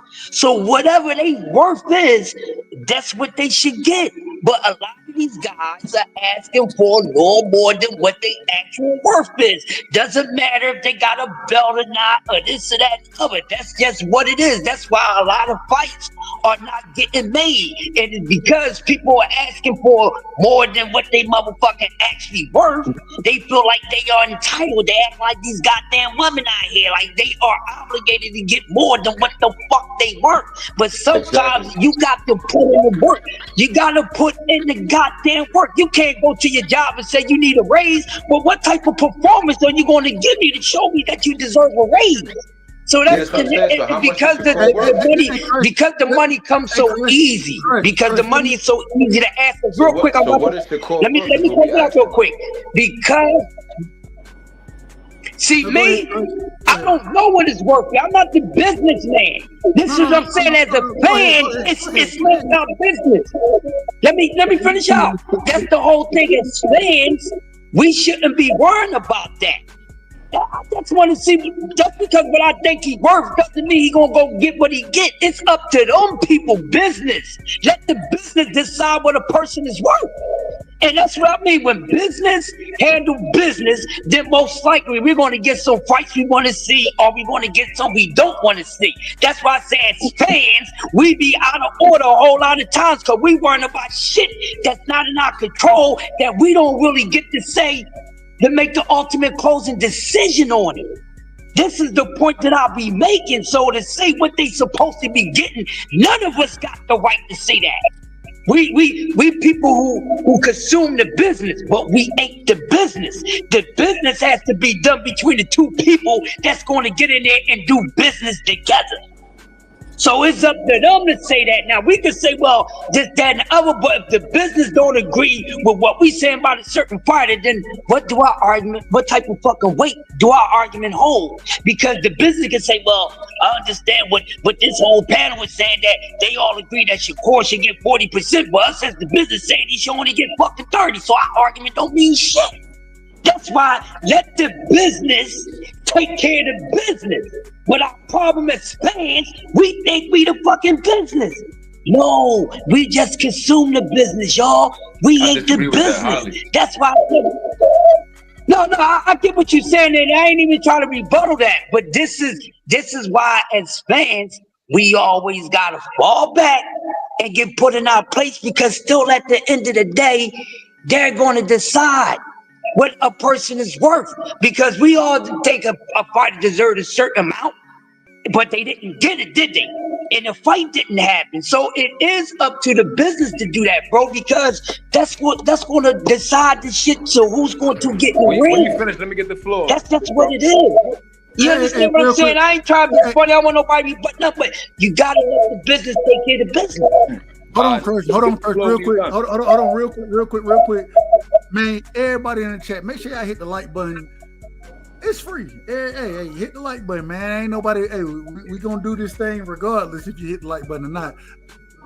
But hey, man, it's entertaining. Show love. Be supreme. Go ahead, cook, brother. My apologies for cutting you off.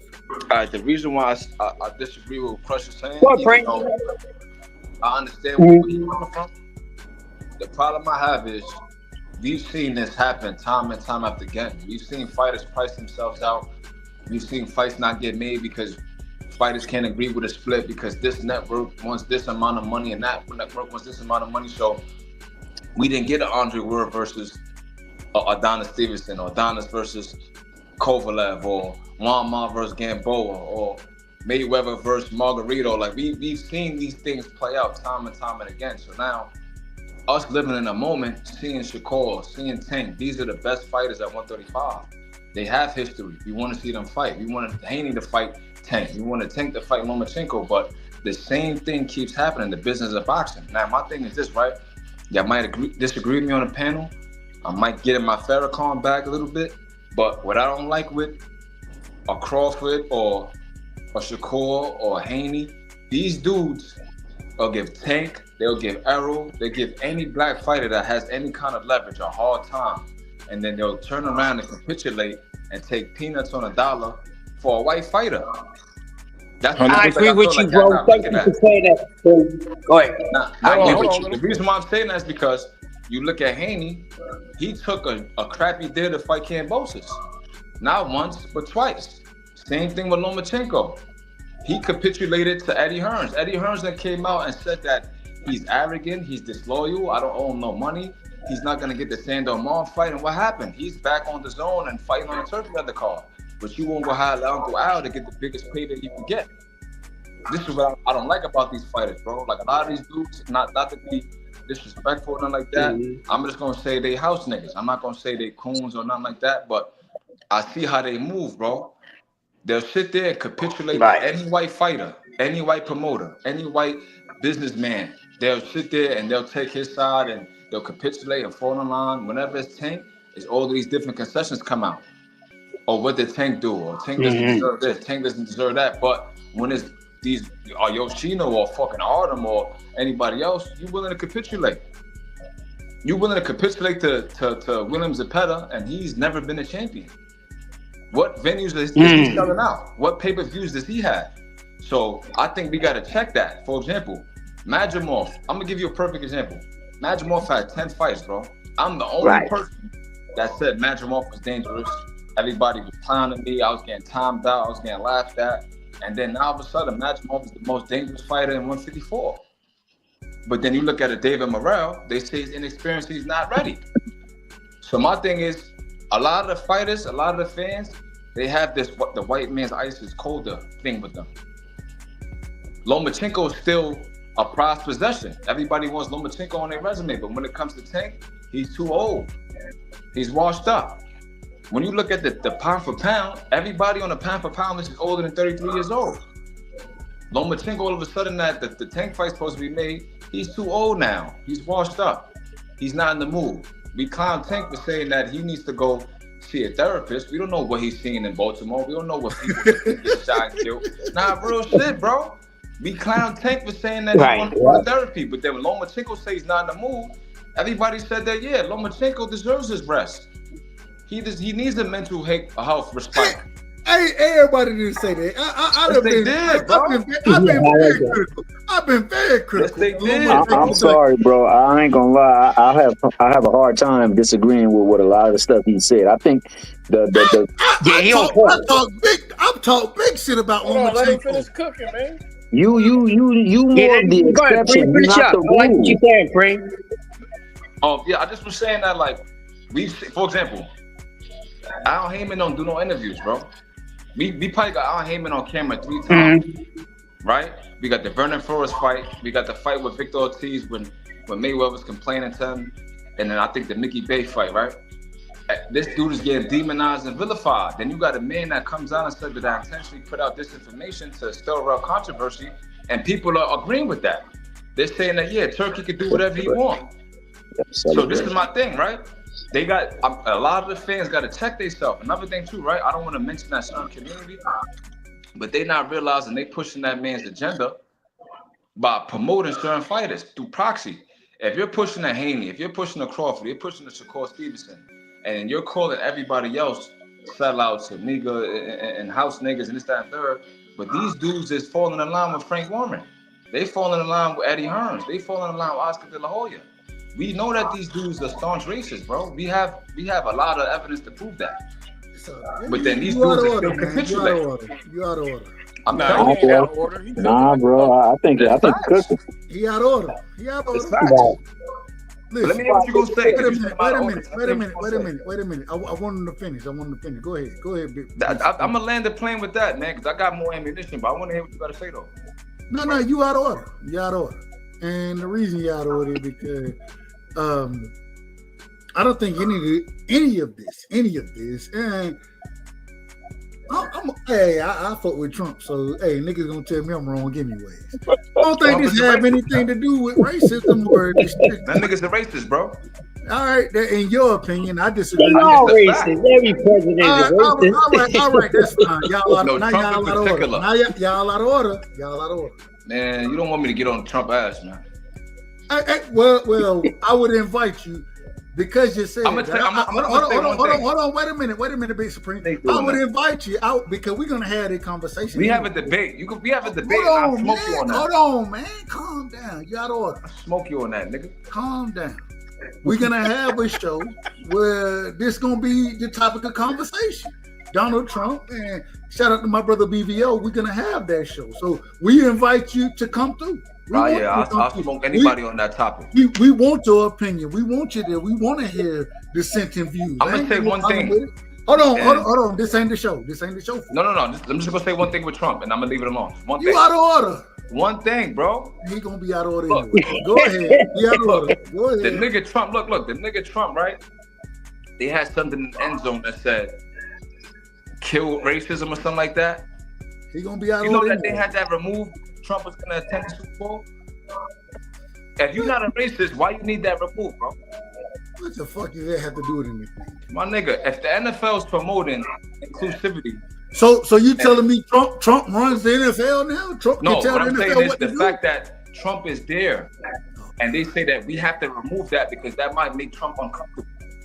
That lets you know where his mindset is at. No. What it show you is that them niggas in the NFL, they ain't really standing on the shit they was telling you they standing on. If they gonna say this motherfucker can make me change shit. No, they wasn't standing on shit anyway. Hold on. Wait a minute. I didn't even want to go down this road, but you out of order. And we gonna keep order on the show. And if anybody is gonna be in order, it's gonna be me. That's it. I'm just gonna be honest. Damn what Trump wanted. If the NFL, one of the most lucrative industries, but the NFL not run by black people, man. And you out of order again. You cut me off now. I didn't cut you off. Go ahead. Nigga, you cut everybody off. That's my job. Go ahead, bro. I'm gonna mute myself. Go ahead. No. I'm just talking shit. I'm literally just talking shit. Nah, but if you're not finished, man, continue to cook, bro, because you was cooking, bro. I'm rocking with what you said. Yeah. No, the man is out of order. He is out of order. Hey, Dub only cuts niggas off when they cooking his ass. Shit. Hold on. All right. All right. Since I only cut motherfuckers off when they cooking me, all y'all motherfuckers in the back. No. I'm just talking shit. Oh, goddamn dummy. I gotta say this one thing. It's so beautiful to be rocking with y'all and to be able to have conversations that we have, and for y'all to be able to take my shit, however y'all take it, man. Y'all keep cooking, man. Y'all, and I'm probably gonna cut y'all off again, throw y'all off the motherfucking show, because it is what it is. Hey, man. It's fun for me. It's a bunch of dope minds up on this panel, man. Ain't nothing wrong with kicking it with dope minds, man. Hey, everybody up on this motherfucker is dope. That's why I'm not kicking and agreeing and disagreeing. None of that shit. Y'all all dope. Y'all know I fucks with y'all. You know what I mean? And the last thing I had to land the plane, right? When we look at Turkey, right? We look at Al Heyman. And we coming to you next, Cash. Al Heyman was sued because they believed he was violating the Ali Act. They believed he was violating the Sherman Act. He was trying to monopolize boxing and this, that, and third. But then now you have a dude like Turkey in broad daylight and nobody say nothing. We actually have a debate that's coming up this Thursday on why Turkey is good for boxing. And you have somebody hold on. on his behalf. Right? Oh, wait. We got a debate coming up. Say that again. KO got a debate. Thursday. That's what the girl debate about. Hold up. You out of order. Bakhtiari and 2 Cents debate on that. God damn it. God damn it. Go ahead. What is the debate about? I'm judging the debate. I don't know what the debate about. I ain't gonna lie. You like Tim Cheatham, nigga. Big, I'm trying to tell you that. one of the worst judges ever. I ain't got no problem with it. I have no problem with it. What's the debate about, Big Supreme? The debate is about, is Turkey good for boxing? So I guess Bakhtiari is gonna debate why he's good for boxing, and 2 Cents is gonna disagree. And I think 2 Cents. Yeah, yep. That's the debate. I was trying to tell you the same thing that we was about to tell you. Yeah. So this is my thing, right? Go ahead. Hold on. I'm Tim Cheatham. I'm that bad at the. I'm that bad. It's a joke, man. Come on, man. We You joking. better not be Tim Cheatham Thursday, nigga. I know that. Yeah, you better be a fair judge. Hold on. I gotta ask one question, and I gotta let Big Supreme keep cooking, but I gotta ask one question. I think I'm a hell of a judge. I do a hell of a job. No, hey, Dub, you alright, Dub. You alright. You alright, Dub. You just get to turn into a politician instead of judging, getting your score out the way. Other than that, you alright. Like I said, like I told him, I'm gonna shut the hell up. I'm gonna shut the hell up as far as breaking it down as much as I do, but I think I do a hell of a job. Hey, let me say this though. Let me say this, bro. I'm gonna say this. Just because a person screams don't mean they more effective. We gotta hold that in somebody. I remember, I forgot who it was, but it was the first boxing KO debate series. One brother got on there, he did not scream, but he had a more effective argument. And because he didn't have passion, as they said, he didn't have that to make me want to feel it. The fact that he was spitting nothing but facts did not do enough job for him to win the match. You got to make sure. Can I ask you a question, Thomas? What's up? In your opinion, what are the scoring criteria of a debate?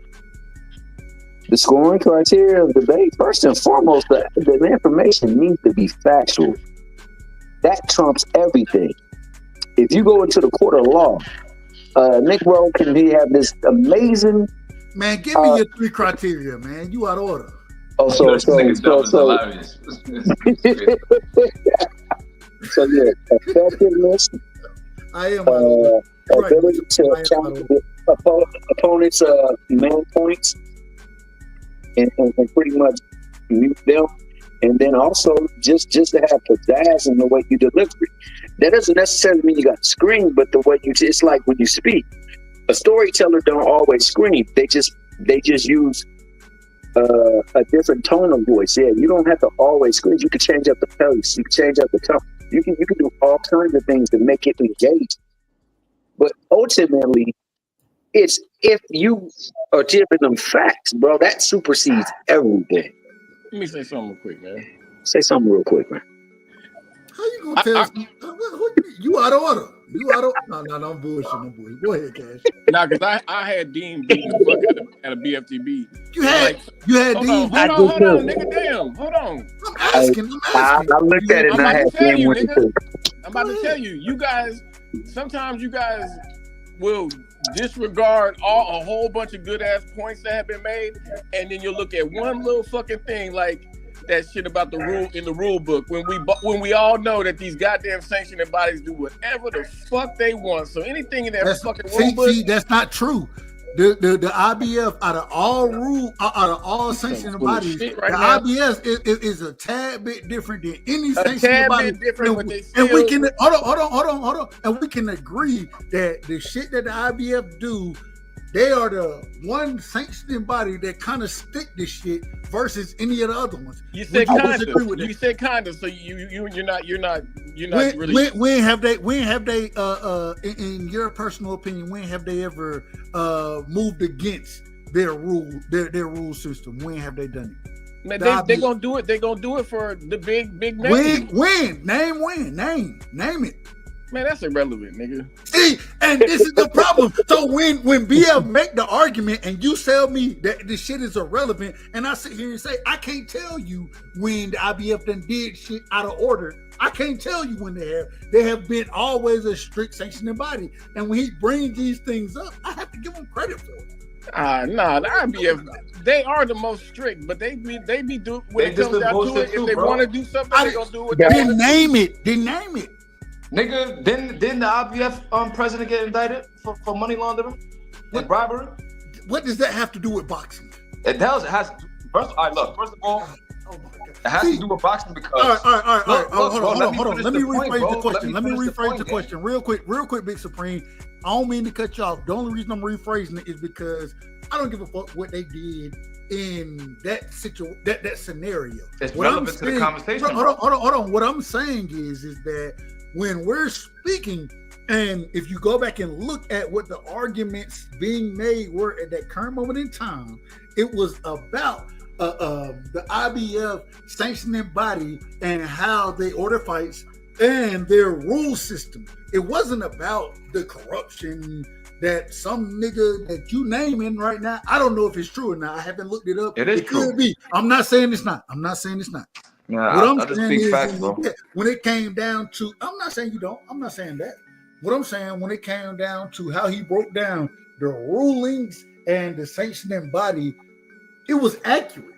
And because of that accuracy, because of knowing the rule system the way, and that not being rebuttal, how can I sit here and say, I mean, it is what it is. You could tell me I'm wrong. I'm gonna tell you why you're wrong, I'll right? tell you. Go ahead. Tell me why I'm wrong. Because since when does the challenger get to pick when the venue happens, bro? This is what I mean, right? If y'all don't like a certain fighter, y'all move the goalpost and change the narrative, bro. Brian Norman, why is he getting a neutral location so he could fight? That makes no sense. He's still gonna fight on the zone. He's still gonna fight on a Matchroom show. So by proxy, he's still gonna be the B-side. So moving a fight to Vegas or Georgia or New York, it doesn't matter. It's still gonna be Matchroom and Eddie Hearns. Booth versus Brian Norman. It's not gonna be how does that negate the rule? How does that negate the IBF rule system? How does that negate that? I mean, it was a multifaceted argument. You can't just say it was just that, bro. Because that round, I believe he mentioned that they could have gave him a neutral location because they gave it to somebody else or something like that. First of all, Brian Norman, that was the pink slip fight. Him fighting Sandalon, they thought he was gonna lose. Credit to him, he won. He shocked everybody. I thought he could beat Sandalon, and I bet that, and I won. But don't get it twisted. They thought he was gonna lose that fight, bro. So he came out on top, he won. I give him the credit. But for you to say that you deserve $3 million and you wanted to be in Vegas or you wanted to be in Georgia, like, you playing around, bro. That's what I mean. Y'all don't be holding these niggas accountable because y'all might not like. And now you moved the conversation though. That wasn't the question. That wasn't the question in the debate. That was the round, though, bro. That wasn't the question in the debate. And see, the problem is, bro. You could clip the debate, bro. They spoke about that, bro. That was one of BS arguments. What was the question? I'm not saying you're a bad judge. You just some of y'all be looking like y'all got favoritism in that. It's a lot of favoritism with y'all niggas, bro. I'm not gonna lie. I'll rock with Dean. Dean is I'll rock with Dean. I'm just telling you how it seems to me, bro. There's no way Dean got swept 3-0, bro. I don't want to hear it. Yeah, he did. I thought. Listen, real quick. I thought Dean won, and where it was apparent to probably me and a few other people. I don't know if I can speak for y'all right here, but now I probably can speak for some people that was in the chat. That first round, bro, when it was supposed to have been about, they was talking about who put on the better performances, right? BF did not. He was not on topic with that. Dean described even more about the performances better. BF was just going off with some names, and when I was listening to that first round, I'm like, and when all those dudes scored that shit for BF, I said, come on, I fuck with these dudes. I said, I fuck with all these dudes, but right now, they cannot possibly gave that first round to him because you base it off what it's about who giving the most evidence and impressing you more. That's giving you, and when you know that somebody giving you more evidence than another person, I'm like, so how could they clear you? The one round was a sweep. You're telling me everybody was wrong on that one? Yeah, y'all got. It was only one round that was a sweep. It was only one round that was a sweep, and that was the first. And the one round that was swept by BF, you're telling me everybody was wrong. Me, D Free, and Bossy, King G, we were all completely out of our mind. I mean, this out of y'all. Listen, Y'all was hella biased, man. Listen, I didn't say you was out. Hold up, Dub, real quick. I didn't say you was out of your mind. And Dub, I am not the only. Even if I was the only person that felt that way, I was not the only person that felt that way. And I said, yo, they all dropped the ball the first round. That's just like when it come to fight. When it come to judges, do I agree with the fucking judges score all the time when I watch fights? No. Is the judges score always right? I'm not. I was surprised that you wrong don't mean everybody else got a something. You be wrong. No, that don't mean nothing. No, you missed what I was saying, bro. You asked me my opinion, and I think that all y'all scored the fucking round wrong. That's all. No, you scored it wrong. No, it's a whole lot of people that felt the same way I felt, bro. What are you talking about? And they scored it wrong too. They don't know shit about boxing. Oh, so and they said y'all know everything better than I'm talking boxing. shit. Craig, my apologies. I'm talking shit. I know you is, Dub. I wasn't falling for it. I'm just talking shit, man. But I will say this. I will say this. I give y'all that one. I gotta say, let me say this one point. When it comes to scoring debates, I really don't give a fuck, to be quite honest. I try my best to listen. Hence the reason niggas tell me I'm so long-winded, because I take notes in those debates, right? So when I'm scoring them, nigga, I put actual work into it, and it ain't something that I'm not trying to shit nobody. I give it a true assessment of what I see and the way I scored it and the way I took my notes. So it is what it is. My thing is judging debate, that shit ain't easy. You feel me? It ain't ever easy to judge shit when you got great niggas, in my personal opinion, two great debaters when it come to BF and Dean. I done had some debates where I be, and I said respectfully. Dean got robbed, bro. I said respectfully to my Dean got robbed. I had to 2-1 Dean. Hey man, hold on, real quick.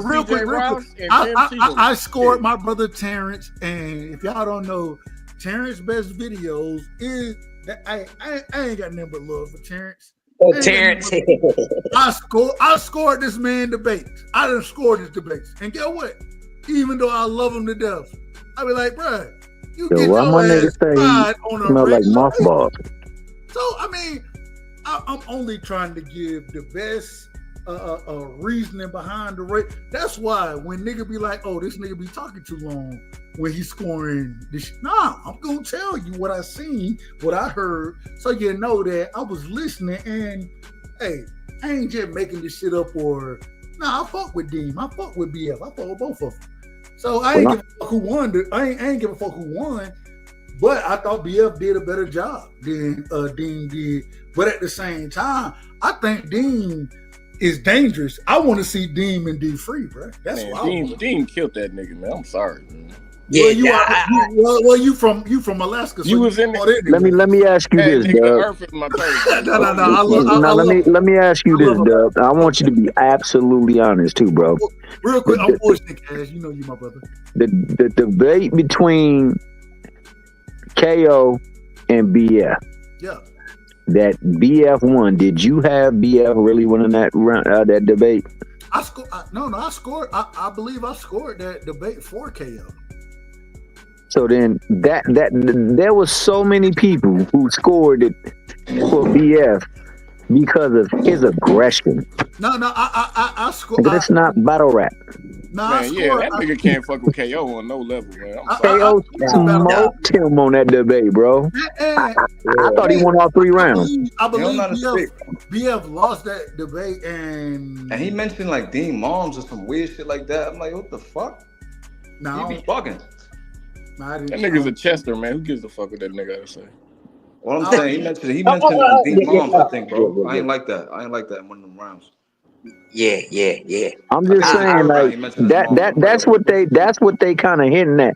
Not with you in general, but just a lot of them judges. They be partial at sometimes to certain people, bro. Because like on that debate right there, and I mean I got to give him his props because that was on KO's platform, and you know they still gave him the thing. But I think it was because you know KO be popping it. No, KO beat BF. Nah, they gave it to BF the first time. Remember the very first time he said, it don't sit well with me, bro, and that's my bro. But we got to run that back.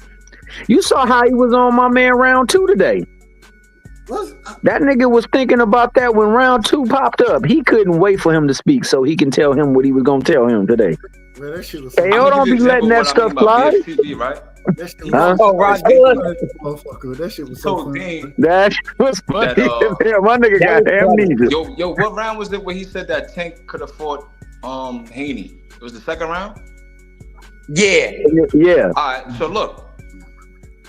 Haney fought on Saturday and Tank fought on Sunday, right? Right. How was Tank supposed to put out the fight Haney? I don't know. That was the third round, and that's the third round. It don't matter. Only reason I know it was if I fight a day, I fight the day after you, bro. No. Only reason why you don't put out your fight? Only reason I know it was the third round is because I disagree. Like I thought BF could have made a ton of different arguments that he made as far as ducking go, and he brought out that argument right there, and I was like, bro, like, nigga, ain't no. And regardless of what Devin say. Yeah, anybody on this channel know I keep it a buck with Devin. I didn't believe none of that shit that it was talking about pulling out of the damn fight, to fight JoJo Diaz, to fight Tank. I didn't, man, hell no, I didn't believe that shit. On what, a week and a half, 2 weeks notice? No, I didn't believe none of it. Exactly. So I thought that was one of the I thought that was one of the worst arguments that could have been made for Tank Duck for Tank Duck and Devin. I thought it was one of the worst arguments that BF could have made. And I mean that's how I judge. Yeah, man. But anyway, go back to cooking, bro, Big Supreme. You was cooking, man. Finish your cook so I can respond too. Or 3 judges voted for Dean and 2 voted for BF. Like he got 3-0 all 3 rounds, nigga. There's no way. He did. No, it was I had him losing. Dean lost 3-0, bro. He didn't win 1 round. Yes, he won the 3rd round. No, he didn't. I judged it. I know he did. Yeah, he lost 3-0, yeah, bro. They gave him 1 round. All right. Nah, they gave him the 3rd. They gave him the 3rd? All right. That means that they must have cleaned it up then. Yeah. Because what it mean, Big Supreme? What it mean? What it mean? Hey, Supreme. They cleaned it up. No, Chris. KO What it mean? What it mean, Big Supreme? What it mean? They cleaned it up, nigga. All right. What was your overall score, Preem? I think Dean won 2-1. Yeah, that's what I had a 2-1 myself. What you had, Cash? Yeah, 2-1. Yeah. I had a 2-1, and it's my thing. You know, I get it. You know, people build up. A name for themselves and all that. And it's I hard get to win when you got CJ Ross and Moretti or Tim Cheatham on the damn judging. It's hard to win. Yeah, and that's because CJ Ross ass niggas. So we gotta do it tonight. I didn't want to do this, but we gonna do it. Yeah, fuck y'all. Nah, I can't do it. I really want to do it, but I can't do it. Like I really want to. Hit a nigga with a liver shot. Like I fuck with y'all, so I can't really do it. Just get y'all niggas. I gotta talk to you niggas at the same time. Hey, I'll tell you one thing. This is the one thing I'll tell you. Yo, what's that lady that had to retire? This is the one thing I'll tell y'all. The Canelo Mayweather. Y'all ain't never had to judge a debate. Canelo Mayweather? Yeah, what was the judge that had to retire? CJ Ross. These niggas be out of order. They ain't gonna be in order regardless if I bring their ass back. Y'all niggas ain't judged debate. Shout out to Crush ass. Outside of y'all ain't judged debates like that. You niggas don't know how to really put shit down. You ain't debated like that. I wanted to smoke with Crush earlier. Big Supreme. Let me bring my brother back. I wanted to smoke with Crush earlier. I wanted to smoke. Crush, you got it. You got always it, fucking dub. No. You got it. You got it, OG. I don't want smoke with you, OG. Yeah, it was Big TJ Supreme. Ross. Let's do it. Let's do it, Big. What you want to do? What you want to do? Big Supreme said he was going. He's going to debate you on President Trump. Wait a minute. BBO Boxing has a great platform. The man will host debates at any notice. I'm gonna pull a KO. You pick the topics and let's do it, because it seems like you might be a tad bit out of order right now. I'll debate you on the Trump shit. Oh, you want to debate politics? No. Just if Trump is a racist or not. No. Oh, here we go. Man. Hold on. Wait a minute. Big Supreme, I got and boxing too. We could do that. No. Damn boxing. I gotta tell you, I gotta give you much love and respect and appreciation. I ain't never heard nobody say they want to actually talk politics and debate about it. And win, lose, or draw, damn it, I don't give a damn what your point gonna be. I appreciate you giving me the opportunity just to talk politics and argue with you about it. Damn it, tell me when, where, and I'll show up and we can do it. Let me know when, bro, because you know you connected. You got this nigga over here talking with a smile on his face. You can hear the smile on this nigga tone right now, dog. Niggas don't like to talk about politics, bro. No. It's gonna be bananas, man. Ooh, that's gonna be bananas. That will be fire. All out of order. Now y'all, hold on, hey, Big Supreme, watch this now. This how you know it's true. T. Hill, Thomas Hill is one of the legendary individuals that I know. I need you to set it up, T. Hill. I'm calling the Jerry Jones. That's what I'm gonna call him, the Jerry Jones. And if you don't know T. Hill, I want you to go and become Bob Kraft. Now I want you to become Bob Kraft when it's all said and done. If you're Jerry Jones, you ain't worth a damn. So I'm calling you Jerry Jones. Now I'm saying you ain't worth a damn. But damn it, if you set it up the way I think you're going to, you're gonna be Bob Kraft. Set it up between my brother, me, and Big Supreme. We're gonna talk politics. We're gonna debate politics. No. And We're gonna debate if Trump is a racist or not. That's fine. That's the entire debate right there. It's Trump. And I ain't gonna lie, I'm gonna smoke you kind of bad. You really gonna take that debate though? I'm gonna smoke you bad, bro. Bad. It's gonna look like I love the politics goods, man. I love politics. It's gonna look like Tim Zoo versus Murder Zalia. Hold on, Big I'm gonna be pumping that Wait a minute. Hold on, wait a minute. Let's do this the right way. Hold on, I got the wrong one. Big Supreme, go ahead, bro. Go ahead. Go ahead and what? You said you gonna I'm gonna be. If we debate, Trump is a racist or not, I'm gonna smoke you 4-0, 5-0, 3-0, 6-0, whatever amount of rounds it is, I'm gonna 30 for sure. I got too much ammunition. Way too much, bro. It's not gonna be fair. That's how bad I'm gonna beat you. Hold on, I done took everybody out.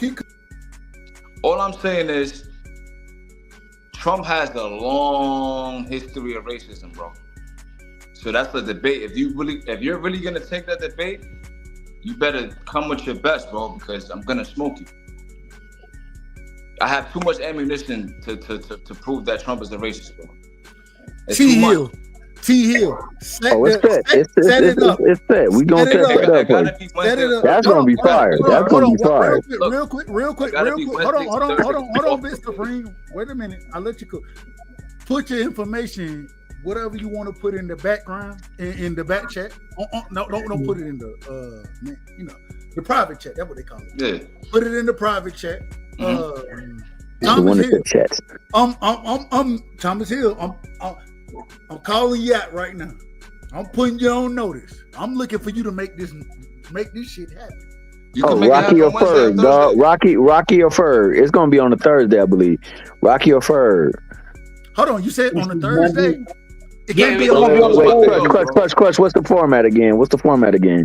All right, so if you're gonna do the debate, we can do the debate. All right, so the night show we do Monday, Wednesdays, and Fridays. The only show that's running 5 days a week is the morning show. But Monday, Wednesdays, and Fridays we do the show. But on the off day we can do the debate, or we can set it up on one of the Wednesdays or Fridays. Y'all just let me know, and then we can go put it there. Man, Tommy put that together now. The Tommy just had everything else over. So depends on how soon, what day y'all want it, and just let us know, and Tommy put it in. He said Wednesdays and Thursdays work best for him, so Thursdays definitely a go. I figured it would be Thursday. I can't do Thursday. I can't do Thursday. Oh, you can't do Thursdays. No. No. Well, I'm gonna judge. Well, Next Monday. Thursday, I'm judging the women's. But not this Thursday, Doug. No, not this Thursday. We That's what I'm talking. saying. Next Monday's valid. Next Monday's valid. Man, I'm trying to. Want to do it next Monday? Nigga, it's Monday. Let's do it this week. What are we doing? Oh, How you Friday? gonna do it this Thursday if you judging the debate? Let's do it tomorrow. Let's do it tomorrow. Nah, man, we don't want you violating the. Just focus on what you got this week, bro. We can do it Hold on, Monday. wait a minute. Let's do it tomorrow. What's the problem with tomorrow? Cause I'm gonna be at work, nigga. I just told you my days off. He told you the days that he could work it out. He said he could only do it on Thursdays and Wednesdays. But since you're gonna be judging the debate, we could do it this Monday, bro. Like the Monday after Valentine's Day, we could do it. All right, bet. That's good. That's good. We'll set it up for Monday then. That'll work. I'll put my email in the chat or whatever. My number. Real quick. Well, shit, nigga, we here. Do you want to do topics now? You want to wait? How you want to do it? Nah, we still on the boxing shit, bro. Like that's like we don't want to get sidetracked and all that. Man, fuck the boxing. Yeah. Nigga, this is the big Nah, we shit, still nigga. talking about boxing, gang. You gotta think, bro. You the host of the show, right? You can't be going on tangents and talk about other shit and all that. Bro, Big Supreme, I'm gonna say this respectfully. You ain't been watching the show. Bro. We just been talking about Shakur and Tank. Now we talking about Trump. No, hold on. We could debate on Monday, gang. Hold on, Big Supreme. Hold on. Don't be in a rush to get smoked. You out of order, man. You out of order. So he telling you to stop? Don't rush into a smoke job. Hey, they said smoking bad for your health. Tim Zoo was talking before he got in the ring with Murder Zalia. He said, "I'm gonna knock him out in 30 seconds." And what happened? Bruh, you talking about shit and trying to stop me from talking about. You trying to stop me from hosting my shit. You want to run the damn show. No. He just saying like we can come up with the topics on Wednesday. He's saying right now he just want to continue to talk to boxing, bro. If that's cool with you, that's all he's saying. Politics niggas get passionate and shit like that, bro. I can't be yelling and screaming and shit right now. No, but you okay. You right. I'm passionate about what I'm gonna talk about. Hold on. Damn, hold on. 20, hold on, real quick, y'all. 20 and a quarter, man. I see you got the Jordans on the damn screen. Man, I don't know what this is. Come on, brother. You got Jordans on the screen and shit like. But I mean, once we get it settled, bro, we definitely got to go over the questions, dog. Because I think that if it is gonna be racism, that's cool. But definitely should be one topic on politics, though, right? Shouldn't one other question? 30. I could come up with the questions and stuff like that. Hold on. Real quick questions for you guys. Sometime tomorrow. Later in the day. Hold on, real quick. Okay, he dropped off. Don't worry about it. He dropped off. So the man My bad. man. I don't know what's going on, man. He just wanted to show you that he been I gotta say this one thing. Y'all know when you start having the show late at night, you have damn near anybody come around this motherfucker now. Anyway, my bad. Yeah. Well, I can tell you one thing: the niggas that I got up here, they all officials. Every single one. My man Puro, you still here, dog? Puro's still cooking. That's my job, Puro. Puro, one of the realest. That's my job. I haven't even heard Puro for a minute though. He still here? That's the gang. You damn right. Yeah. Puro, you still here? Puro. He right. Listen. No. I can't never do my brother like that. I can't do him like that. Yeah, now he official. He stands. I gotta say that. Wake your ass up, man. You sleep right now. You sleep, Puro. You in California, so Shit, it ain't even late over Here, here. fellas. I Wait just till did a quick shower. I'll be right back. There you go. There you go. He is. Yeah, because Piro and Teach, them two dudes, man, they got a lot of good stuff to say. They don't often talk a lot, though, bro. I be loving to hear them talk, man. Hey, So I just, catch Piro at the wrong time.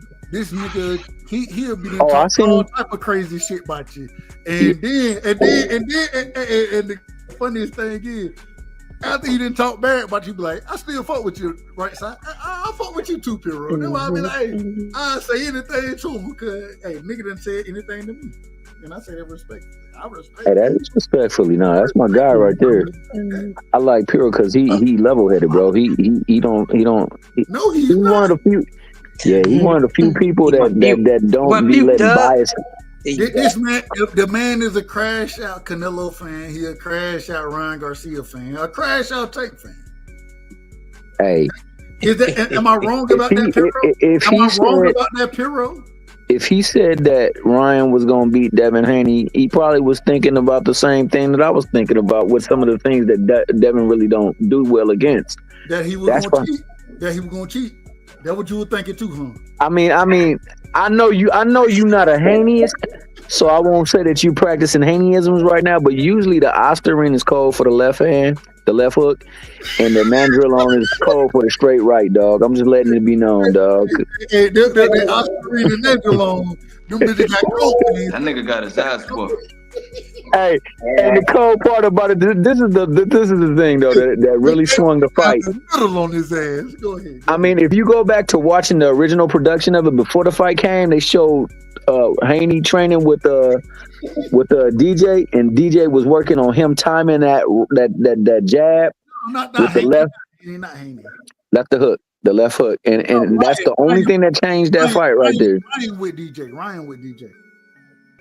I didn't say Ryan. You said Devin.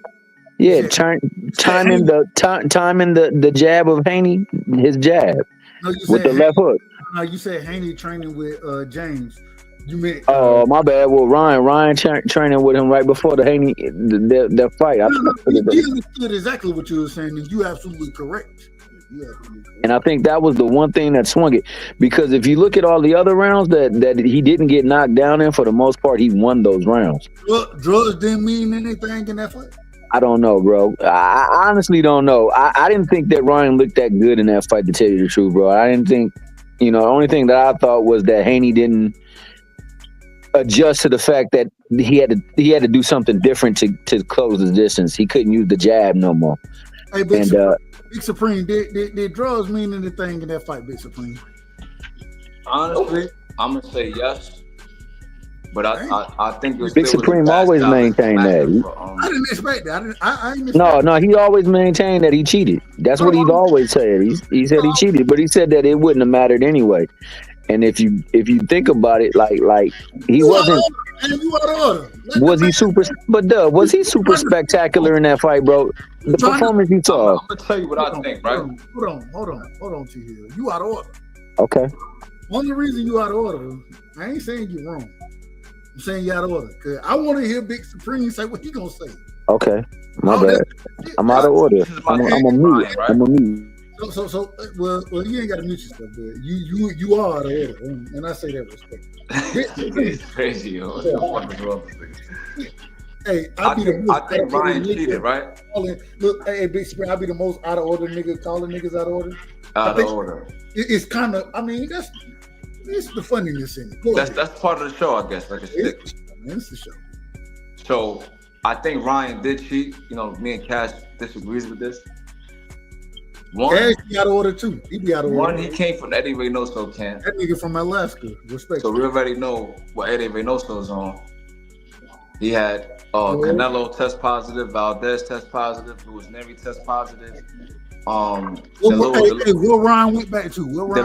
He went back to Eddie Reynoso, the little flyweight. What's the flyweight name? JC Martinez. He just got a new contest. JC Martinez. Was it Martinez? Yeah, JC Martinez. Yeah, hey, he got his ass whooped too, though. So you got 4 fighters that tested positive under his watch, and then 5 if you count Ryan, right? The reason why I think Ryan was on steroids, if you look at all his performances before the Tank fight, they were all spectacular. knockouts, and the Ryan fight, the Tank fight, he didn't look as explosive. Yes, he still maintained the speed, he was in shape, but I'm talking about the concussive power he displayed. He didn't display that in the Tank fight. And I believe it's because he was under stringent VADA testing, in my opinion. Man, I think that 136. No, I don't think so. The reason I don't think so, look, hold on real quick. I think that was his detriment. No, I don't think so. You know why? Because he had catchweights before that. Go ahead. He had catchweights before that and still displayed the same concussive power. Bro, but the problem is even with them catchweights before it, right? The man had been struggling to make anything close to 35. And even when, before that fight, when he was supposed to make 40, what happened? He bust weight. The man has continually bust weight. He's continuously done it. And so the only thing in that situation, and I think Tank beat Ryan Garcia on any day of the week, twice on Sundays, and then sometimes whenever y'all want to tell me. I ain't saying that's why Tank beat Ryan. I'm not saying that. What I'm saying is the man been cheating. The man been cheating for a long time in the sport. And when did he get caught doing it? When he couldn't bust weight like he wanted to, when niggas held him to strict standards. And that's what Tank and the PBC and Tank team did. They held him to strict standards. Devin them didn't do it that way. And that's their fault. That's their fault. And that's what I mean. Like, what I'm trying to say is, when you look at the Emmanuel to-go fight, you look at the Javier Fortuna fight, all of those were catchweights. You look at the Tank fight, catchweight. You look at the Oscar Duarte fight, catchweight. Now, the difference between those four fights with the Tank fight is the concussive power wasn't displayed, bro. And Ryan was leading. Ryan was leading, or was the A side on all those fights that he missed weight and bust weight as well. That's what I'm trying to show you. So he was able to skip past the drug testing, bro. That's what I really believe. Now, the reason why I say is because Tank himself insinuated that Ryan might be juicing. That's one. Two, the power, it didn't look the same. He landed flush on Tank, and it didn't have, Tank has a good chin, but we've seen Ryan put people to sleep with one punch. He didn't display that. The only other fight he displayed that in was the Ryan versus Haney fight, and then he tested positive. So I do believe that he was definitely taking steroids. Now, the difference is he was also drinking and smoking at that time. There's numerous videos on Twitter with him with the porn stars. They in the club, he's smoking weed, he's drinking, he's out partying. It didn't carry the same. It didn't carry the same. What you mean? I'm saying the things he was doing because of those situations he was involved in. Yes, he got benefit, but he didn't get the same benefit he would have got if he wasn't doing those things. That's all. No, what I'm saying is this, right? People use that fight and say, well, Ryan was getting gassed in the later rounds, so that's why they feel like he wasn't taking nothing. I feel like he was getting gassed because that's the weed he was smoking. That's the liquor he was drinking. He was having sex in the lead up to the fight. We all know that fighters are not supposed to be getting no pussy at least a month or two before they fight, as they say. I still no wife tale. I disagree with that. I'm just saying that's just like it's been conventional wisdom in boxing circles forever. Don't drink, don't smoke. I agree with that. Pussy. I'm just saying. I'm not saying this for us on the panel. I'm just saying this is what they say, bro. So this is the reason why in the later rounds he was winded. He expected to come in the ring and knock Haney out within the first 7 rounds. He didn't think it was gonna go 12. This is the reason why he was gassed and he was sucking wind and he was taking breaks during the rounds and stuff like that. Now, the reason why I'm saying that he was on steroids, when you look at Lucas Brown, you look at Lucian Butte, you look at Amir Khan, all of them tested positive for ostarine. So it has to be some kind of benefit to ostarine, bro. To my knowledge, Amir Khan contract HIV. No, he did. No, Amir Khan tested positive for that's a fact. No. But what was the benefit for him though? Was he putting Negroes down? So this is the benefit for ostarine. Hold on. Go ahead. And BBO spoke on the benefits of Ostarine earlier. But Ostarine ain't a steroid. Let's quit calling it a steroid. It's not a steroid, but it's a performance enhancing drug, bro. But it helps you cut weight It's a without song. losing muscle. Exactly. Anytime you can cut weight without losing muscle, that's a huge benefit. Especially when you get into This nigga BBO Man, still will on you the stop, screen. man? You don't know what you talking about. Cause I know that nigga didn't cut no goddamn weight and lose no. With gaining muscle, man. What this nigga talking about? Nothing works overnight. I'm just messing with him, dog. I'm just messing with craziest him. thing, hold on, the craziest thing, y'all want to ask me if I did it. No, I ain't never used Ostarine. But I done looked it up, and I can tell you that what's the point of using it? Because it saves muscle. It allows you to cut weight, but save muscle. That's a fact. Okay. No facts, but he's cooking. Let him cook.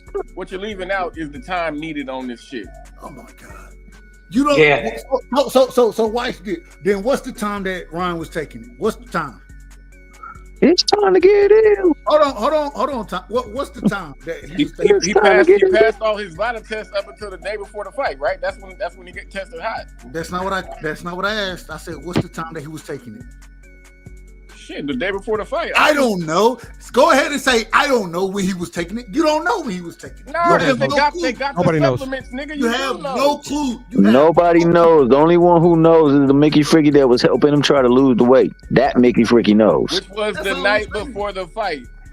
So he only did it the night before the fight. Where your argument crumbles. Oh no, we can't say that for sure, though. Dub. We can't say it for sure. We can't, man. We don't know. I'm not saying it for sure. I'm asking when he took it because it seemed like I don't know. I just know I that. didn't say you did, Thomas. It seemed like Cash knows. I just know that he got a chance to get it back in the ring, and I hope he do because, man, you know, I want to put this to bed one way or another. Whether or not I want it to be sanctioned, I want everything to be clean so that, you know, the winner, whoever wins, can get their proper due. Because I don't like cheating in boxing, especially in boxing. So this is my thing, right? Here's the thing, right? Real quick. Here's the thing about this with this thing. You need 8 weeks at least, man. So when you look at something called cataxia, right? This is a condition that. Hold on. I got feedback. Hold on. Wait. Man, y'all, hold on. All right, I got it. This is crazy. Can y'all hear me? Yes, sir. Yeah, we can hear you. You just put us all on mute, nigga. We can't talk. Well, I had to because I had feedback, and I want to be honest with y'all. I had unmuted, so I got the show on YouTube right now on my other screen. I unmuted it and was hearing. Anyway, that's a whole nother story. I'm out of order right now. Yeah, you was the feedback. I think you were the feedback there, Dub. Let Crush go so Supreme can go, so Puro can go after him. Help me out, Thomas. Help.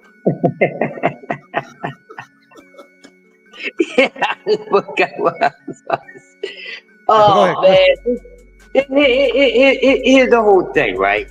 With this situation with Ryan and the whole weight cutting thing and the Devin situation. Listen, I don't give a damn what the man put in his body or not. If he cheated or whatever, can't say he cheated. He didn't get no goddamn win. So that's one thing, and the other two, the other thing is this: no matter what he took or not, what everybody's overlooking, that man fought the wrong goddamn fight. That man wasn't supposed to be getting caught with no damn left hook like that with the boxing IQ he's supposed to possess.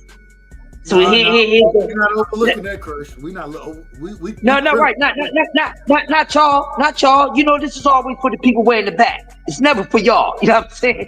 And that's the thing. And it's like my whole thing is say, well, I get it. The man put something in the system or whatever, but whatever he put in the system, I seen Ryan Garcia look better than that. So, you know, that doesn't does anything for me to say, well, he did something and he actually benefited from it. Far as the Oscar reign, how long he could have been taking it. Now I think I'm gonna be fair. I think people was just a little too hard on him when it comes to him taking this because he was already a part of the Juice Crew. So I gotta blame a person or look at them for what they doing each different time. So I can't base it off of because something that they was doing before, because that could have been a whole different agent and something that they was putting in their body. Now, I mean, but the thing is, the reason why he had to take that goddamn weight, use that pill the day before, because his lazy getting high ass and all that other bullshit, he couldn't make the weight, wasn't going to try to get it the hard way, because if he would have did it the hard way without putting in the work, he could have lost those damn pounds. Alright? He didn't do it. So Dev decided to agree with this shit, with the taking the him coming in 3 pounds overweight and he paying for it. And I think that's the main thing that was a problem, because first of all, you already know this guy's a cheat. Let's make this clear. So you already know you're dealing with this goddamn cheat. So if you know you're dealing with a cheat, why would you go in there with a fight plan that's unusual for the way that you normally fight? Meaning that if you go in there with a so-called cheat, you have to be extra careful. And I think what happened with is the ego got to him. His father, that ego and everything, took him off focus a little bit. So that's why you have people on one side say, hey, yo, man, we ain't trying to hear all that bullshit. And you can't get mad at him, because it's like, okay, we making excuses for this guy. But we making excuses for a guy that said that this dude is nothing but a C-level fighter. Okay, then you can agree with it, because we can say, well, this boy is putting all this shit in his body to make sure that he can beat this dude and not lose to him. But at the same time, it was a bad situation by both guys, if you ask me. Brian with the dumb goofy shit that was some sort of antic that worked for him because it got Dev off his focus. Then number two, the thing that them riding on some stuff to try to go do something that ain't never happened to Ryan Garcia. So I think both of them made bad decisions, and that's why we got the shitty outcome with it, and people's on opposite sides or whatever the case may be. But they both were wrong. If Brian wouldn't have took this shit and still did the same thing, then we wouldn't be holding nothing against Ryan. But still, just because he did that, you still gotta hold this man accountable for what the fuck he didn't do right. No, he didn't put nothing dirty in his body, but he fought the wrong fucking fight plan. And that's just what it is. If he would have fought the right fight plan and probably would have won a fight, we wouldn't be having this conversation. So we just can't automatically say, well, a person did this because they put this in their body. We've seen people get used to the Johnny Gills and get the brakes beat the fuck off them. So we can't necessarily say because somebody put something in their system that's going to guarantee them a damn win, when we actually seen people really juiced up and it didn't help them nothing but take an ass with them. So it was just a bad decision on both sides. You know what I mean? It didn't help Dev. You know, it turned a lot of fans against him. It gave people that was already hating already that had natural hate for him, they hate him even more. He did a bad taste in his fans' mouth because the way the man went about it. And then you had people saying, well, he should have went about it that way. No, he went about it the wrong fucking way. First of all, okay, I get the band same shit, but dog, there's a whole lot of people that was put in more harm's way off of somebody using whatever. That's one. You had all your faculties. You didn't spend days in the hospital. Nigga, you went home and had a goddamn barricade. So you was doing a little too goddamn much. I mean, you didn't suffer really nothing. So you putting on an act a little bit because you know what these things can do, but none of that shit happened to you. So now you trying to get the sympathy from the people. Whole thing, bro, just go back and you feel that way. You think this man had to put something in his body to beat you. You forget all that other shit. That shit is just saying, yo, I'm rematch you and I'm beat the fucking brakes off you. Y'all just make sure y'all keep a motherfucking microscope up his ass so we ain't got to worry about this dude doing anything. Never just whoop your ass, which was another thing. He went about it the whole thing wrong fight plan, and then he handled the situation unmanly like in the sport. And that's what happened, man. Over to that, hopefully they can get it in that 147 and Ryan is clean and then Dev will get back or whatever the case may be. But we still gotta see where Devin is at mentally. Because we don't know. We know the mental messes people up. You know what I mean? So once we see him get back in the ring, and let's see where he's at. So I expect him to beat this dude Ramirez, who's a competent builder. But everybody's gonna make Ramirez seem more than what the fuck he really is at this time. But you don't have to do that to blow Devin Haney up. You know what I mean? If he's good, he should be able to get in there and do his thing. Is it somebody that we wanted to see? No. So, we ain't want to see Devin Haney come back and his first fight to be against Ramirez. We was thinking about other names, so we just have to deal with what's coming with. And his job is to go back in the ring and show people, yo, I'm back. I was some little soft shit, but now I'm back. I'm gonna get him out the way. And then if this dude clean, I'm gonna whoop his ass and show y'all that I'm still at 4 and I didn't lose a grip for anything that I said that I did. And that's what he needs to do. Other than that, I ain't got nothing else to say, man. But that's it. But just one call before y'all go. One call out that I'm interested about. Shoo characters calling out Stevie Paul. I like Shoo, but I think Shoo could beat him. You think Shoo could beat him? Yeah, I think Shoo could beat him. Man, Shoo he'll beat the shit out of Cool Boy. And I love what?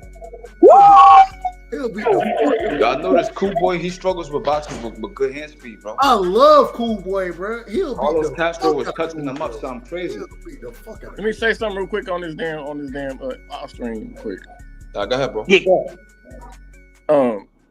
It's kind of hard to listen to y'all because like 10 years ago, I did a stack of SARMs. I had S4, LGD something, and RAD something. Hold on. Wait a minute. Real quick, Cash. Let folks know what SARMs are. Most folks don't know what SARMs. I know what them are. Selective androgen receptor modulator. What does that mean? What does that mean? It's basically like it's like a steroid, but not a steroid. It has the same benefits of taking a steroid without having the same damage to your body as a steroid. Yeah, some of them are. All right, go ahead. My apologies, Cash. Like when I worked out heavy back then, I was real strict. I used to document every damn curl I did, all my reps, all my sets, everything. That way I knew exactly what was going on, exactly what was helping, you know what I mean? This shit, the stack that I took a 3 SARM stack. I didn't start getting no fucking, I wasn't lifting nothing extra. I wasn't lifting nothing more heavy. I wasn't doing no more reps until at least between 5 and 6 weeks. Wait a minute. Hold on. Hold on. Damn.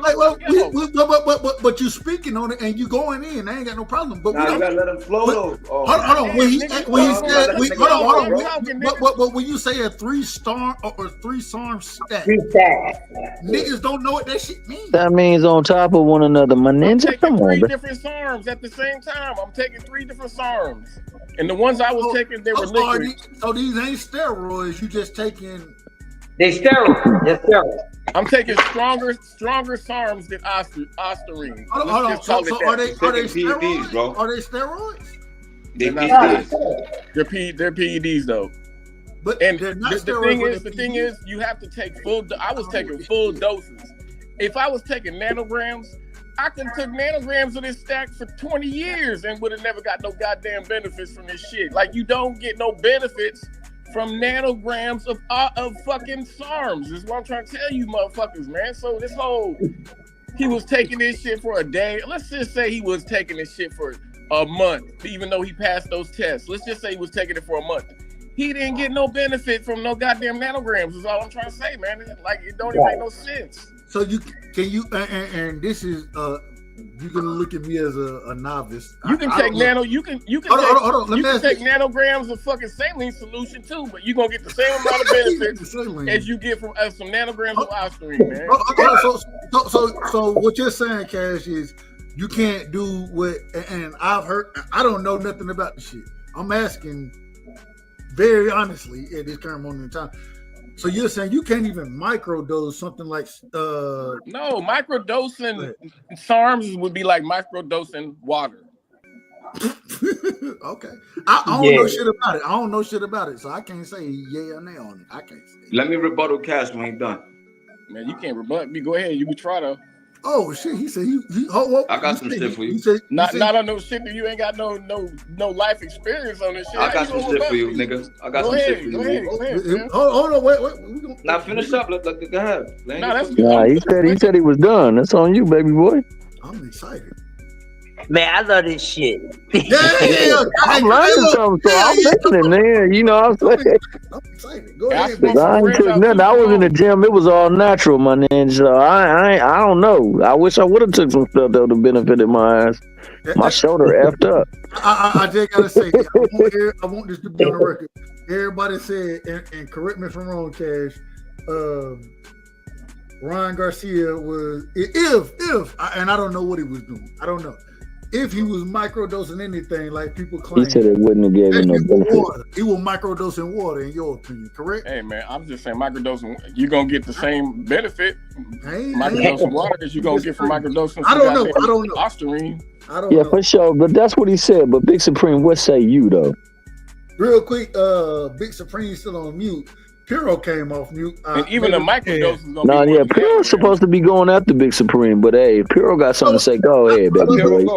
I'll let Big Supreme real quick. I just wanted to distinguish that under SARMs, there's two different kinds: steroidal and non-steroidal. Ostarine is a non-steroidal SARM. Go ahead, Big Supreme. Hold on. No. That's why I said it's weaker. It's weaker. Hold on, y'all out of order.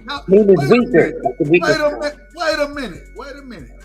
Damn, I got the right to ask a damn question on my show. Okay, ask your question, dog. Ask your question. My bad, dog. I'm tripping.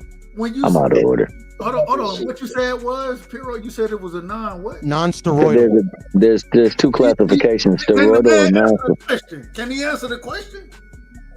Okay. Go ahead. My bad, Piro. Go ahead, dog. No, I answered it a couple times. I Non-steroidal. know, but he didn't hear it. So can you answer it? But slow it down. Slow it down. If everybody just shut the hell up, I can hear it. I will say that I do have to say this. I don't know what happened. I damn near can't hear out my left ear at this current moment in time. That is a truth. I can't hear out my left ear at this current moment. Nigga, it was them vegan pork ribs you was eating. He said them vegan pork ribs. Vegan pork ribs. Hey, wait a minute. Vegan pork ribs, man. That's a true statement. That's a true statement. Nah, but hold on. This is my thing, right? Hold on. Who is this? Who talking? That's Big Supreme. Damn, Big Conscience. It's your conscience. Respectfully. He said conscience is talking. Them vegan pork ribs talking to you right now, dog. Can't you hear nothing out the left ear, dog? Told you not to trust that ish. They got some SARMs in that. And then they gonna make me show. No, they ain't gonna make me show out. Go ahead, Piro. Go ahead, get your bars off. Then we go into Big Supreme. I'm gonna pull up the vegan pork rib video.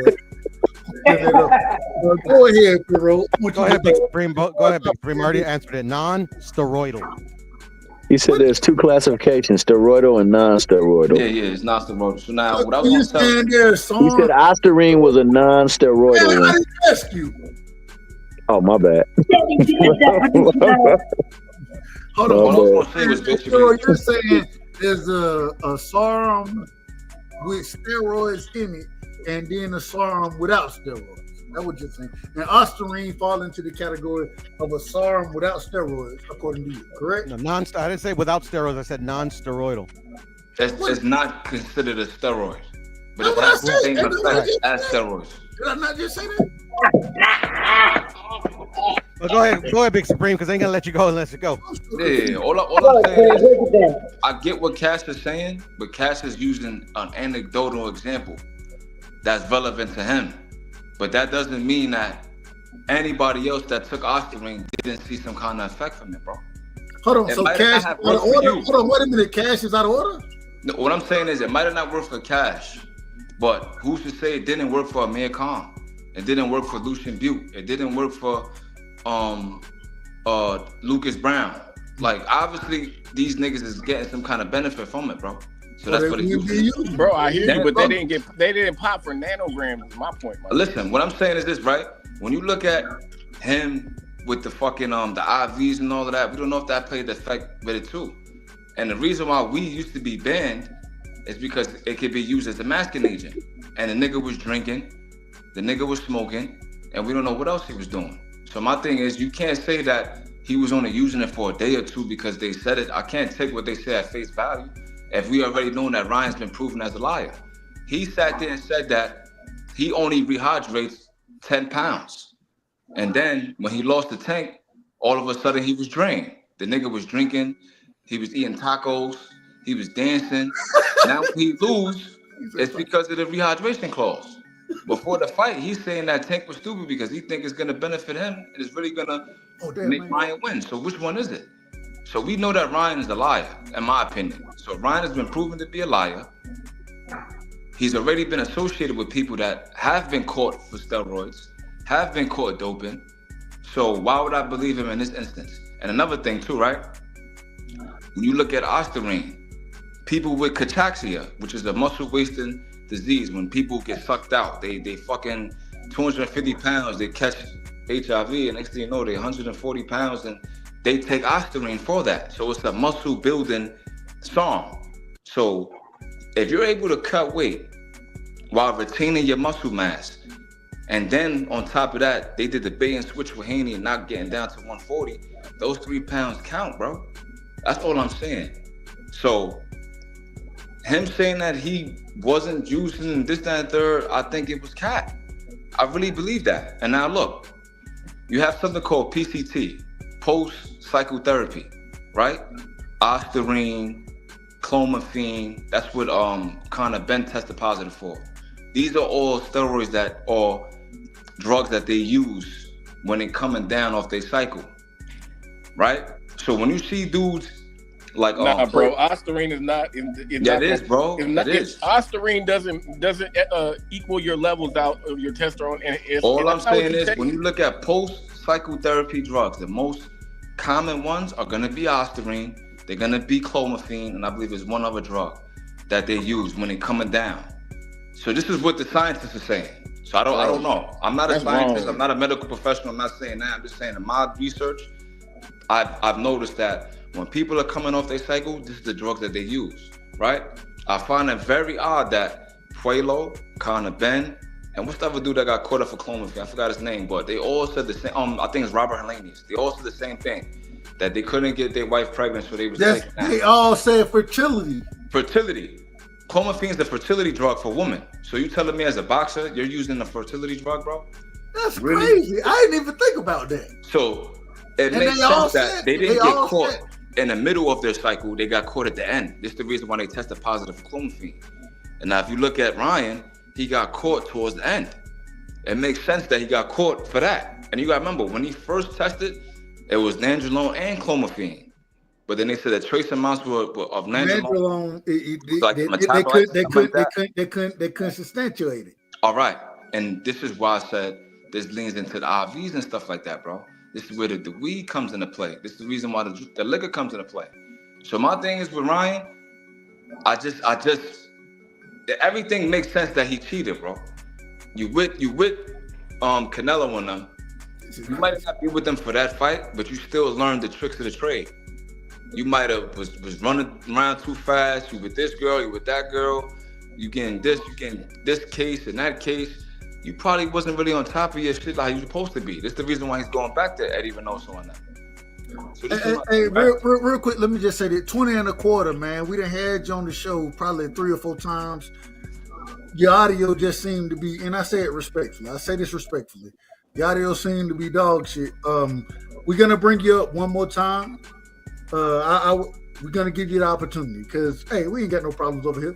But if your audio is bad, then we ain't gonna be able to bring you back. Here we go. We're gonna bring you up, brother. And he left. Never mind. Bro, you just put ostarine in a category where it don't fit, bro. I'm just letting you know that. So you tell me if you Google right now post-psychotherapy drugs, you telling me ostarine is not gonna be one of them? I've never heard of anybody taking ostarine for when they're coming off of a cycle on any kind of. This is what the scientists are saying, gang. Bro, you gotta argue with the scientists, bro. Hey, bro, I'm pretty sure that whatever you read is gonna say that there's some people that said that it has no impact at all. Maybe 1, 2 people are, a small number are gonna say. This is my thing, though, right? Why? I never heard of that. I've taken those drugs. I've taken those drugs to work when I'm coming off my cycles, and you don't want your estrogen to go to skyrocket, so you gotta level them out. I know what you're talking about. Ostarine, I've never heard of Ostarine being one of those. I mean, this is what they because saying, I'm pretty sure. I don't know for sure, but I'm pretty sure Ostarine it ups your testosterone a little bit. So that wouldn't even that. How can you fit that in that category? That don't make no sense. Well, you gotta tell them that, bro. I'm not a medical professional, gang. All I'm saying is, multiple boxers done tested positive for this shit, bro. So they gotta get some kind of benefit from it, bro. I feel you, bro. Numerous niggas not taking this drug. They're taking large doses, is what I'm saying, bro. They're taking large doses. Nah, I get that, but my thing is, when he got caught, how we know that he wasn't taking large doses and then he didn't flush the rest out of the system, bro? We can't just believe him because he said, "Oh, I just was taking it for 2 days." Come on, bro. Nobody does that, bro. Nobody does that. But to be honest, his story lines up with the with why he was suspended, and yeah, it lines up. His story lines up because he didn't get suspended for failing a test. He got suspended for not disclosing his supplements. And Ostarine has been known. That's cat, bro. Because why he got a no contest, bro? Because that's what they decided to change it to. So you telling me that they're gonna give him a no contest and he didn't get, so he didn't test positive for no contest? No, he did. He tested positive for the drugs. Okay. And also we gotta make clear that a punishment was there was no way around the punishment, because he was whether he would have got suspended for the actual violation that he got suspended for, or actually having the drugs in his system.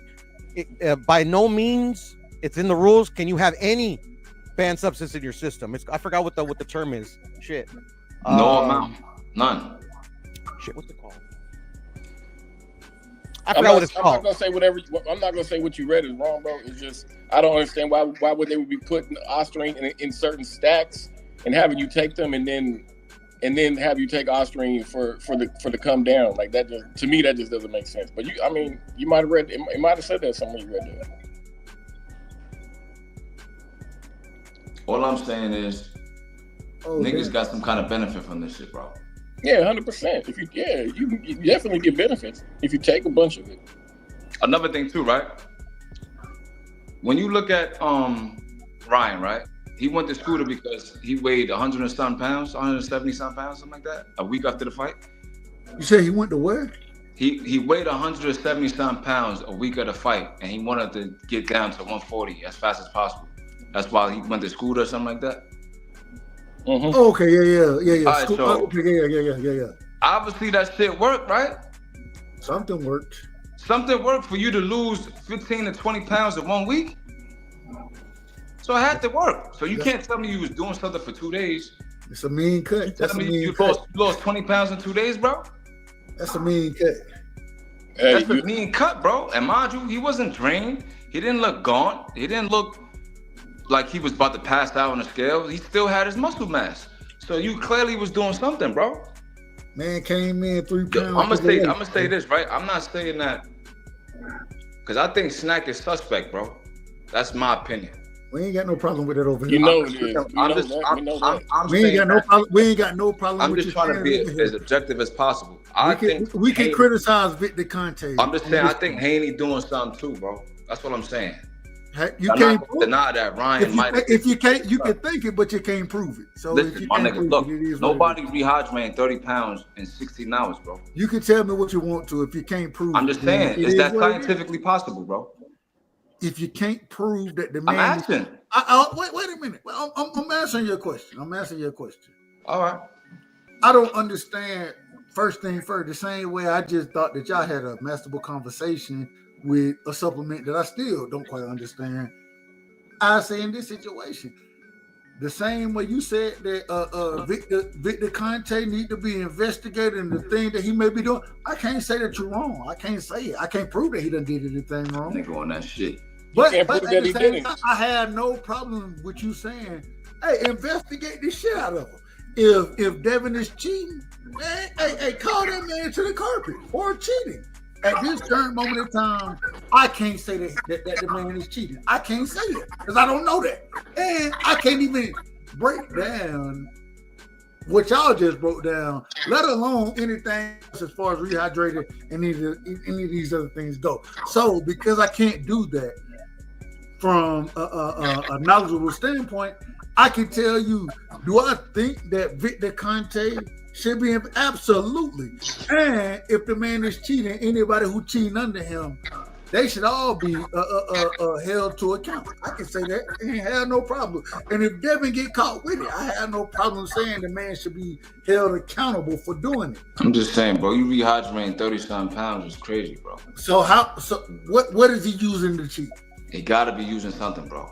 What? It's not humanly possible. Okay, cool. Wait a minute. Without steroids. Okay, cool. No problem with you saying that you think he's using something. My question would be, what is he using? If you look at Devin's JoJo Diaz fight where he was skinny as fuck, always in the gym, always working out, so don't use that.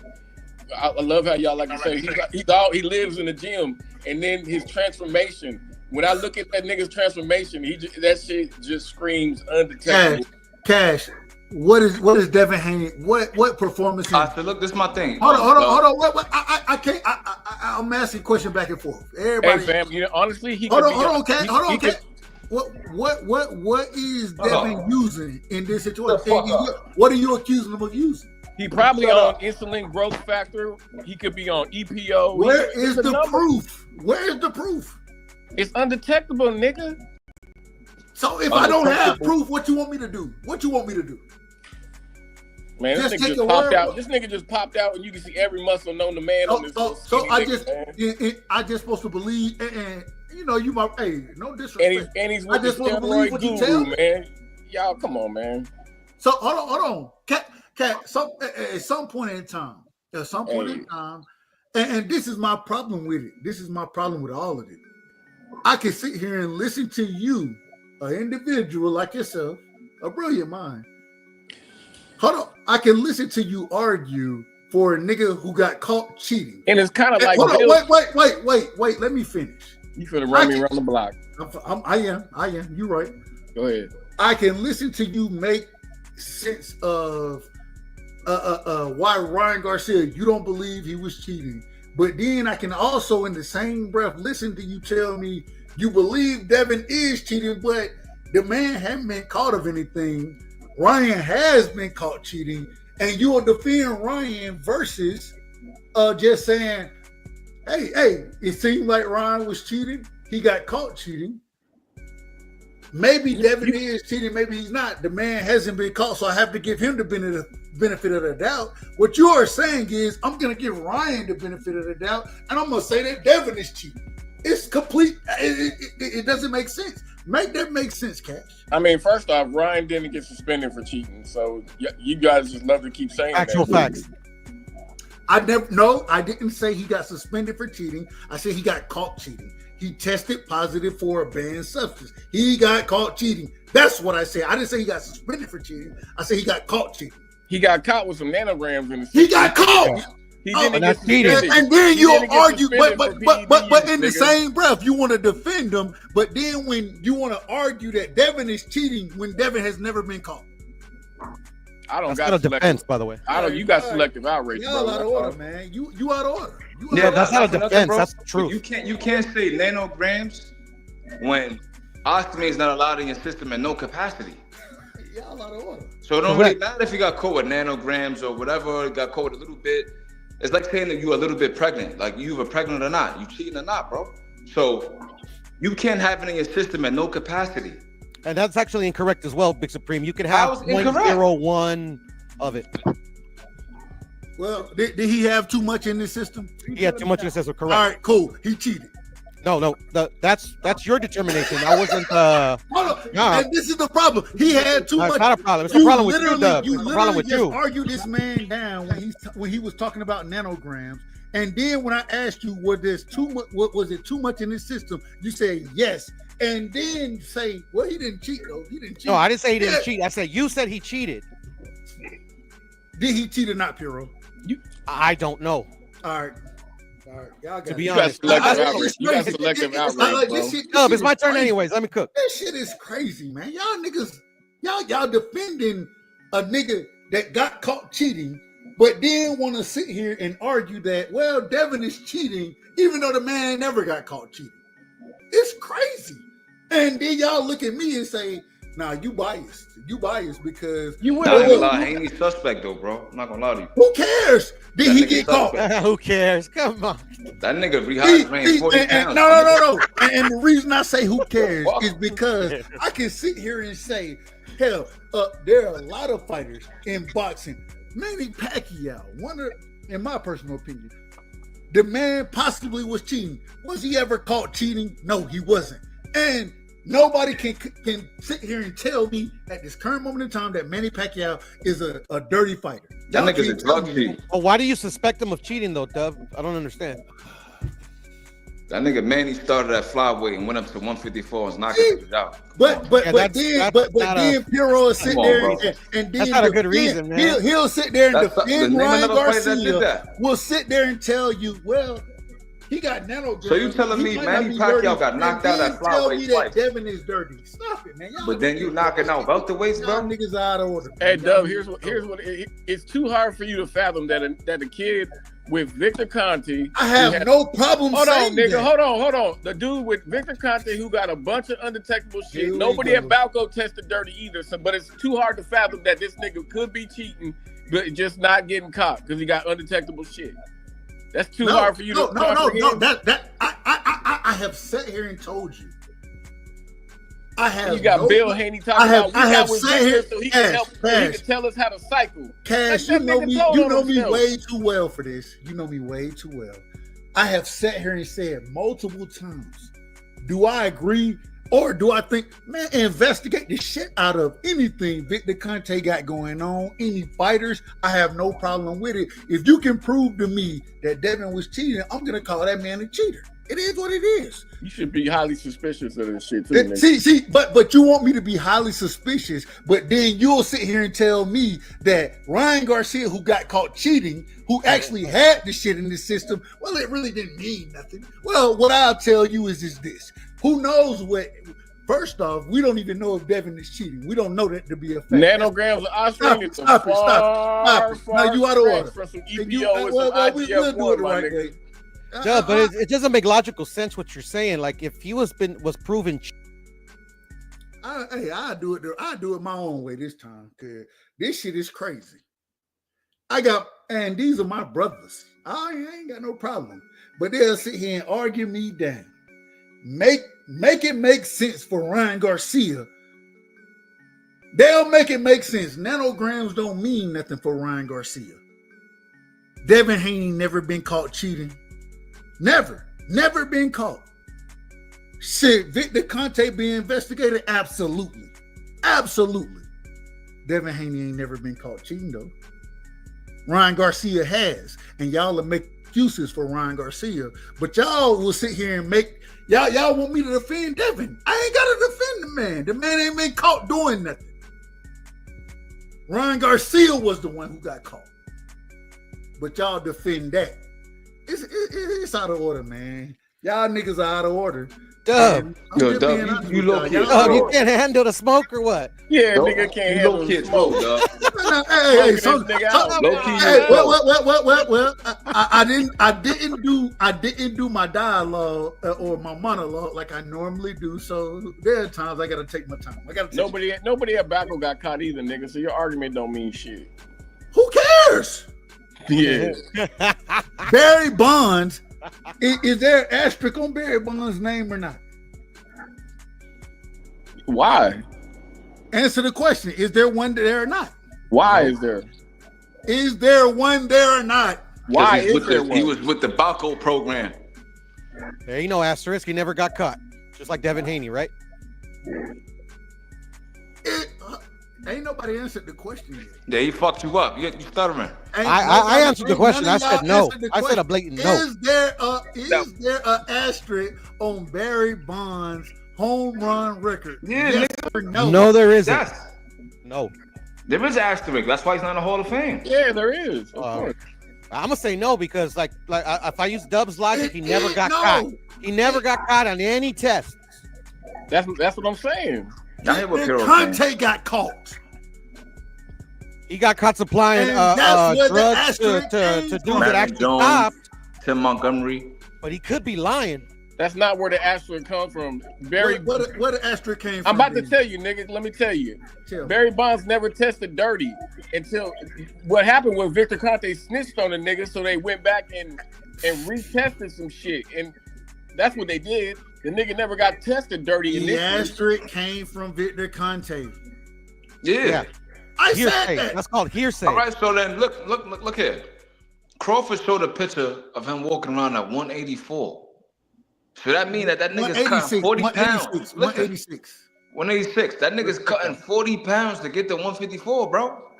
No, that's different. My nigga, how are you cutting 40 pounds, bro? And then you're gaining 40 pounds of muscle in months, bro. That's not humanly possible, bro, without some kind of enhancement. With diuretics. Come on, bro.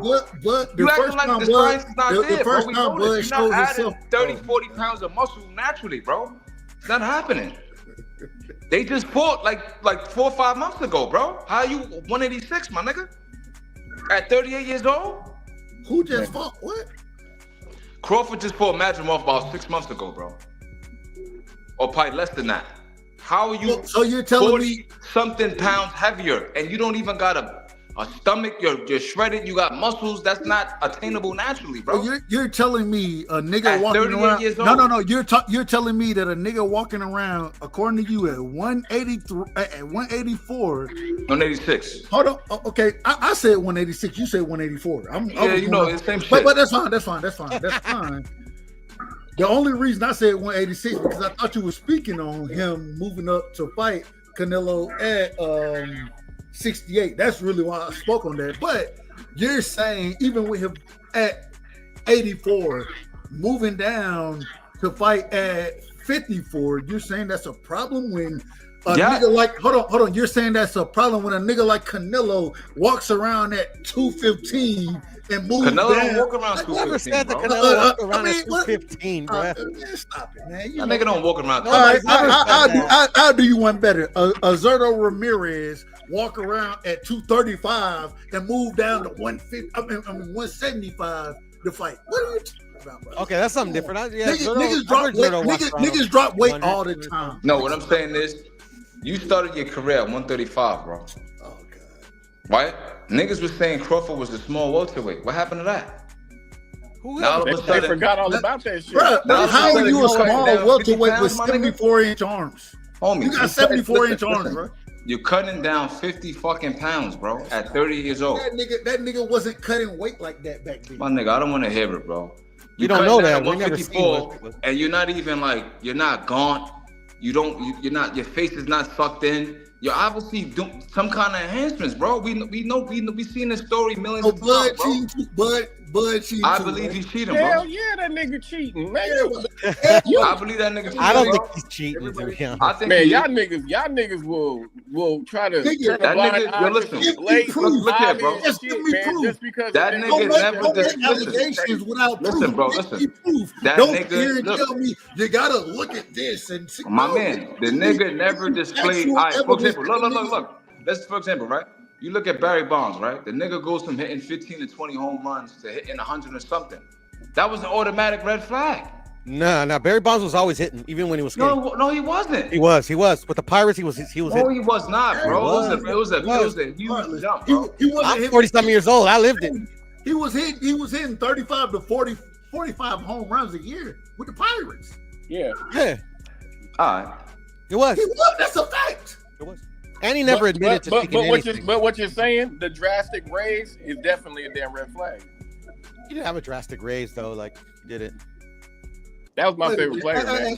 No, Barry's the truth, man. Hold on real quick, Piro. I've been out of order a lot tonight, but this nigga gonna be out of order way more than me. That's what you always do, Dub, man. We used to it. I don't give a damn anyway. So. I know you don't. Hey, shout out to my brother Pure. We got my brother in the building, man. I will tell y'all the nigga gonna come up with Errol Spence looking horrible in this damn picture.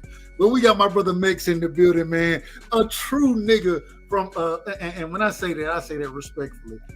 From California, man. My brother is in the building. Max, welcome, bro. What's going on, family? What up, Dub? What up, bro? How you feeling, man? I'm feeling great, man. I'm feeling better than a lot of people right now, so I'm good. You probably gonna be out of order too. You probably gonna be out of order tonight, like everybody. I tell you, everybody on the panel out of order tonight. I hear a lot of slander, so I don't know. They don't. They call me everything. It is what it is. I think they called me. They called me Black Winter. I ain't even hear it, but they called it to me. Man, give me your opening statement. Welcome to the show. And by the way, I was right too. I ain't Black. About what, Big? That nigga was hitting. I'm looking at him right now. He went from hitting 16, 25, 24, 19, then 46, then 40, 40, then it went all the way to 49 and 73. So yes, I was right. It was a drastic difference. No, we said we gave you. I think what we disagree. We gave you the 40s.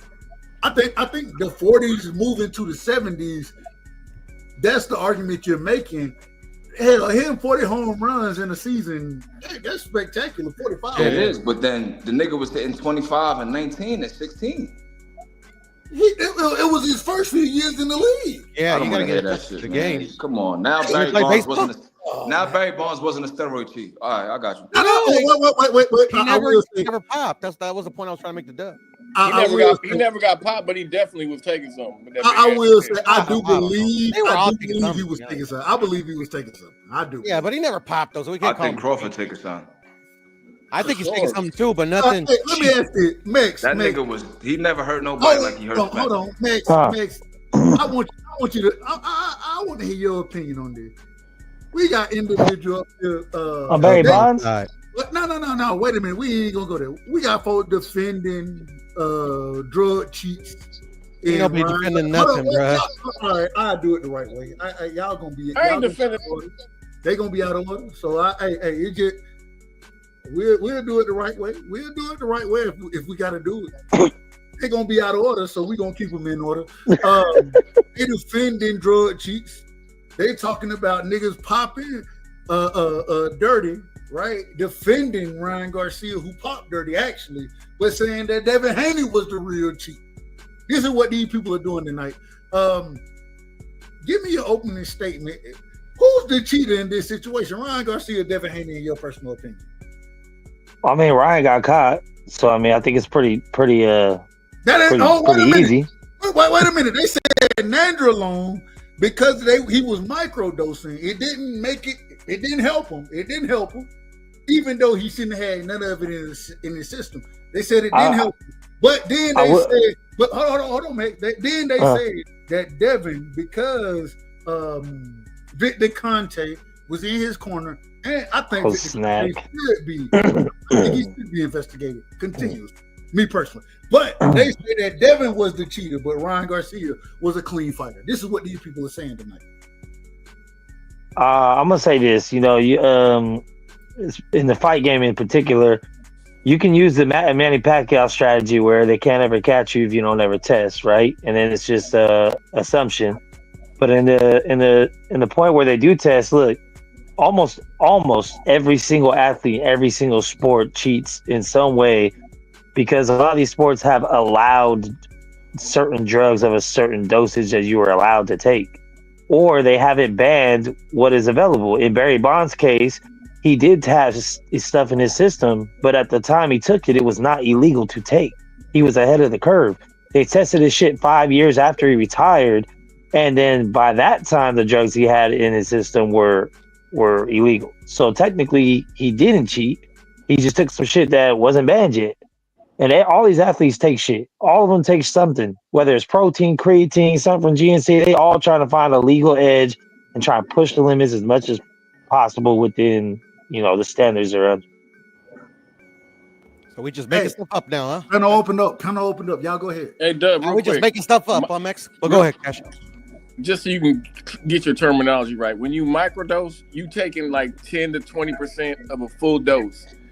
Nanograms, is not microdosing, nigga. So quit saying that shit. Okay, I'm out of order. I apologize for not knowing the correct terminology. I'll be honest with you. I ain't never took. Hell, I was scared to take vitamins at one point in my life. To be quite honest, scared to take damn Tylenol. To be quite honest with you, that shit had me sleep like a motherfucker. So I don't take drugs. That just I don't rock like that. But at the same time, I understand where you're coming from. Go ahead and break it up. Hey, you drink. Stop lying. You drink. That's what I was gonna tell you. You be drunk than motherfucker. I'll be drunker than I'll be drunker than the skunk. I'll give you that one. I'll be drunker than the skunk. I'll give you that 100 times over. Any day over Sunday. But I was gonna mention it's like, did anybody else catch that a Trumper was suppressing our free speech? Can't make this shit up. Oh yeah, you damn right. I was suppressing. I suppressed the hell out y'all free speech because that shit ain't free on my platform. What you mean? That shit ain't free over here. Okay, like a true Trumper. Yep, true Trumper. No. Hey, only let me let everybody know this. Everybody in the chat as well. Only speech that I agree with is allowed over here. I'm just telling you now. It's only if I disagree, I'm gonna do this right here. I throw all y'all motherfuckers in the background. Like that right there, and I just talk about my damn self if I disagree with you. I want to show y'all this clip though. I want to show y'all this. One of the funniest clips I've seen in a long time. I'm probably the whole entire show gonna get blocked by a 2-minute clip that I'm about to show, but I gotta do it because this shit had me crying. And really, my son showed me this shit. I ain't see it until today. He showed it to me, and that shit had me crying. I want y'all to listen to this. And I'm against everything vegan. I disagree with all the bullshit. I disagree with wokeness. Y'all know, hey, like my brother Piro just said, I'm a true Trumper. So damn all the bullshit. I want y'all to hear this, and I want y'all opinion on this real quick. Y'all let me know if y'all can hear it. Let me make sure I did it the right way. When you present it, you got to make sure that you hit the right button so that you can share this shit accordingly. And then I'll bring this shit down, and I ain't sharing a motherfucking thing. Ain't that a bitch? All right, here we go right here. Let's do entire. There we go. That's how you get it in. Boom. All right, listen to this, y'all. I want y'all to hear this. This happened years ago. Shout out to one of the great Georgian comedians that we have. You know what I'm saying? Listen to this 2-minute clip. And shout out to the Raw Room. I hope this don't get us blocked, but this shit had me crying. I want to know if it's as funny as it is to me. Nigga talking about this good ass shit. How the fuck you eating that, but you a vegan? Man, what? Man, vegan is a mind state. Like, I look at it like that. So it's like, it's what I perceive the food to be. Wait.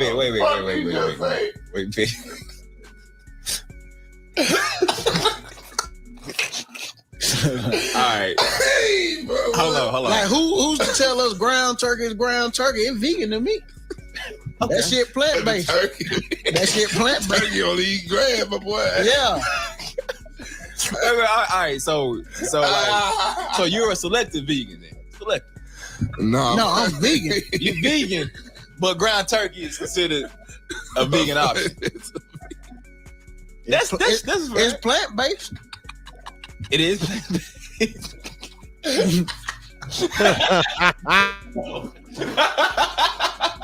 Plant-based like a motherfucker.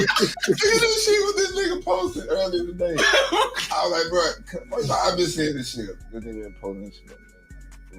It is evil. Man, one of them vegan because I hashtag plant-based. I might hashtag. This the best part. This the best part. One of them motherfuckers came, you fat motherfucker. But look at that. He's about I feel rich funny.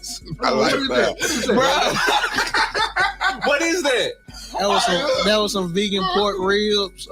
Some vegan pork ribs. Right there. Vegan chicken kebab.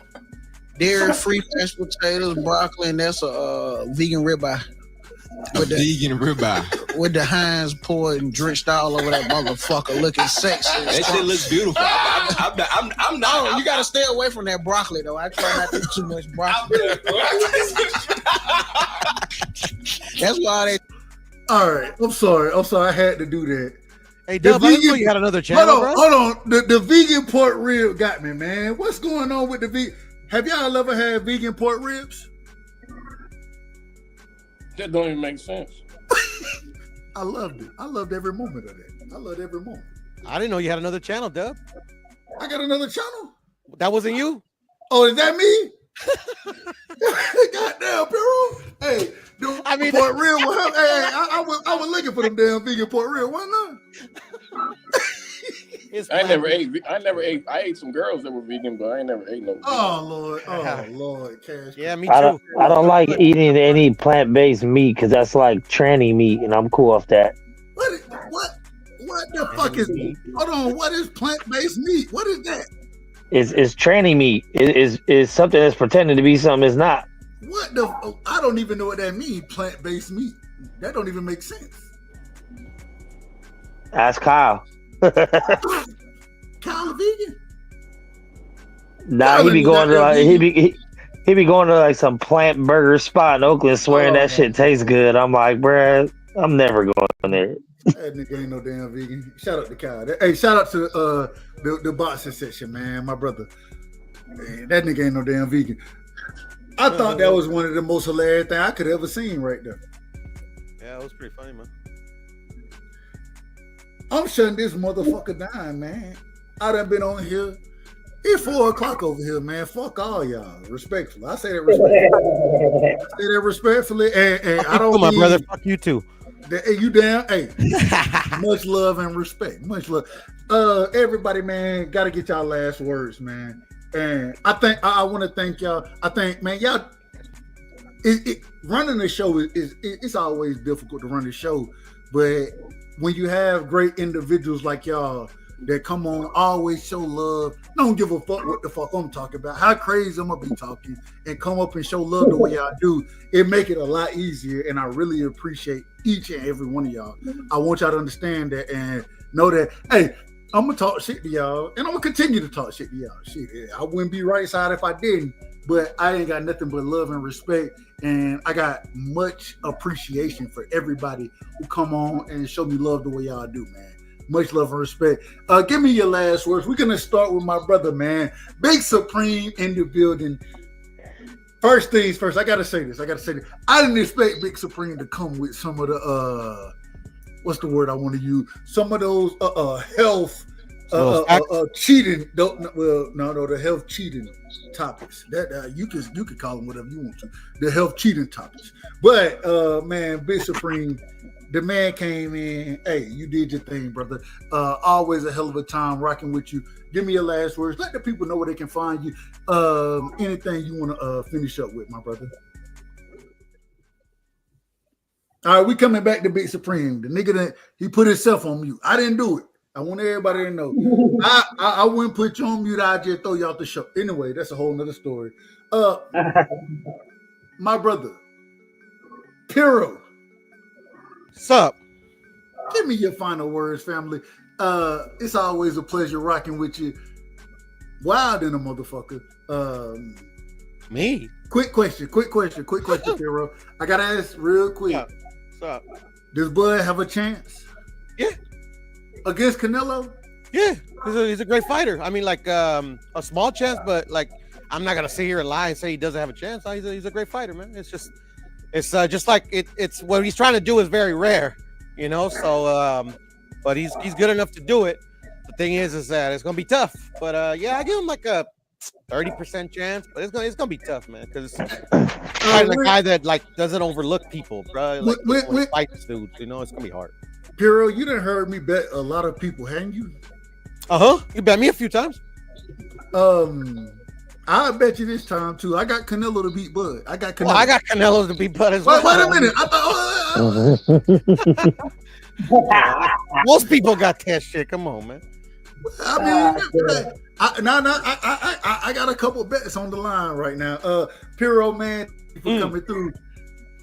Hey, nigga done bet at me. A few folks done bet at me that Bud gonna and I got one finally, right, Dub? Did I win? Hold on. Well, I win the majority of my bets. No, you won the majority against me, but didn't I get one from you? No, you beat me. What bet was you beat me? Ryan Devin. Okay, Ryan Devin. See, I got one. Yeah. You beat me the Ryan Devin fight. I will tell you this though. I will tell you. I might have one on the line. I can't bet nobody for Bud. I'm rooting for Bud. I'm rooting for him. Damn it, Canelo might knock his ass out. I say that respectfully. He might knock his ass out, but I hope Bud make it a good fight. Last question for you before you leave. Yes, sir. And I don't always get to ask you the questions that I want to. What's up? I didn't get your response. Is Turkey good for the sport, or is Turkey milking the sport? It seemed like, shout out to my brother Knockout Boxing, it seemed like we got folks in panic right now because of Turkey trying to make fights happen. What's your thoughts on that? Well, thank you for asking me that question, Dub. My thing is, like, I'm skeptical still, but he has done some good stuff. Like, I think it's Cap saying that he's giving us the fights we want to see. Okay. Like, he's given us a few, but he really got into the game. You know, like my whole reservations on him is just what his intentions are like coming into the sport. You know, like, but he's doing the same thing that they all do. So it's not like he's doing anything different. But I heard like what's his name? Sean Zeitel on Porterway Podcast today live. And he was just kind of like, I don't know what you call it, but he was just like saying, oh, like, yeah, Canelo, like he agreed with, like he was saying, like, do you agree with what Jake Paul said? He's like, oh yeah, I agree with everything. And like one, I was bothered with like the slave comment. I'm like, that's just out of pocket. And then two, it's like literally like at the end of the day, these boxers, like they're trying to make their money, whatever. Like you can't put all the onus on Bud, Canelo, Shakur, anybody that's taking any kind of money from this dude, because like he's like anybody else that's been putting money in the sport. It's just like a means to an end, whatever. Like, so the fighters are doing what they're doing. And in relation to like them fighting over there, and then like, they're talking about like, oh yeah, he's like letting down his Mexican fans. Like, I don't know how he's doing that, because like he literally arranges his contract so everybody in Mexico could get that shit for free. Like literally, and with mounting pressure for them to he keeps getting pressure to make the Mexico pay-per-view, but he doesn't want to do that. So like literally the fans, you know, he's doing something for the fans. But at the end of the day, I just think it's all like, oh, you know, it's like some people like Turkey, some people don't, so they like being kind of like disingenuous in that fact. But to me, it's like to be seen, like if he's good or bad for the sport. But we shall see. I ain't got no problem with it. Pero, man, you know it ain't nothing but love and respect, man. Real quick, let the folks know where they can find you. Where you be at, man? Who you cooking with? What you be doing, man? If we want to hear Pero talking, man, where we need to go? To every channel that I fuck with, like yours, Mark's, hey, that nigga be my buddy Maestro, my channel, Puro Sur Central Boxeo. But I like lately I just been doing like karaoke and shit with the homie Carl. But I go live every now and then. Hold on. You and Carl, Australia, Carl? Yeah. Y'all been doing karaoke? Bro, you were supposed to go one time and you never showed up, motherfucker.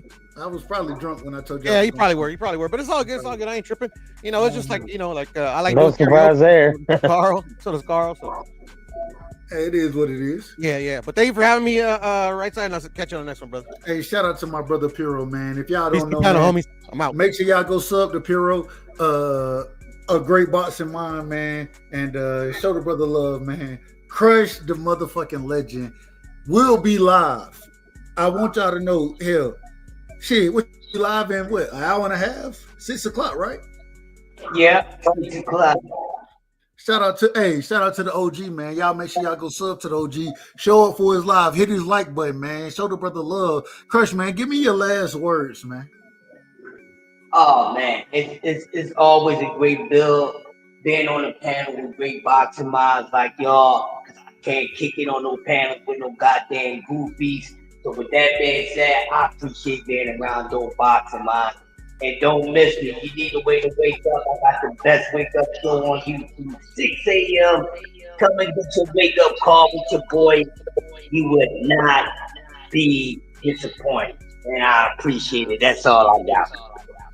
I ain't got no problem with it, man. If y'all don't know, man, this is the big OG, man, my big homie, an individual I got a lot of love and respect for, an individual who done always showed me love and respect, has pulled up and he'll cuss me out in a quick second, which I ain't got no problem with. I ain't got no problem with it because I'm going to cuss his ass out too. And as crazy as it may seem, damn it, I ain't got nothing but love and respect for the OG. Y'all make sure y'all Y'all make sure y'all go sub to him, hit his like button.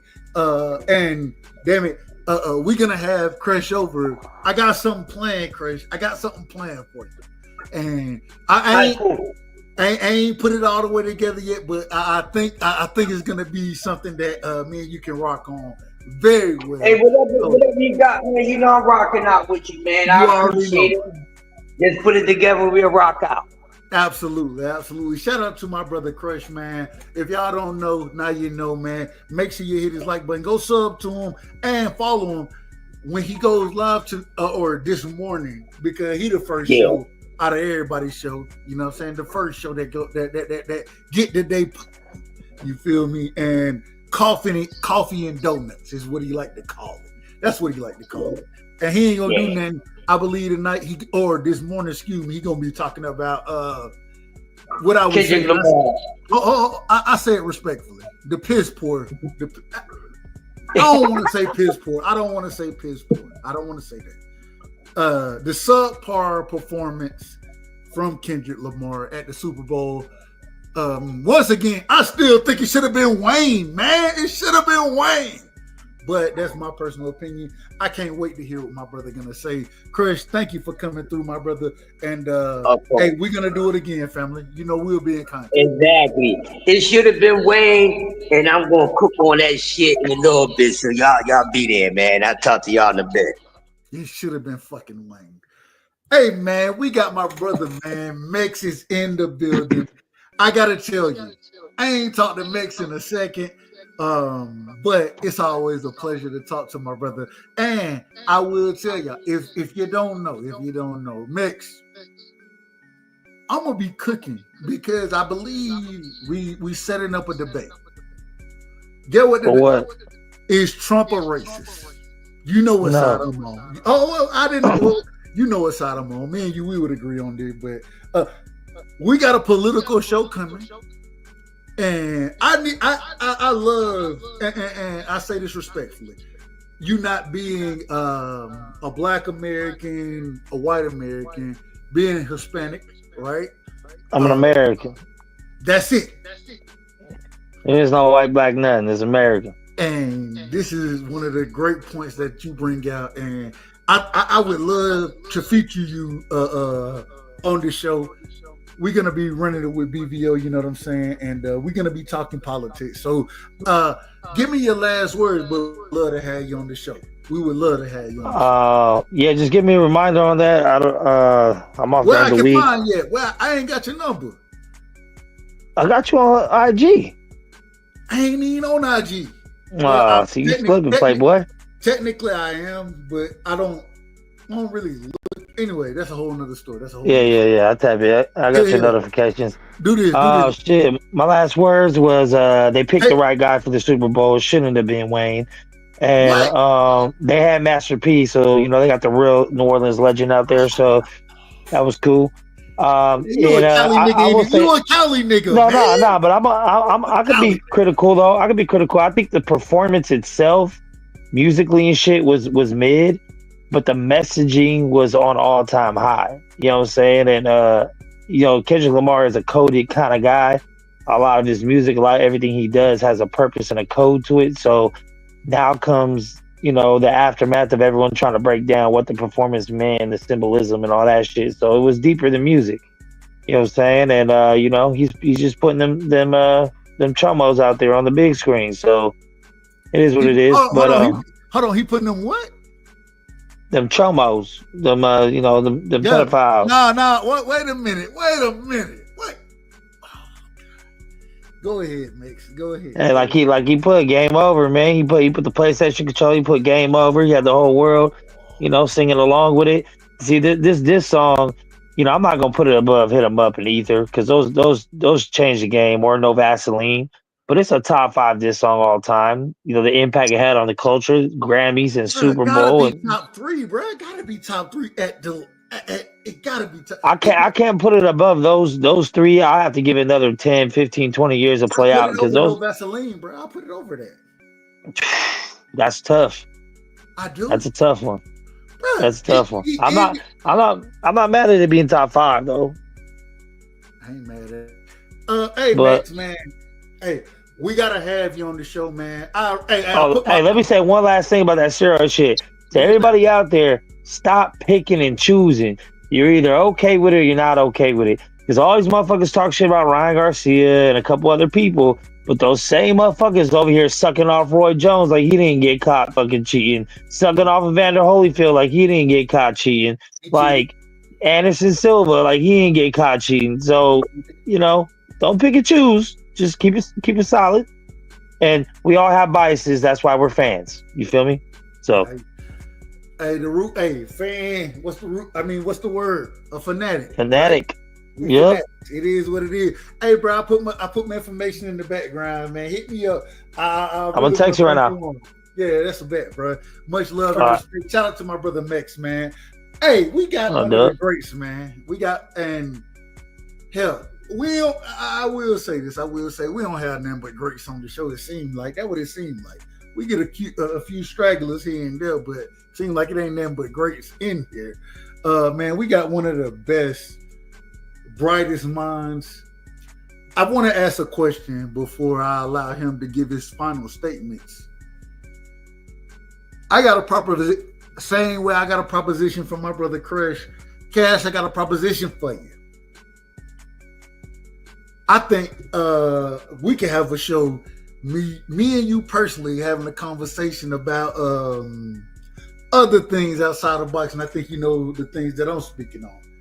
What's your thoughts on having that type of show go on? Maybe once a week, maybe twice a week. Or excuse me, once a week, once every 2 weeks. Nothing crazy.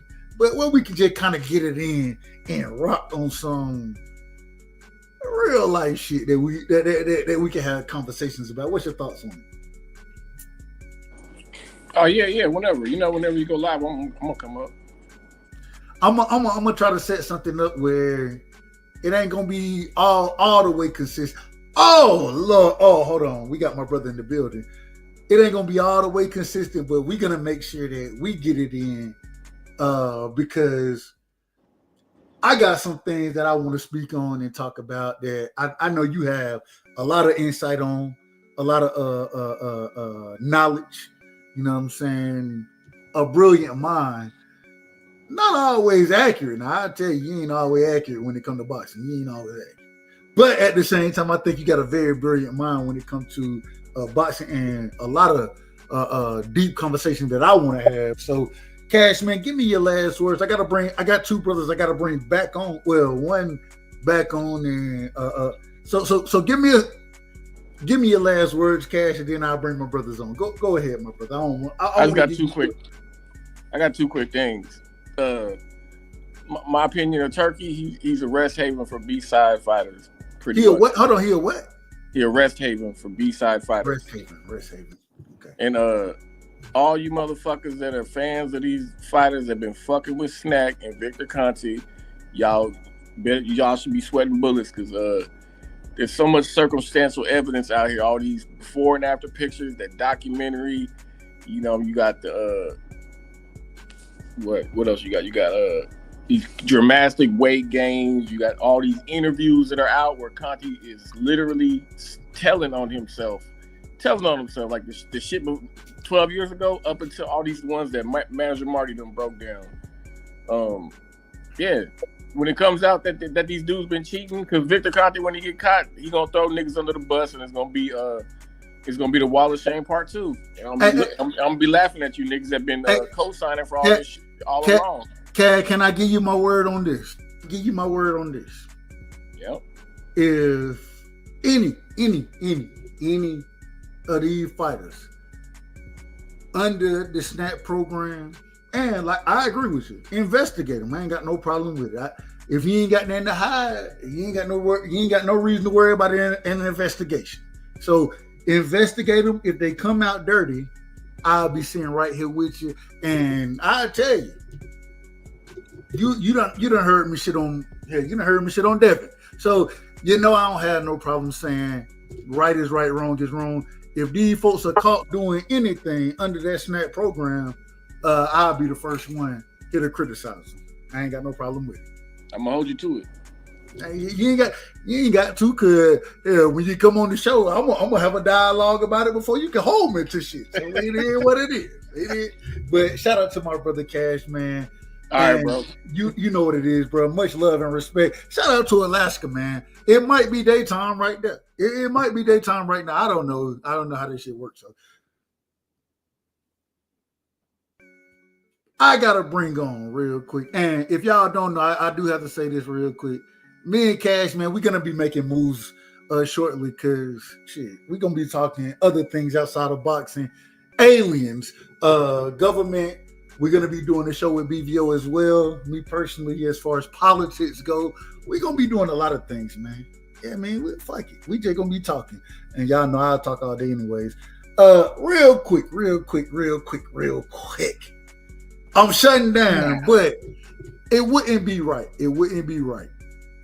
We got one of the greatest, and when I say greatest, one of the most talented, one of an individual who done damn near and I could be wrong when I say master.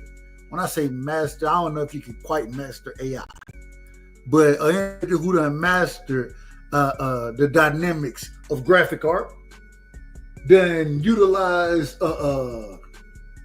systems that hell my mind ain't even brilliant enough to think about. We got my brother Kazi in the building. What up? If y'all don't know, y'all go sub the Kazi channel. Kazi has me, and I gotta tell you, I downloaded. Most folks don't know this. I don't even play video games like that, but Kazi got me. I downloaded Undisputed Boxing, right? I had to buy an entire new computer because I didn't even have a graphics card to play the fucking game on my shit, which also meant I didn't have the graphic card to. Anyway, that's a whole other story. But I had to download a whole new computer, and I got the game now. And I'm probably one of the worst boxing undisputed players that you could ever play against. So if you want a victory, challenge me, because I suck at the game. But if it wasn't for my brother Kazi, I wouldn't even be a part of it. Kazi, welcome to the show. Salute. Hold on, that's the biggest introduction. Goddamn. Well, go ahead, sir. We got to give you. I mean, you're not. I mean, you're a special individual. You're not regular, so hey, we appreciate that. What credit is due. Kazi, I gotta ask you: is Turkey good for the sport of boxing?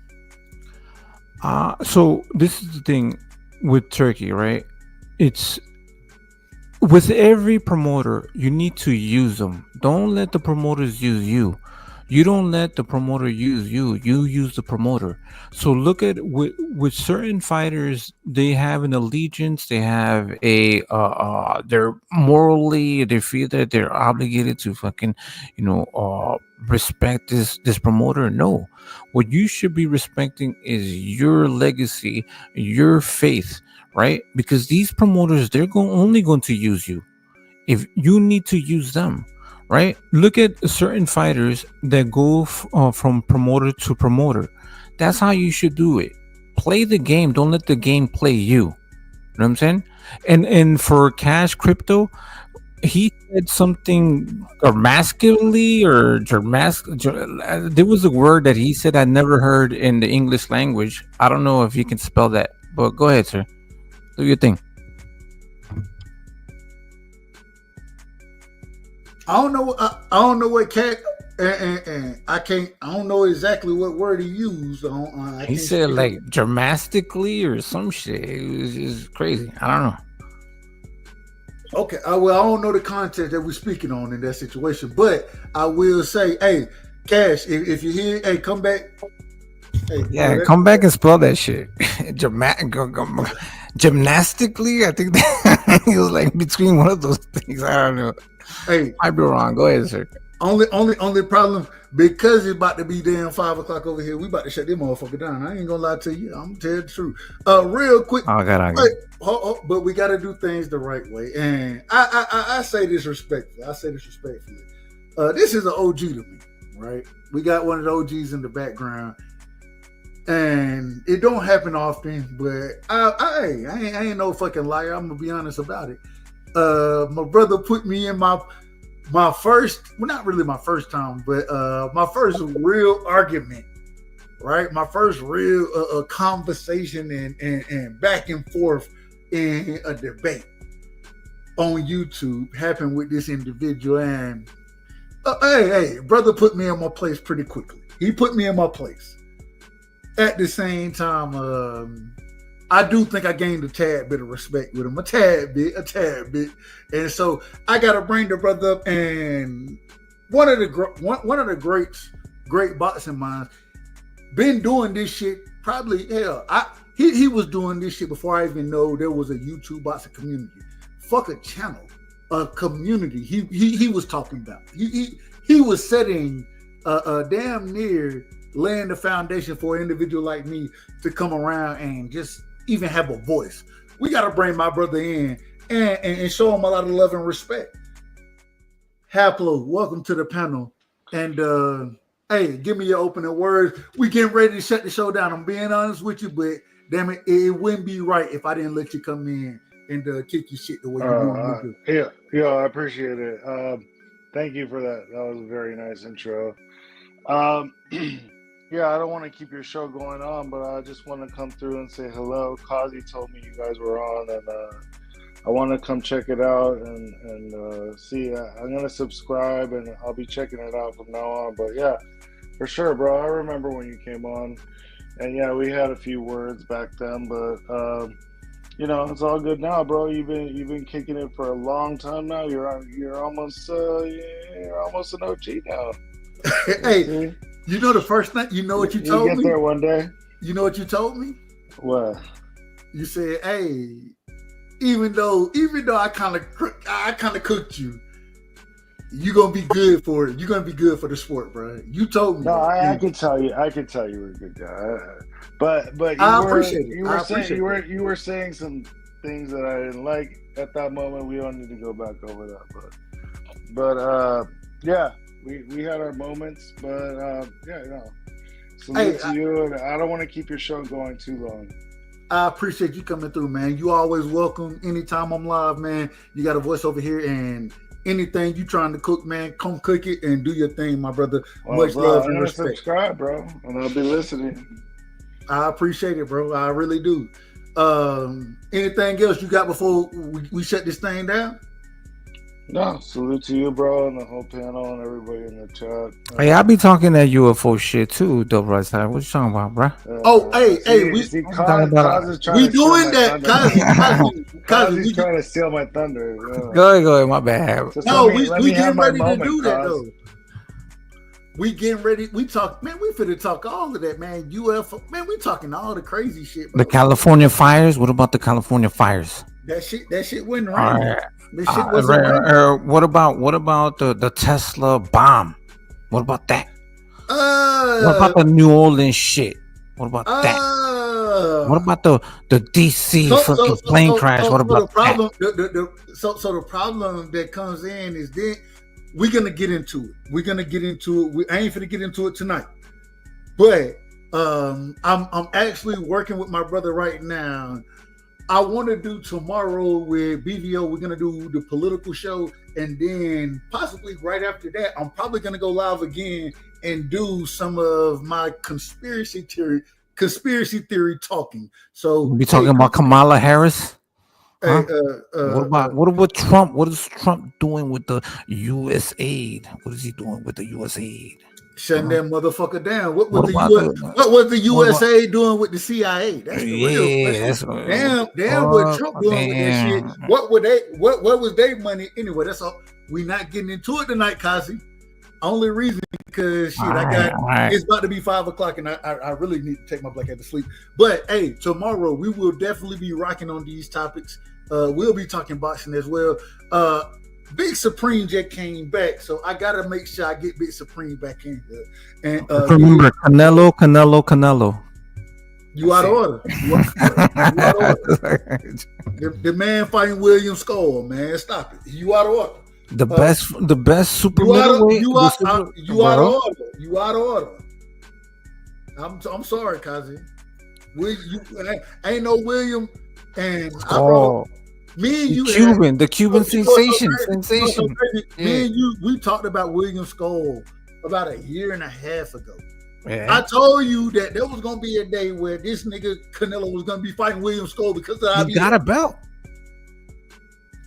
We're gonna talk about it later, Kazi. We can't do it. I got. Salute to the right side. Salute to the motherfucking building. Salute to y'all. Salute to Hablo. Much love and respect, Kazi, man. You know what it is, my brother. If y'all, and I want y'all to understand this.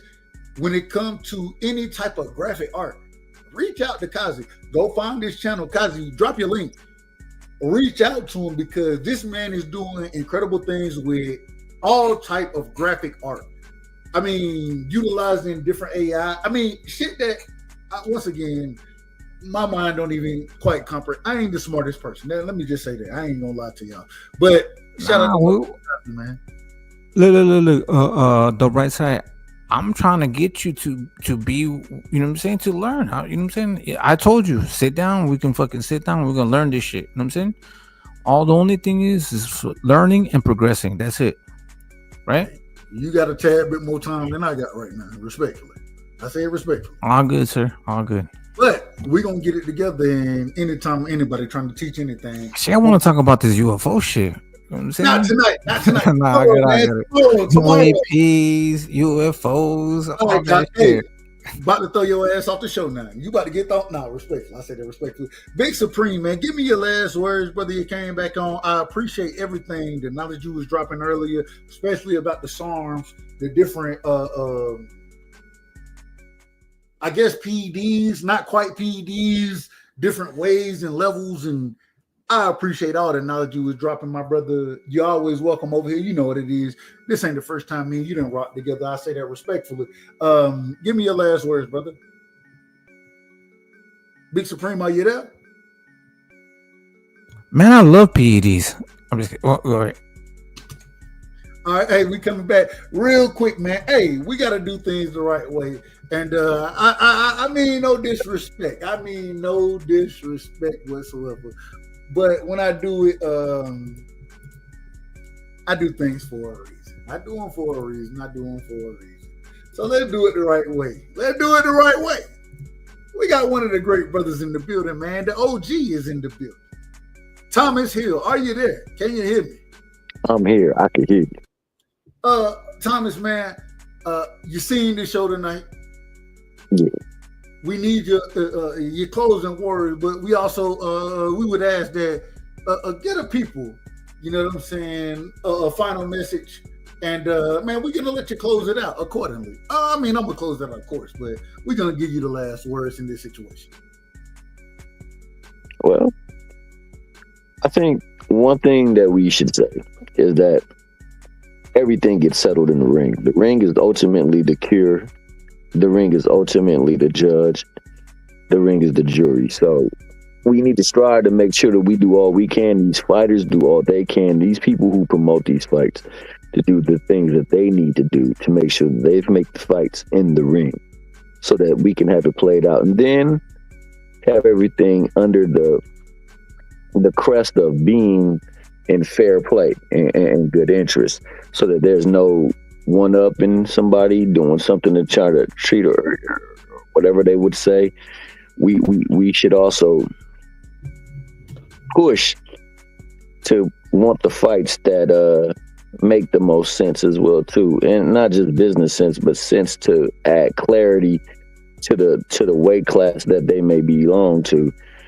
I think also that we got to realize that with certain fighters there are dynamics. And these dynamics are at play, and they make the fight either more demanding for them more so than others, but that's not their fault. Sometimes it's just a combination of many things, but these people have earned their way. So, you know, we have to acknowledge that as well too. But in the acknowledgement of that, the fighters themselves who are in that stand got to recognize that also boxing has always found a way to find a great equalizer of who truly is that guy.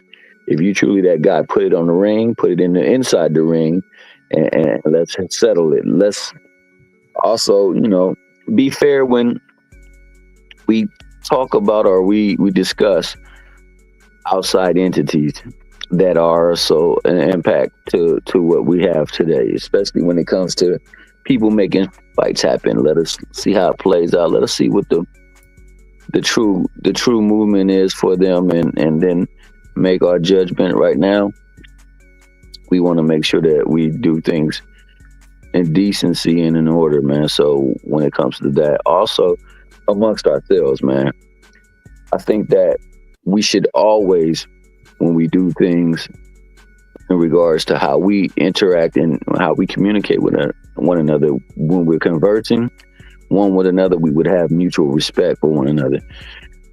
I think a lot of times, man, we allow our fandom to get in the way of that, and that can be detrimental at times because we lose the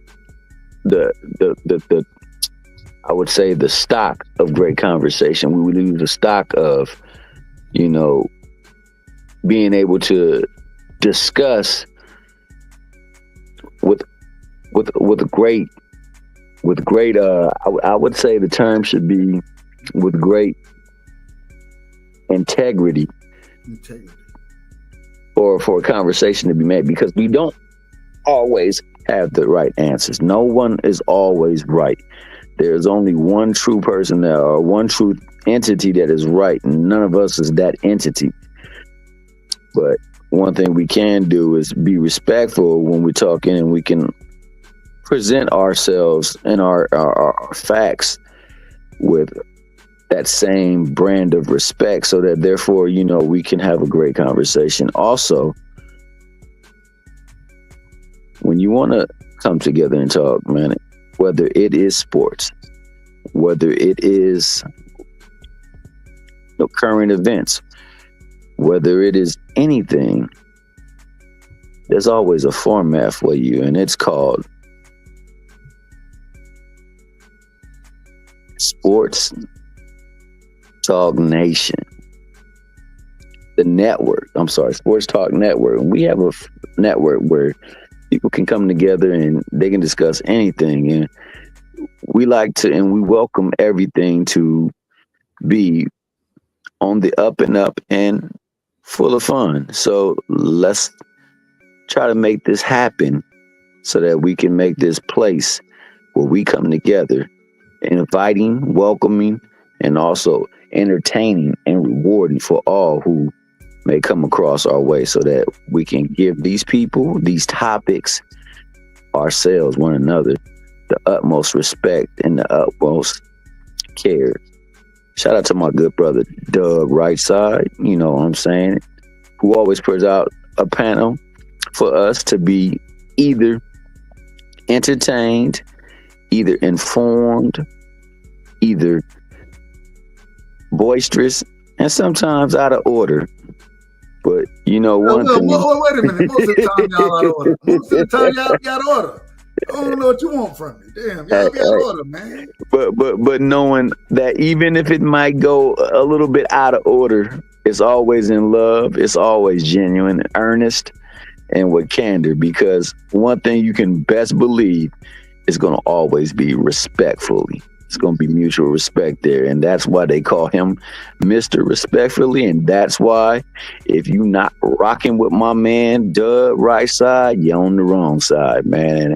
And that's pretty much all I can say about that, man. So shout out to you, man. And one thing we got to remember is that nothing is promised, not even the next moment. So let's live the best we can in the moment that we had. And that's all I got to say, bro. I ain't mad at it, T Hill, man. Thank you. And you're doing a hell of a job. Anytime you come on the show, I'm gonna be changing your name moving forward. I'm gonna let you know now.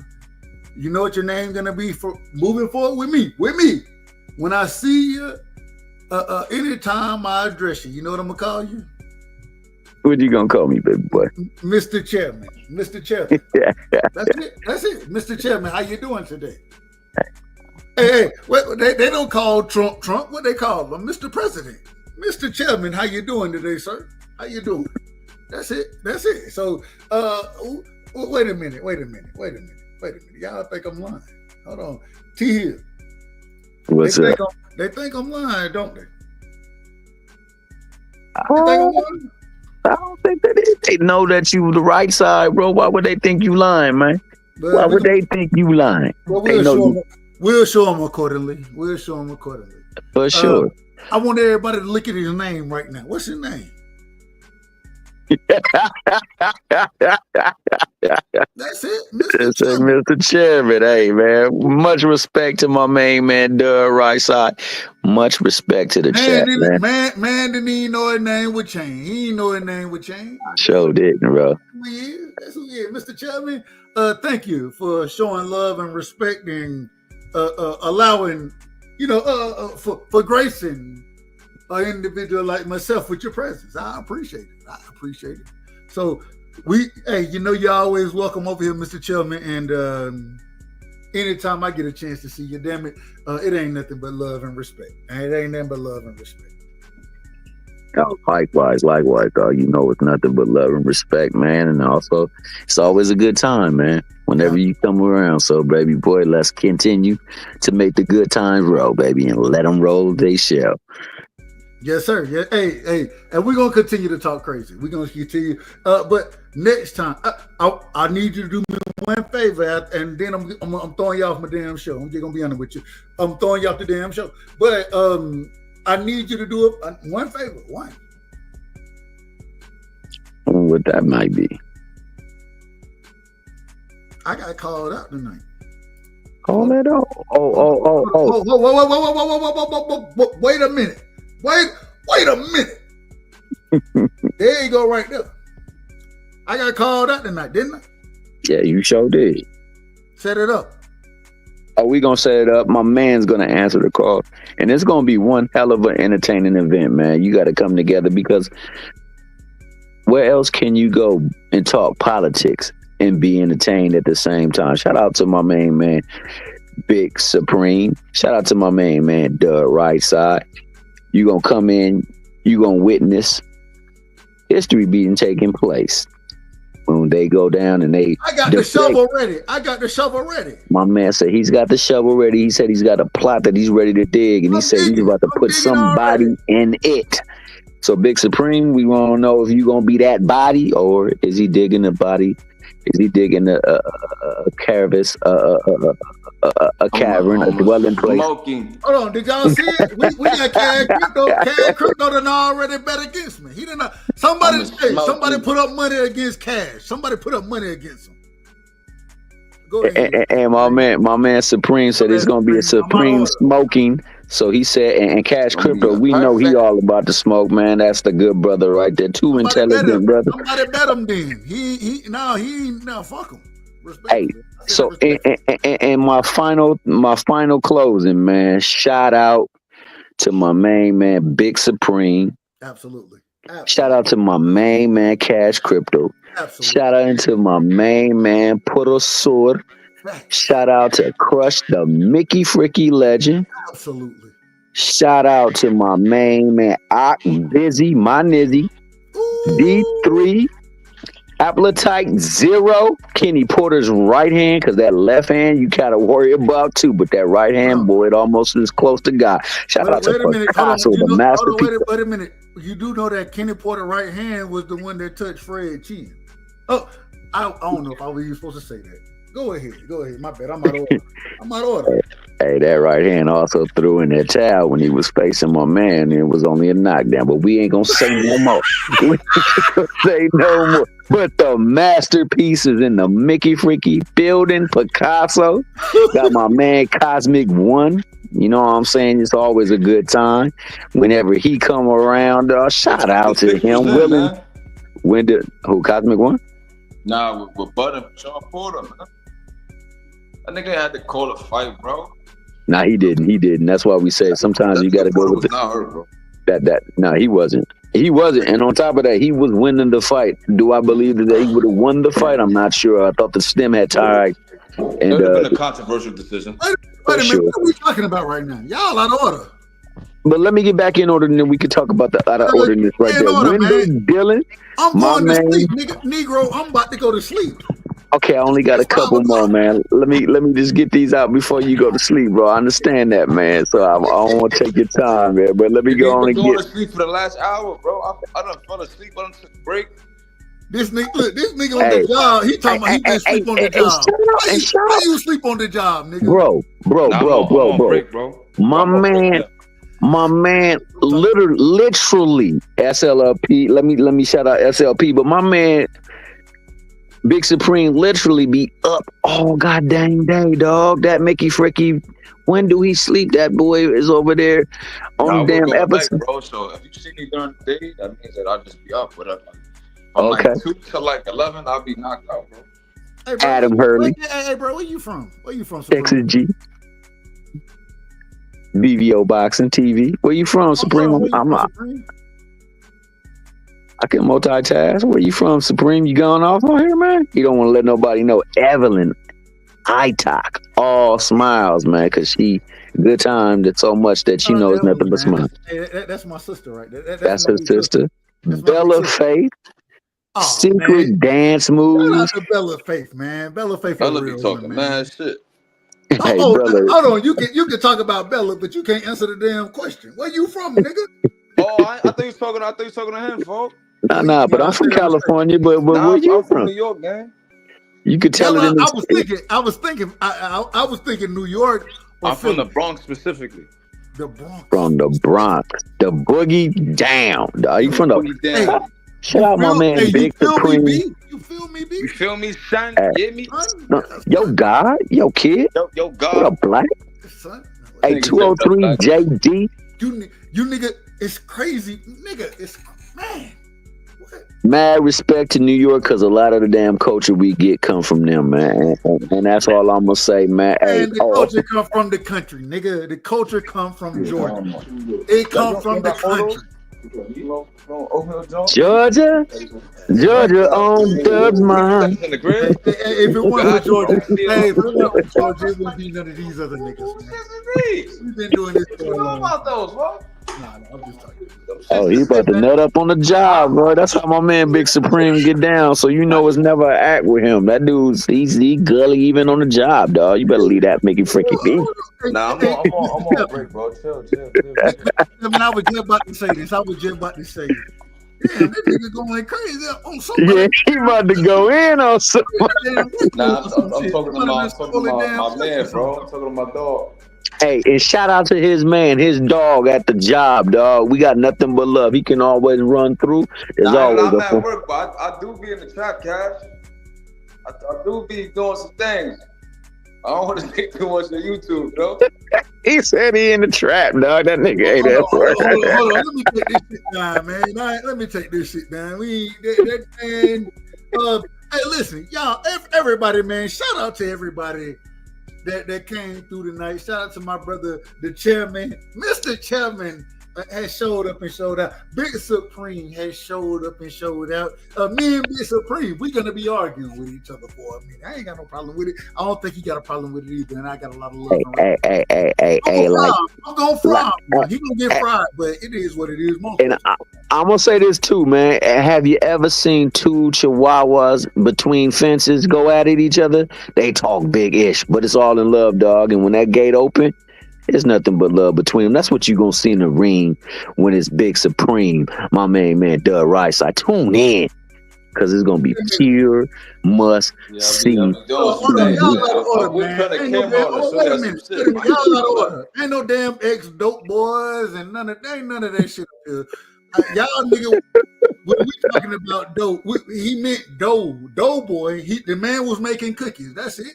He was making I don't know nothing about none of this shit, man. I'm out of here. I don't know nothing about none of this. I'm out. Hey, that's why that boy got that futuristic flow. He already know, man. He said he know. Hey, shout out to all you guys, man. And it's always a pleasure, man, when we come together, dog. So hey, I love my dudes. I love y'all too, dog. And like I said, Thomas, set it up, man. Set it up. That's it. We throwing Thomas out. We throwing everybody out. We got nigga talking about cookies and Pyrex and I don't know. All I know is I came here in peace. I'm leaving in peace, and I don't know nothing about any If anybody is listening to this show, we don't deal in any illegal activities. I'm working on my taxes right now. If y'all need to know, I'm working on them right now. You don't look, I'm gonna get that. I ain't gonna get back what I want to, cause it's a whole nother story. But y'all keep me. Hey, we don't want no smoke. We don't want no smoke around here. But man, shout out to everybody. We got some of the greatest individuals that can possibly come, right? I mean, people from all around the world. We got niggas from Alaska where it's daytime at nighttime, in my opinion. I bet none of y'all can't even tell me what time zone is Alaska in. I bet y'all can't even tell me that, because I don't know, man. Cash can tell me that. We got folk, Australians. Shout out to my brother over there, Carl. All right, so we got Alaskans in Australia. Everybody else niggas. But hey, we love the nigga too. We love y'all too. We love y'all. We want y'all to come support. You know what I'm saying? Man, I'm just bullshit, man. Y'all make sure y'all show love, man. I truly appreciate each and every one that come through and show me love the way y'all do, man. It really means a lot to me. Shit, I ain't no big channel. I don't do nothing but talk crazy anyways. Hell, 90% of the show me telling y'all out of order, which y'all do be out of order. But it is what it is. Shout out to everybody who came through. And man, it's just a pleasure having the opportunity to have a conversation to rock with y'all. Y'all make sure y'all tap in tomorrow. We will be live again tomorrow. Lock it in. Me and my brother Cash, we will be talking crazy. And it seems like we ain't only ones over here that love some of the conversations that we be having. And so we're gonna have, it seems like other individual coming through. We will be rocking also tomorrow. I'll be rocking with BVO Boxing. Y'all make sure y'all go sub to BVO. I'll be rocking with them. Politically speaking, the name of the show, I can't make this up. Y'all. BVO said, is Donald Trump bringing back Jim Crow? I said, damn it, I got to argue that one right there. I got to have that conversation. So we will be talking about Trump tomorrow and politics and all those type of things going down in the Trump administration. If y'all don't know as well, man, y'all make sure y'all go sub to Kazi. Another brilliant individual. I got to get my brother Kazi on after the politics show with me and my brother Cash Crypto. Got to bring my brother Kazi on because it seems like my brother Kazi is going to have all type of smoke when it comes to the UFO conversation and those type of things. Big Supreme said he going to smoke the shit out of me in the political debate. I ain't got no problem with it. And I think that's going to be next Monday. We'll lock it in through Thomas Hill, you know what I'm saying? AKA the chairman. And man, it's just a pleasure to have y'all, man, and to be able to rock for 5 hours and 30 minutes. I don't even know how the fuck I rock this long, but I really do it because I just like the conversation with y'all, man. It's fantastic, and I really appreciate everything y'all do and the way y'all show me love. So y'all make sure y'all hit the like button. Come through tomorrow, man. We're gonna be doing it again tomorrow. We're gonna be talking crazy. We're gonna be doing tomorrow once again. We'll be doing the political show probably at 9, and then after that directly we'll be doing the paranormal show. That's what we're gonna call it, the paranormal show, because it'll be multiple situations talked about. After that, I'm pretty sure there'll be some things that we conversate about in the political show that will carry over into the paranormal show. But we're gonna do all those things and just have a conversation and just talk real nigga shit, man. So much love and respect, man. I appreciate y'all. Hey, y'all keep coming through. Hit the like button, man, and we'll do it again. Definitely thank y'all. And when I say thank y'all, I don't know if y'all truly understand how much I mean that. I truly mean thank y'all. If it weren't for y'all, you know what I'm saying? Shit, there wouldn't be no point in me doing it. And I will tell y'all the truth. I'll be honest with y'all. Even if y'all didn't like the shit, if y'all didn't show up, I still probably do it. I will. But I do appreciate all the support. I do appreciate that. So we definitely got to do it again. And I mean, it is what it is. Salute. And hey, Y'all always know, man, when you're over here, you're rocking on the right side, man. You can't fight the power of Gervonta Tank Davis. What a scintillating display. Well, you question Deontay Wilder's power. The proof is in the banana pudding as he just turned the lights out. Cool boy Steph Stephen Fulton Jr. The Ennis Express is a runaway train.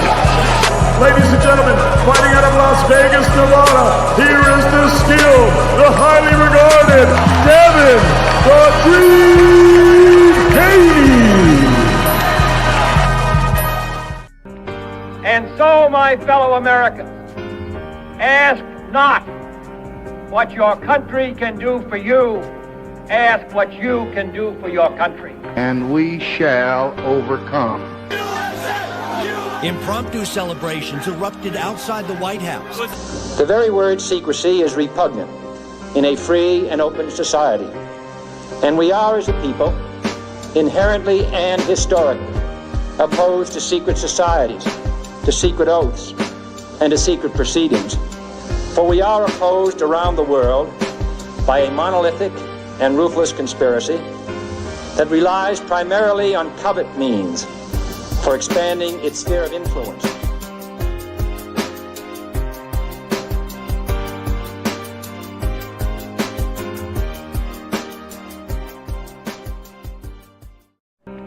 And so, my fellow Americans, ask not